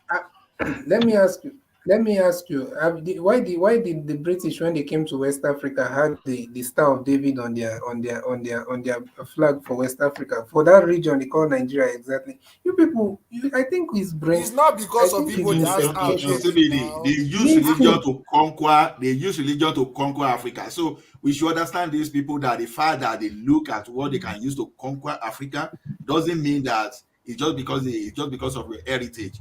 For example, now. So you see, when religion we preach peace to you, and yet the person that is telling you to be peaceful is himself is not peaceful. For example, so you look at those things, they just use religion to make you submissive. They use everything that appeal to you through religion. It doesn't mean that that's your heritage. So maybe if I even do some kind of research, maybe you are even my brother, I from Ekiti. We never know. You understand? No, I believe we all Africans have a connection. But you see, the fact that we are the ones coming out telling you about, ancient history does not mean that you guys are the ones that don't want to discover these things. You don't know your ancient history. My brother, I know they release you to Arab. You are my brother. You are don't know any ancient I know the Creole. You are my brother. How will you be calling similarities and you're saying that you're not believing DNA tests, you're not believing science, but you're saying there are similarities. I just told you similarities between the Mayans and the Egyptians. Can you explain that? Can you explain the similarities between the Mayans and the Egyptians? Can you explain? I'm basing all my arguments on cultural now. Can you explain that similarities between the Mayan and Egyptians? The similarities between the Mayans and that can be just a coincidence, or that can be something that happened. So your own can never be coincidence. Are you trying to say they crossed the ocean and they went to Mexico? Maybe. Let the Mayans talk about their do you know the barrier? Malam CBD, settle down. Let Plenty Water have the final word. He says, in CBD, you should have answered a simple question about Ehidioha or Amadioha. In CBD, you should have answered a simple question about Amadioha. Instead, you refused to address your own origin, but claiming to be a Jew. Too bad. So you should have answered about Amadioha? Is it Amadioha or Ehidioha? Yeah, but unfortunately, you see, that's what I'm telling you. That Instead, when they are you claiming see to be a Jew. it's a space when we But all if you mixed of up. all We people, came here. you are not the type to go against science. Science. I'm seeing you in a different light in CBD. One man, I'm going for culture, and I'm using the cultural similarities. You see, BD, And do you also, know that? Do you know that the Amadioha you're talking about is has attacking me similarity with even Zeus? more than one Do man you today. know that Amadioha has similarity with Zeus? Do you know? Amadioha has similarity with Zeus. Zeus in Greece. Do you know that? It doesn't matter. Please leave me alone. You see, the thing is that Amadioha, like what did I say? There are those black Jews that came from Egypt. You see, during the time of Exodus, it's not all the Jews that went with Moses. You need to understand that there are people that went their own way, and when they migrated south, came to this side, to this part of the world, then they met they met people in that area also that are called now the Ndibo, meaning the ancient people. So you need to understand that we all mixed and we are one. So you can't separate us now because we have all mixed and intermarried and everything, then we are one people. But you need to understand that everybody is black. Don't start thinking that it's white people that migrated from Egypt. You understand? No, So there's a barrier from Nigeria to So Egypt. you are still insisting that it's not clear you road. are from Jew. You people are from Israel. Is that your position Not in from CBD? yes, we are all from the tribe of Israel. But I'm telling you that we All of also you have Igbo. people that we All met here. Igbo from Israel, right? Even Not at not Igbo the researcher has geographical established this location. thing that there is no proof. Igbo. The name is Shiri Ugu. Igbo researcher said there's no proof. So where did you get all this? Many Igbo researchers will tell you that this thing is just a fallacy. Just Google. You can't tell me that someone like Bruce Mayrock went. It's religion that is making them do all these things. Religion. You can't tell me that. Hold on. You see what Shiri Ugu said? He said people were looking. Yeah, in CBD, if you don't believe, sorry, Ola, I think I'm going to where you are going to, Ola. Yeah. If you don't believe the Jewish Chronicle that told you are not Jewish, and you are citing CNN,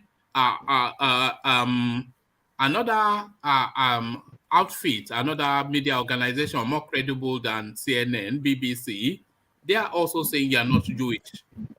The BBC. No, imagine that. What exactly will BBC say?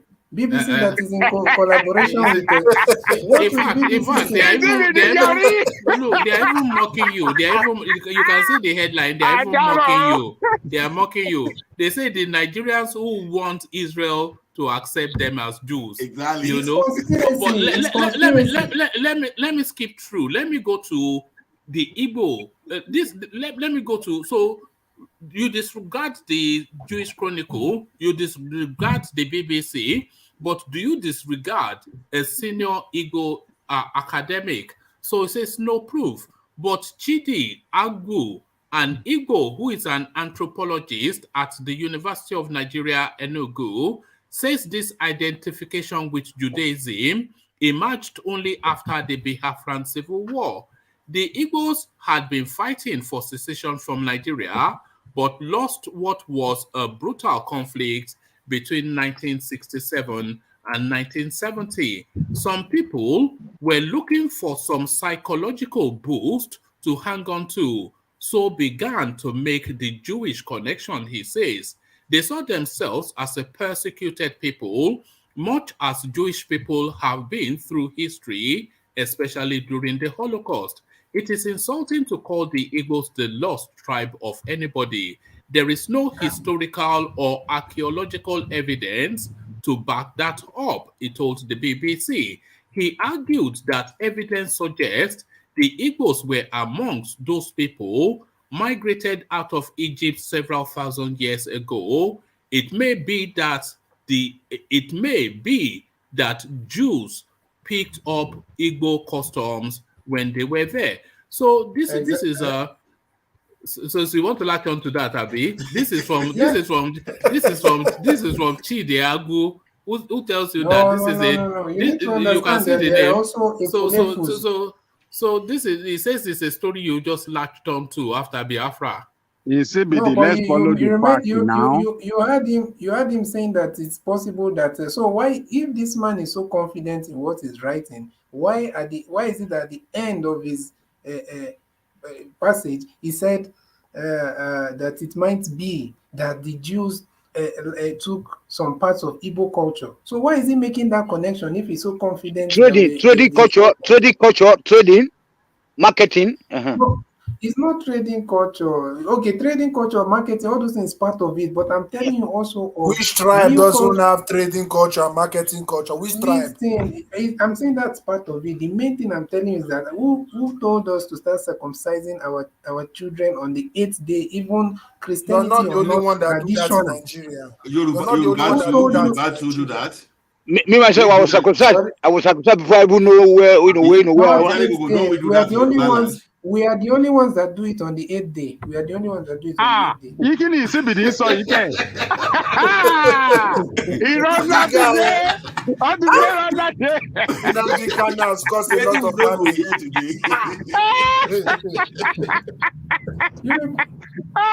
Why did you put Malam on the front of my name? I'm seeing Malam on the front of my name. I'm seeing Malam on the front of my name. I'm wondering. You're seeing Malam on the front. Did you change your name? You've changed your name. Look at this guy. No, one man, the one that has put Malam on the front. But one man said that he's going to wake up early. One man said he's going to wake up early. All right. Yeah. So, gentlemen, I do have to round. I do have to round. You are the star. You are the star of the day. No, don't worry. Yes, I agree. Is it Malam we migrated from Egypt. Malam CBD or Rabbi in CBD? Is it Malam? Rakadede is CBD. Rakadede. Genetically, you are Malam in CBD, but spiritually, you are Rabbi in CBD. It's really shocking when you know, Yoruba will be saying that it's a so all there's a grand conspiracy to deny the Igbos of their origin. There's no conspiracy anywhere. You have identity problem. But we know the truth. We know the truth. You don't know the truth. We are not claiming to be white. People need to understand that. It's not by claiming to be white. You don't know the truth. We are all black Africans, but you need to understand that we are Jews. And if you do not believe that there are black Jews, then that means you have been misinformed. You have no link to Jews, no link.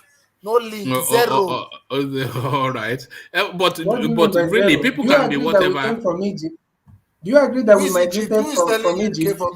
Who is telling you that lie? Agree that we migrated from Egypt? Black people once dominated Egypt, so there's nothing. Those are the ones that dominated there now. Not us here. By your skin, by your DNA, everything about you are my brother, and I'm an African. I don't know. So if CBD come to Ekiti today, you bear Ola. If I go to your side, you are Ola's brother, but not even from the east, from the north. Because genetically, you are Nupe now. You don't even have any genetic link to Ethiopia. Ethiopia that is here, you don't even have any genetic link to them. Yet you are claiming that you come from Middle East. All right, let's leave in CBD alone. In CBD, you can come from wherever you feel you come from. It's your right. Yeah, of course. Now you don't leave the guy alone. But gentlemen, I must round off because I have an early start. So a quick round off in the closing remarks to land on Ajanle Koko. So let's kick it off with Rabbi in CBD. So Rabbi in CBD, your closing remarks. I'm just afraid now that somebody will come and scatter everything I will say. But you see, the thing is that whether you agree or not, we have historical ties, and also you can't tell me someone like Bruce Mayrock and other people, prominent people. Do you know how many Jewish British Jews that gave back their what is it called, the honor of knighthood or whatever that they were given by the Queen, just because of in protest for the Biafran War. Why do you think that it was Jews specifically, most of them, that were protesting? Forget about the administrative state of Israel, because you see those people have to play politics, and they have to play international politics, and they have to move according with their allies. But you need to understand that those guys that came that were detained, what did they say? I read exactly what they said. They said that we are one people. After going to see the king that is sitting on the throne of that Inri kingdom. No, that Inri kingdom is still there. It's smaller now because of how they have done states and federal, all those stuff in Nigeria. So obviously, the monarch system is not like those days. But the king, that throne is still there. And they went there and they saw him, and he's there in Anambra till tomorrow. Just go and Google or go and look for it. So you need to understand that these things is real. I'm not telling you that we are white. Nobody has claimed that we are white, or we are trying to, because you people are looking at all Israel with the eyes of the way they look right now, and you think that we are trying to be white. No, we are telling you that we are black Jews, and we are also Jews, and we are mixed, we are Africans. And if you guys don't want to discover your own migrative origin and everything, then that's up to you. But you need to understand that we are what we are, So, and also, yeah, basically that's the most important thing to me now. You people have made me even not care about any other. All right, sorry, Nzeribe, we've teased you a lot today, but I must just correct this. The last super chat I read, I attributed it to Plenty Water, but it was actually from Jay in Ken. So this is what he or she says. It says, Nzeribe, you should have answered a simple question about Amadioha. Instead, you refused to address your own origin, but claiming to be Jew. Too bad. So Plenty Water told me that to correct that. So that's been corrected, Plenty Water. So yeah, sorry, Nzeribe. We found them. We are not. I don't want to talk about all that, but I think those are some of the deities that was found. But you need to understand that we have never forgot our the Chukwu Okike Abiyama. We are all worshiping the Almighty Creator, and all right. Shalom. And you can't tell me Google Bruce Mayrock, Google do your own research and stop. But I've done plenty of Googling now, and you refused all of them. BBC, all these people that have. I brought you BBC. I brought you Jewish Chronicle. I brought you everything. All these people that joined to fight us, that supported BBC the Nigerian government you. to fight us. You understand? So we can't be listening to all their propagandas, and they are trying to deny us of our. Because there's this belief that if they agree now that we are Jews, that every Igbo men on the commentary section are claiming that they are real Igbo. They are not Jews, but you are the only one claiming they are Jews. What is going on in CBD now? No, they are not. It's not all of them. All of them are saying we are Igbo. We are the middleman say we are Igbo. There's this other guy say I'm Igbo. I mean, why do you try to claim what does not belong to Igbo people? Which people? I'm only seeing Oga, somebody called Oga there saying that, I'm seeing some few names. It's not everybody. So you people cannot tell us that. These people cannot accept that. If they accept that immediately, do you know how many? Do you know they only took a group of people from Ethiopia? You think they took the entire Ethiopians? So you think that they want millions of people, even if it's only 10 million, for example? You think they want 10 million people in Israel just like that? So their objective. Let me tell you, that organization, I know them too. I've read about them before. Their objective is to take all Jews around the world, that wherever there are Jews, if they want to come back to Israel, their objective is to bring them back to Israel. And they are well funded. They are well funded by the big billionaires, Jews. So they can't lie. But you are saying claiming that they are lying now. That is what you are obviously saying. Do you know about the man called Equiano Olauda? Wait, I want to know him. Look at the real Igbo man. Forget about those other Igbos that you're saying. This is a real Igbo man supporting my propaganda Igbo man. Equiano Olauda. Ekweano Olauda was the black man that was taken as a slave that freed himself, educated himself, and even write book and became a prominent person during the time of slave trade, at the height of slave trade. Ekweano Olauda, what is the meaning of Olauda? Uda is not Jew. Uda is not the tribe of Judah. Where was he? Where was that man? It's there. He said now Anambra, they still have this. Which one be allowed now? It's not believable. All right, CBD was closing remarks, and I do have to leave, but thank you, CBD. With Rabbi in CBD. So Rabbi, it's a joke. I think people are taking me as a joke, but it's okay. Go and do your research. As a joke. We will never take you as a joke, but it's a bit comical. Find out. Look at our culture. Okay, are we the one that gave ourselves that?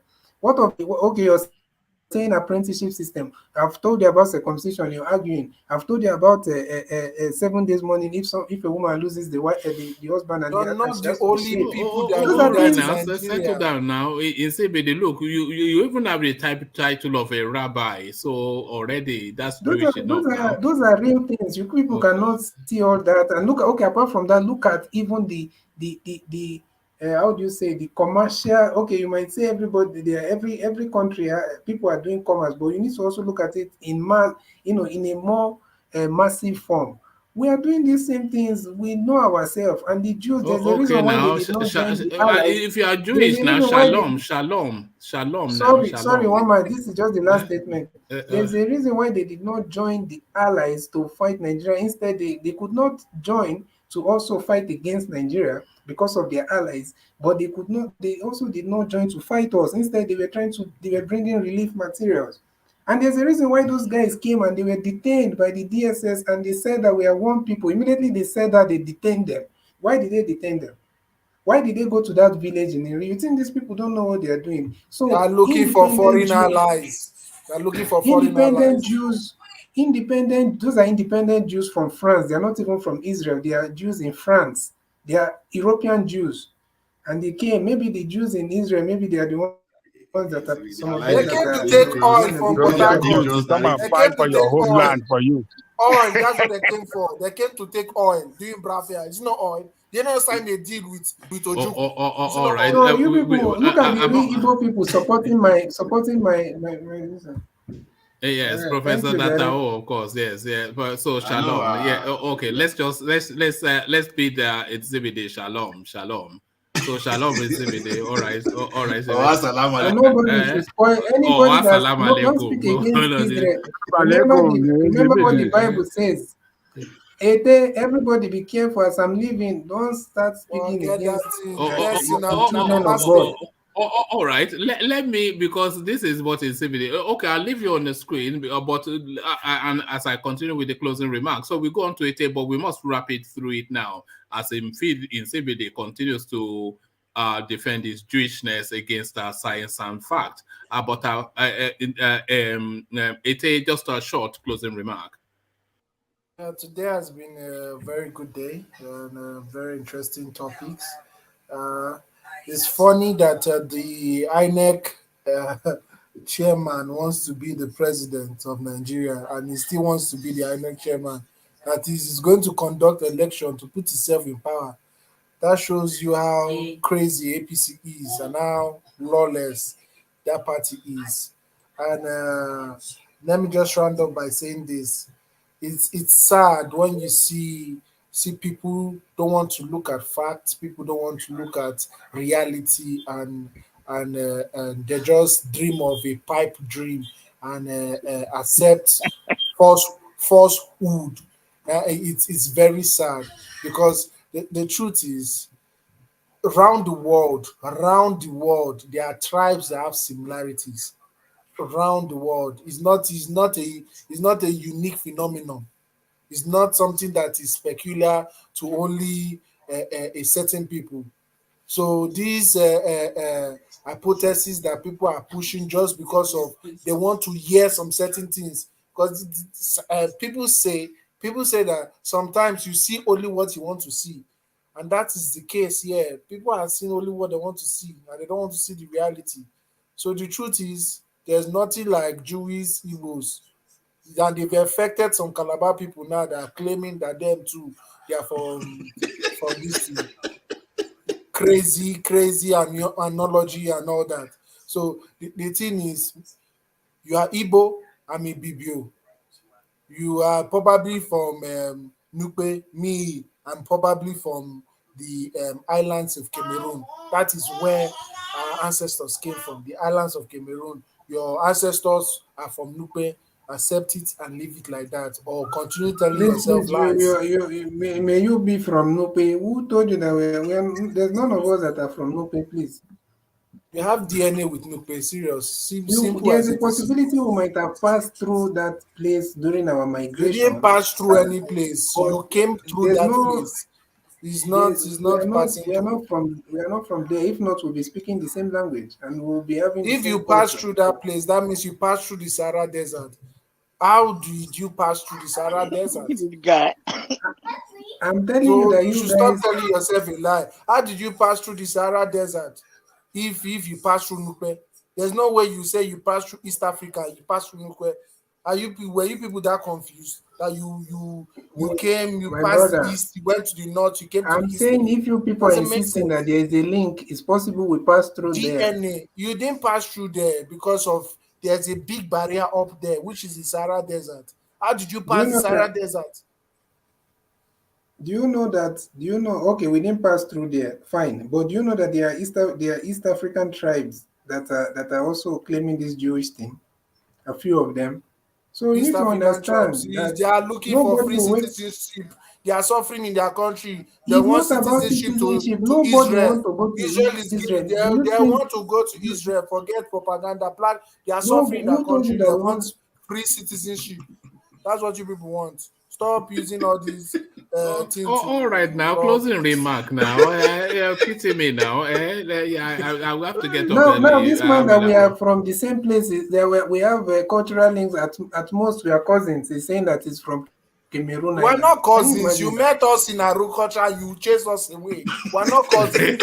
Are you still holding? You are still holding that grudge. This was even before. This was 200 years ago. Now they met us in the land. They chased us away from the land. Now they are claiming we're cousins. How are we cousins? All right. You need to understand that. It looks as though this we have that similarity. We have cultural. You have to give it cultural type. Our language and your language are not similar. All right. It's not about the language. Forget about the language. Okay, hold on. Let's put this one on to be continued because it looks as though this one is to be continued. But to be continued. Thank you, Ete. At least maybe you have Nupe blood too. I don't know. Maybe even I have Nupe blood. But a man that is 100% Ekiti, Ola, this is it. From Ekiti and Kanuri. Don't forget Kanuri. I'm an Ekiti man, and I'm proud of it. It's not by my own decision; it's by natural selection that I find myself as an Ekiti man, and I'm proud of it. If I find myself in Israel, I'll be proud of it. If I find myself as a Fulani man, I'll be proud of my listening. So it doesn't matter where you find yourself. You should be proud of your tribe. See, there is a very dangerous narrative there. We should be very careful. Because one thing is this. When you look at global settings, you understand, who are those people that are suffering from identity crisis mostly? We Africans. And we Nigerians, I think we've taken our own to a very escalated and exponential level that to the point that a black man, black skin, with this, and I will now be laying my claim to one kind of abstractic, some kind of Jewish or whatever. So when there's no this, so please let us be proud of where we are. Let us, if we can identify with our real identity, then we know how to move forward. But when we are not here, we are not there. It's now become difficult for us to even know where we are going. Where we don't even know who we are. That's the problem. Before you even know where you are going, you must know who you are. But if you don't know who you are, then how are you going to sustain yourself? That's the problem now. So we want to identify with Oyibo will deny us. We want to identify with the Arab will look down on us. We want to identify with the Chinese people like this. Let us be ourselves and let us compile together to move forward ourselves.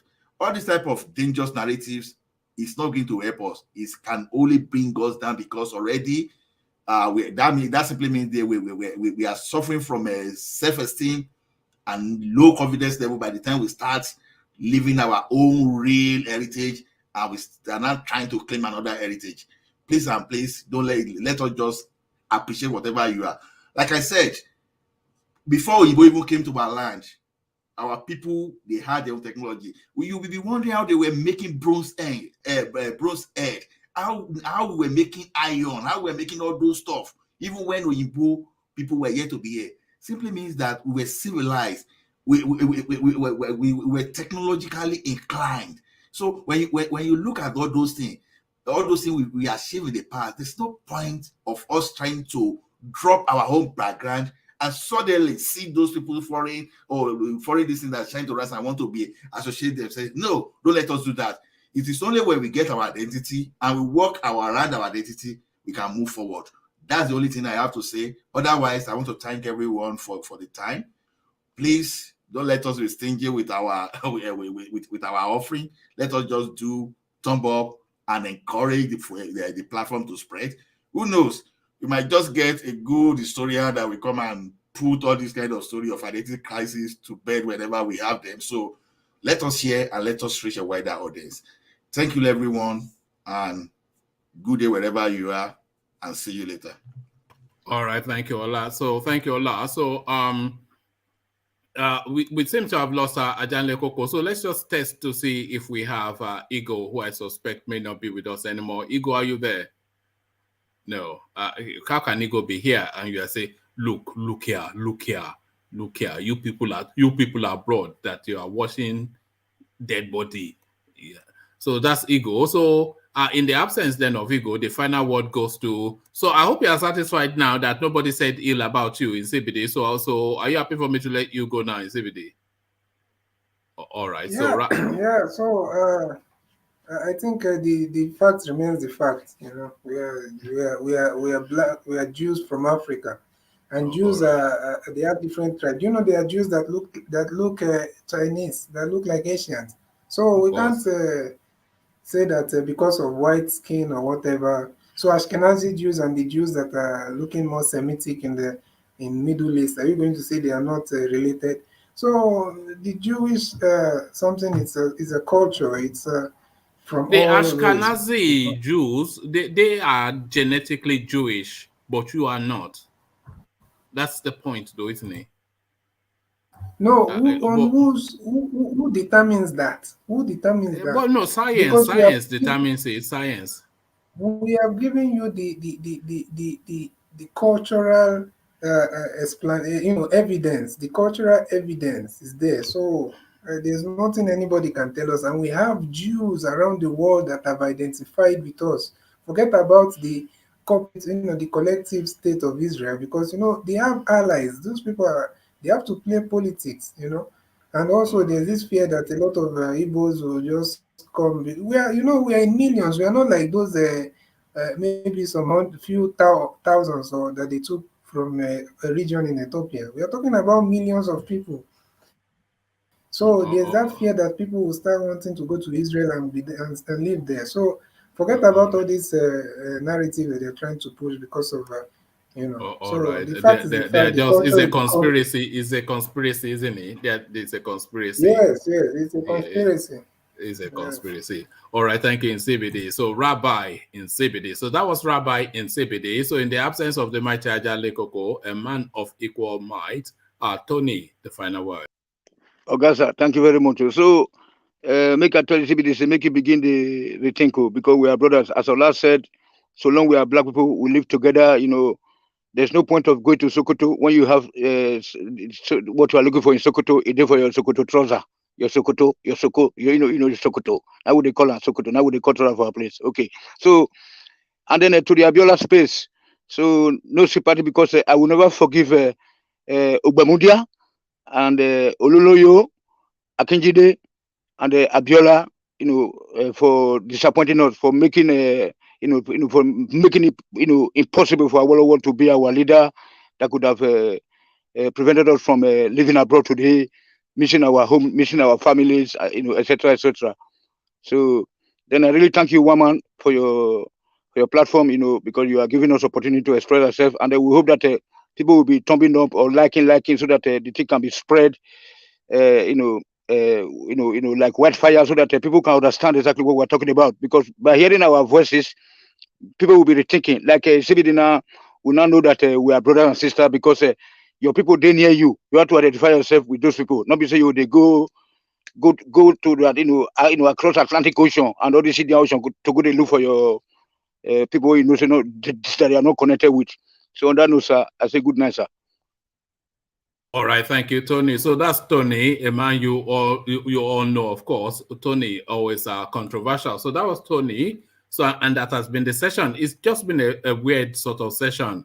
I thought it would never really take off because it just meandered. There wasn't really that much of a talking point, and I was just thinking to abandon it 2 hours in. But here we are, fast approaching 5 hours. But then, of course, in CBD saved the day.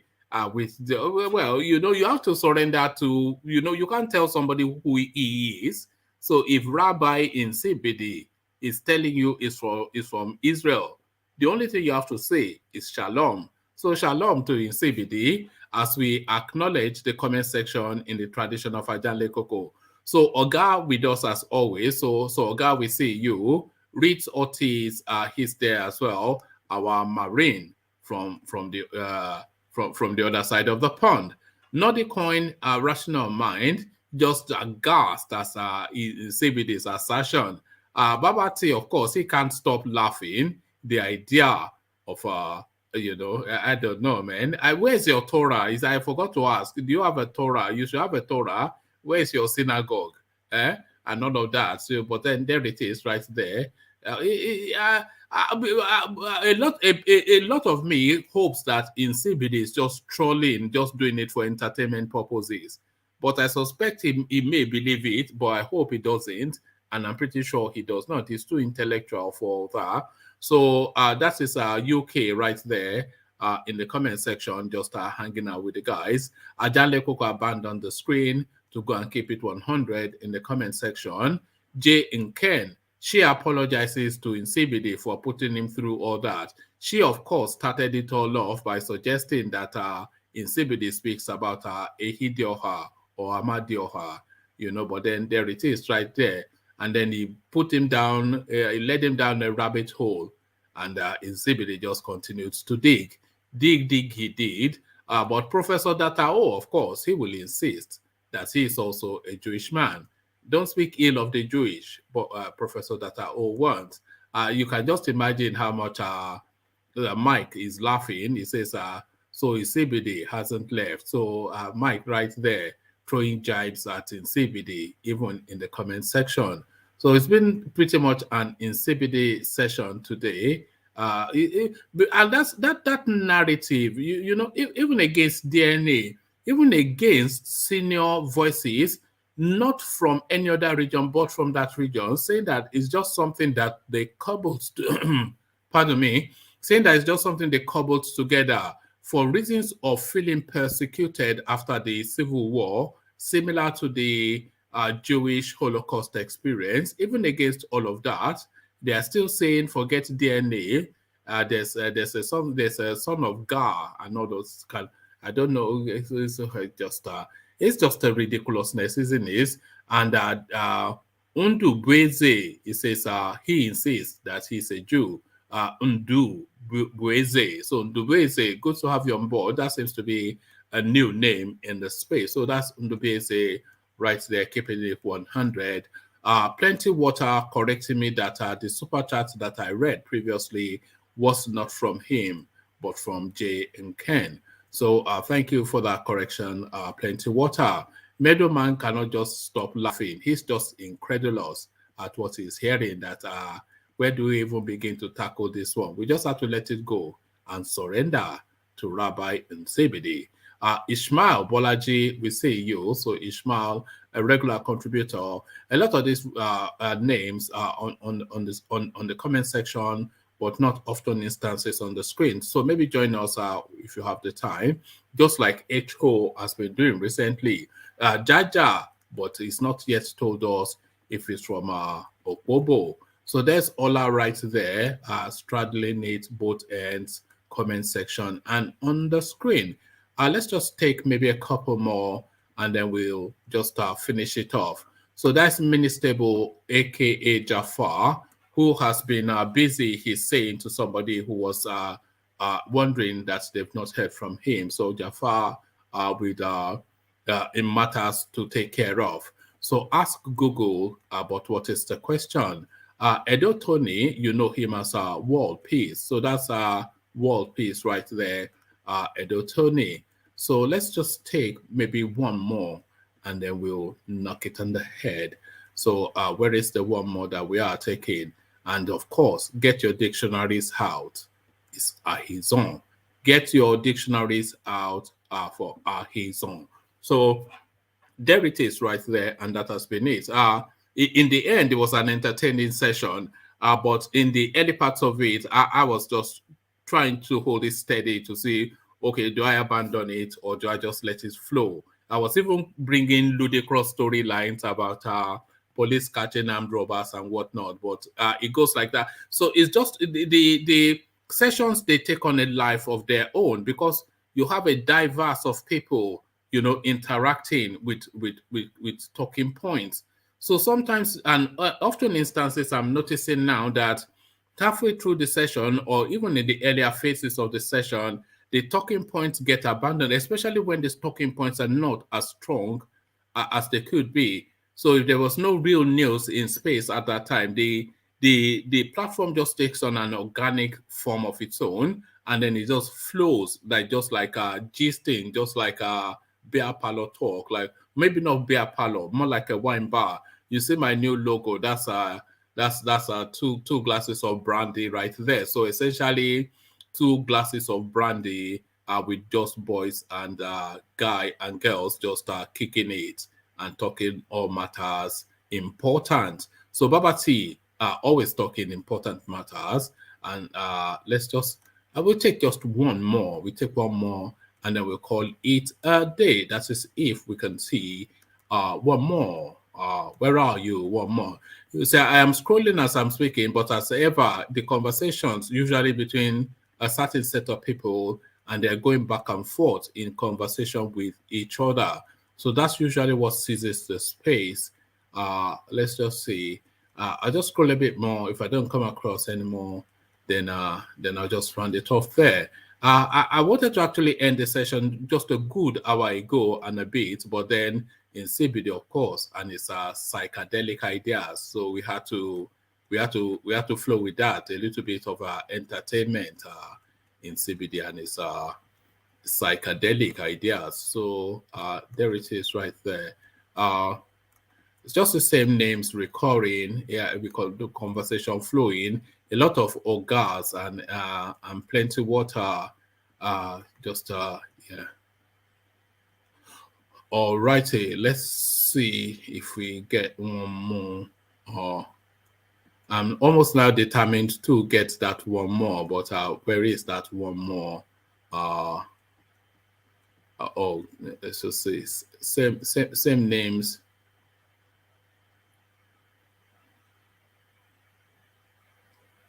Oh, all right. This is Jafar saying CBD can be Jewish. That is it. And by the way, Judaism is a religion, but Jews, they are actually a people. So let's not conflate the two. Judaism, of course, is a religion which anybody can be part of, but you cannot be a Jew, which is a people and a culture. So I'm glad we scrolled to find one more because we have now found Ajale Koko's babe, Bongsma. So shalom to Nsibidi and good night to you all. So I'll leave it there. Carry the conversation on within the comment section, but here I say peace.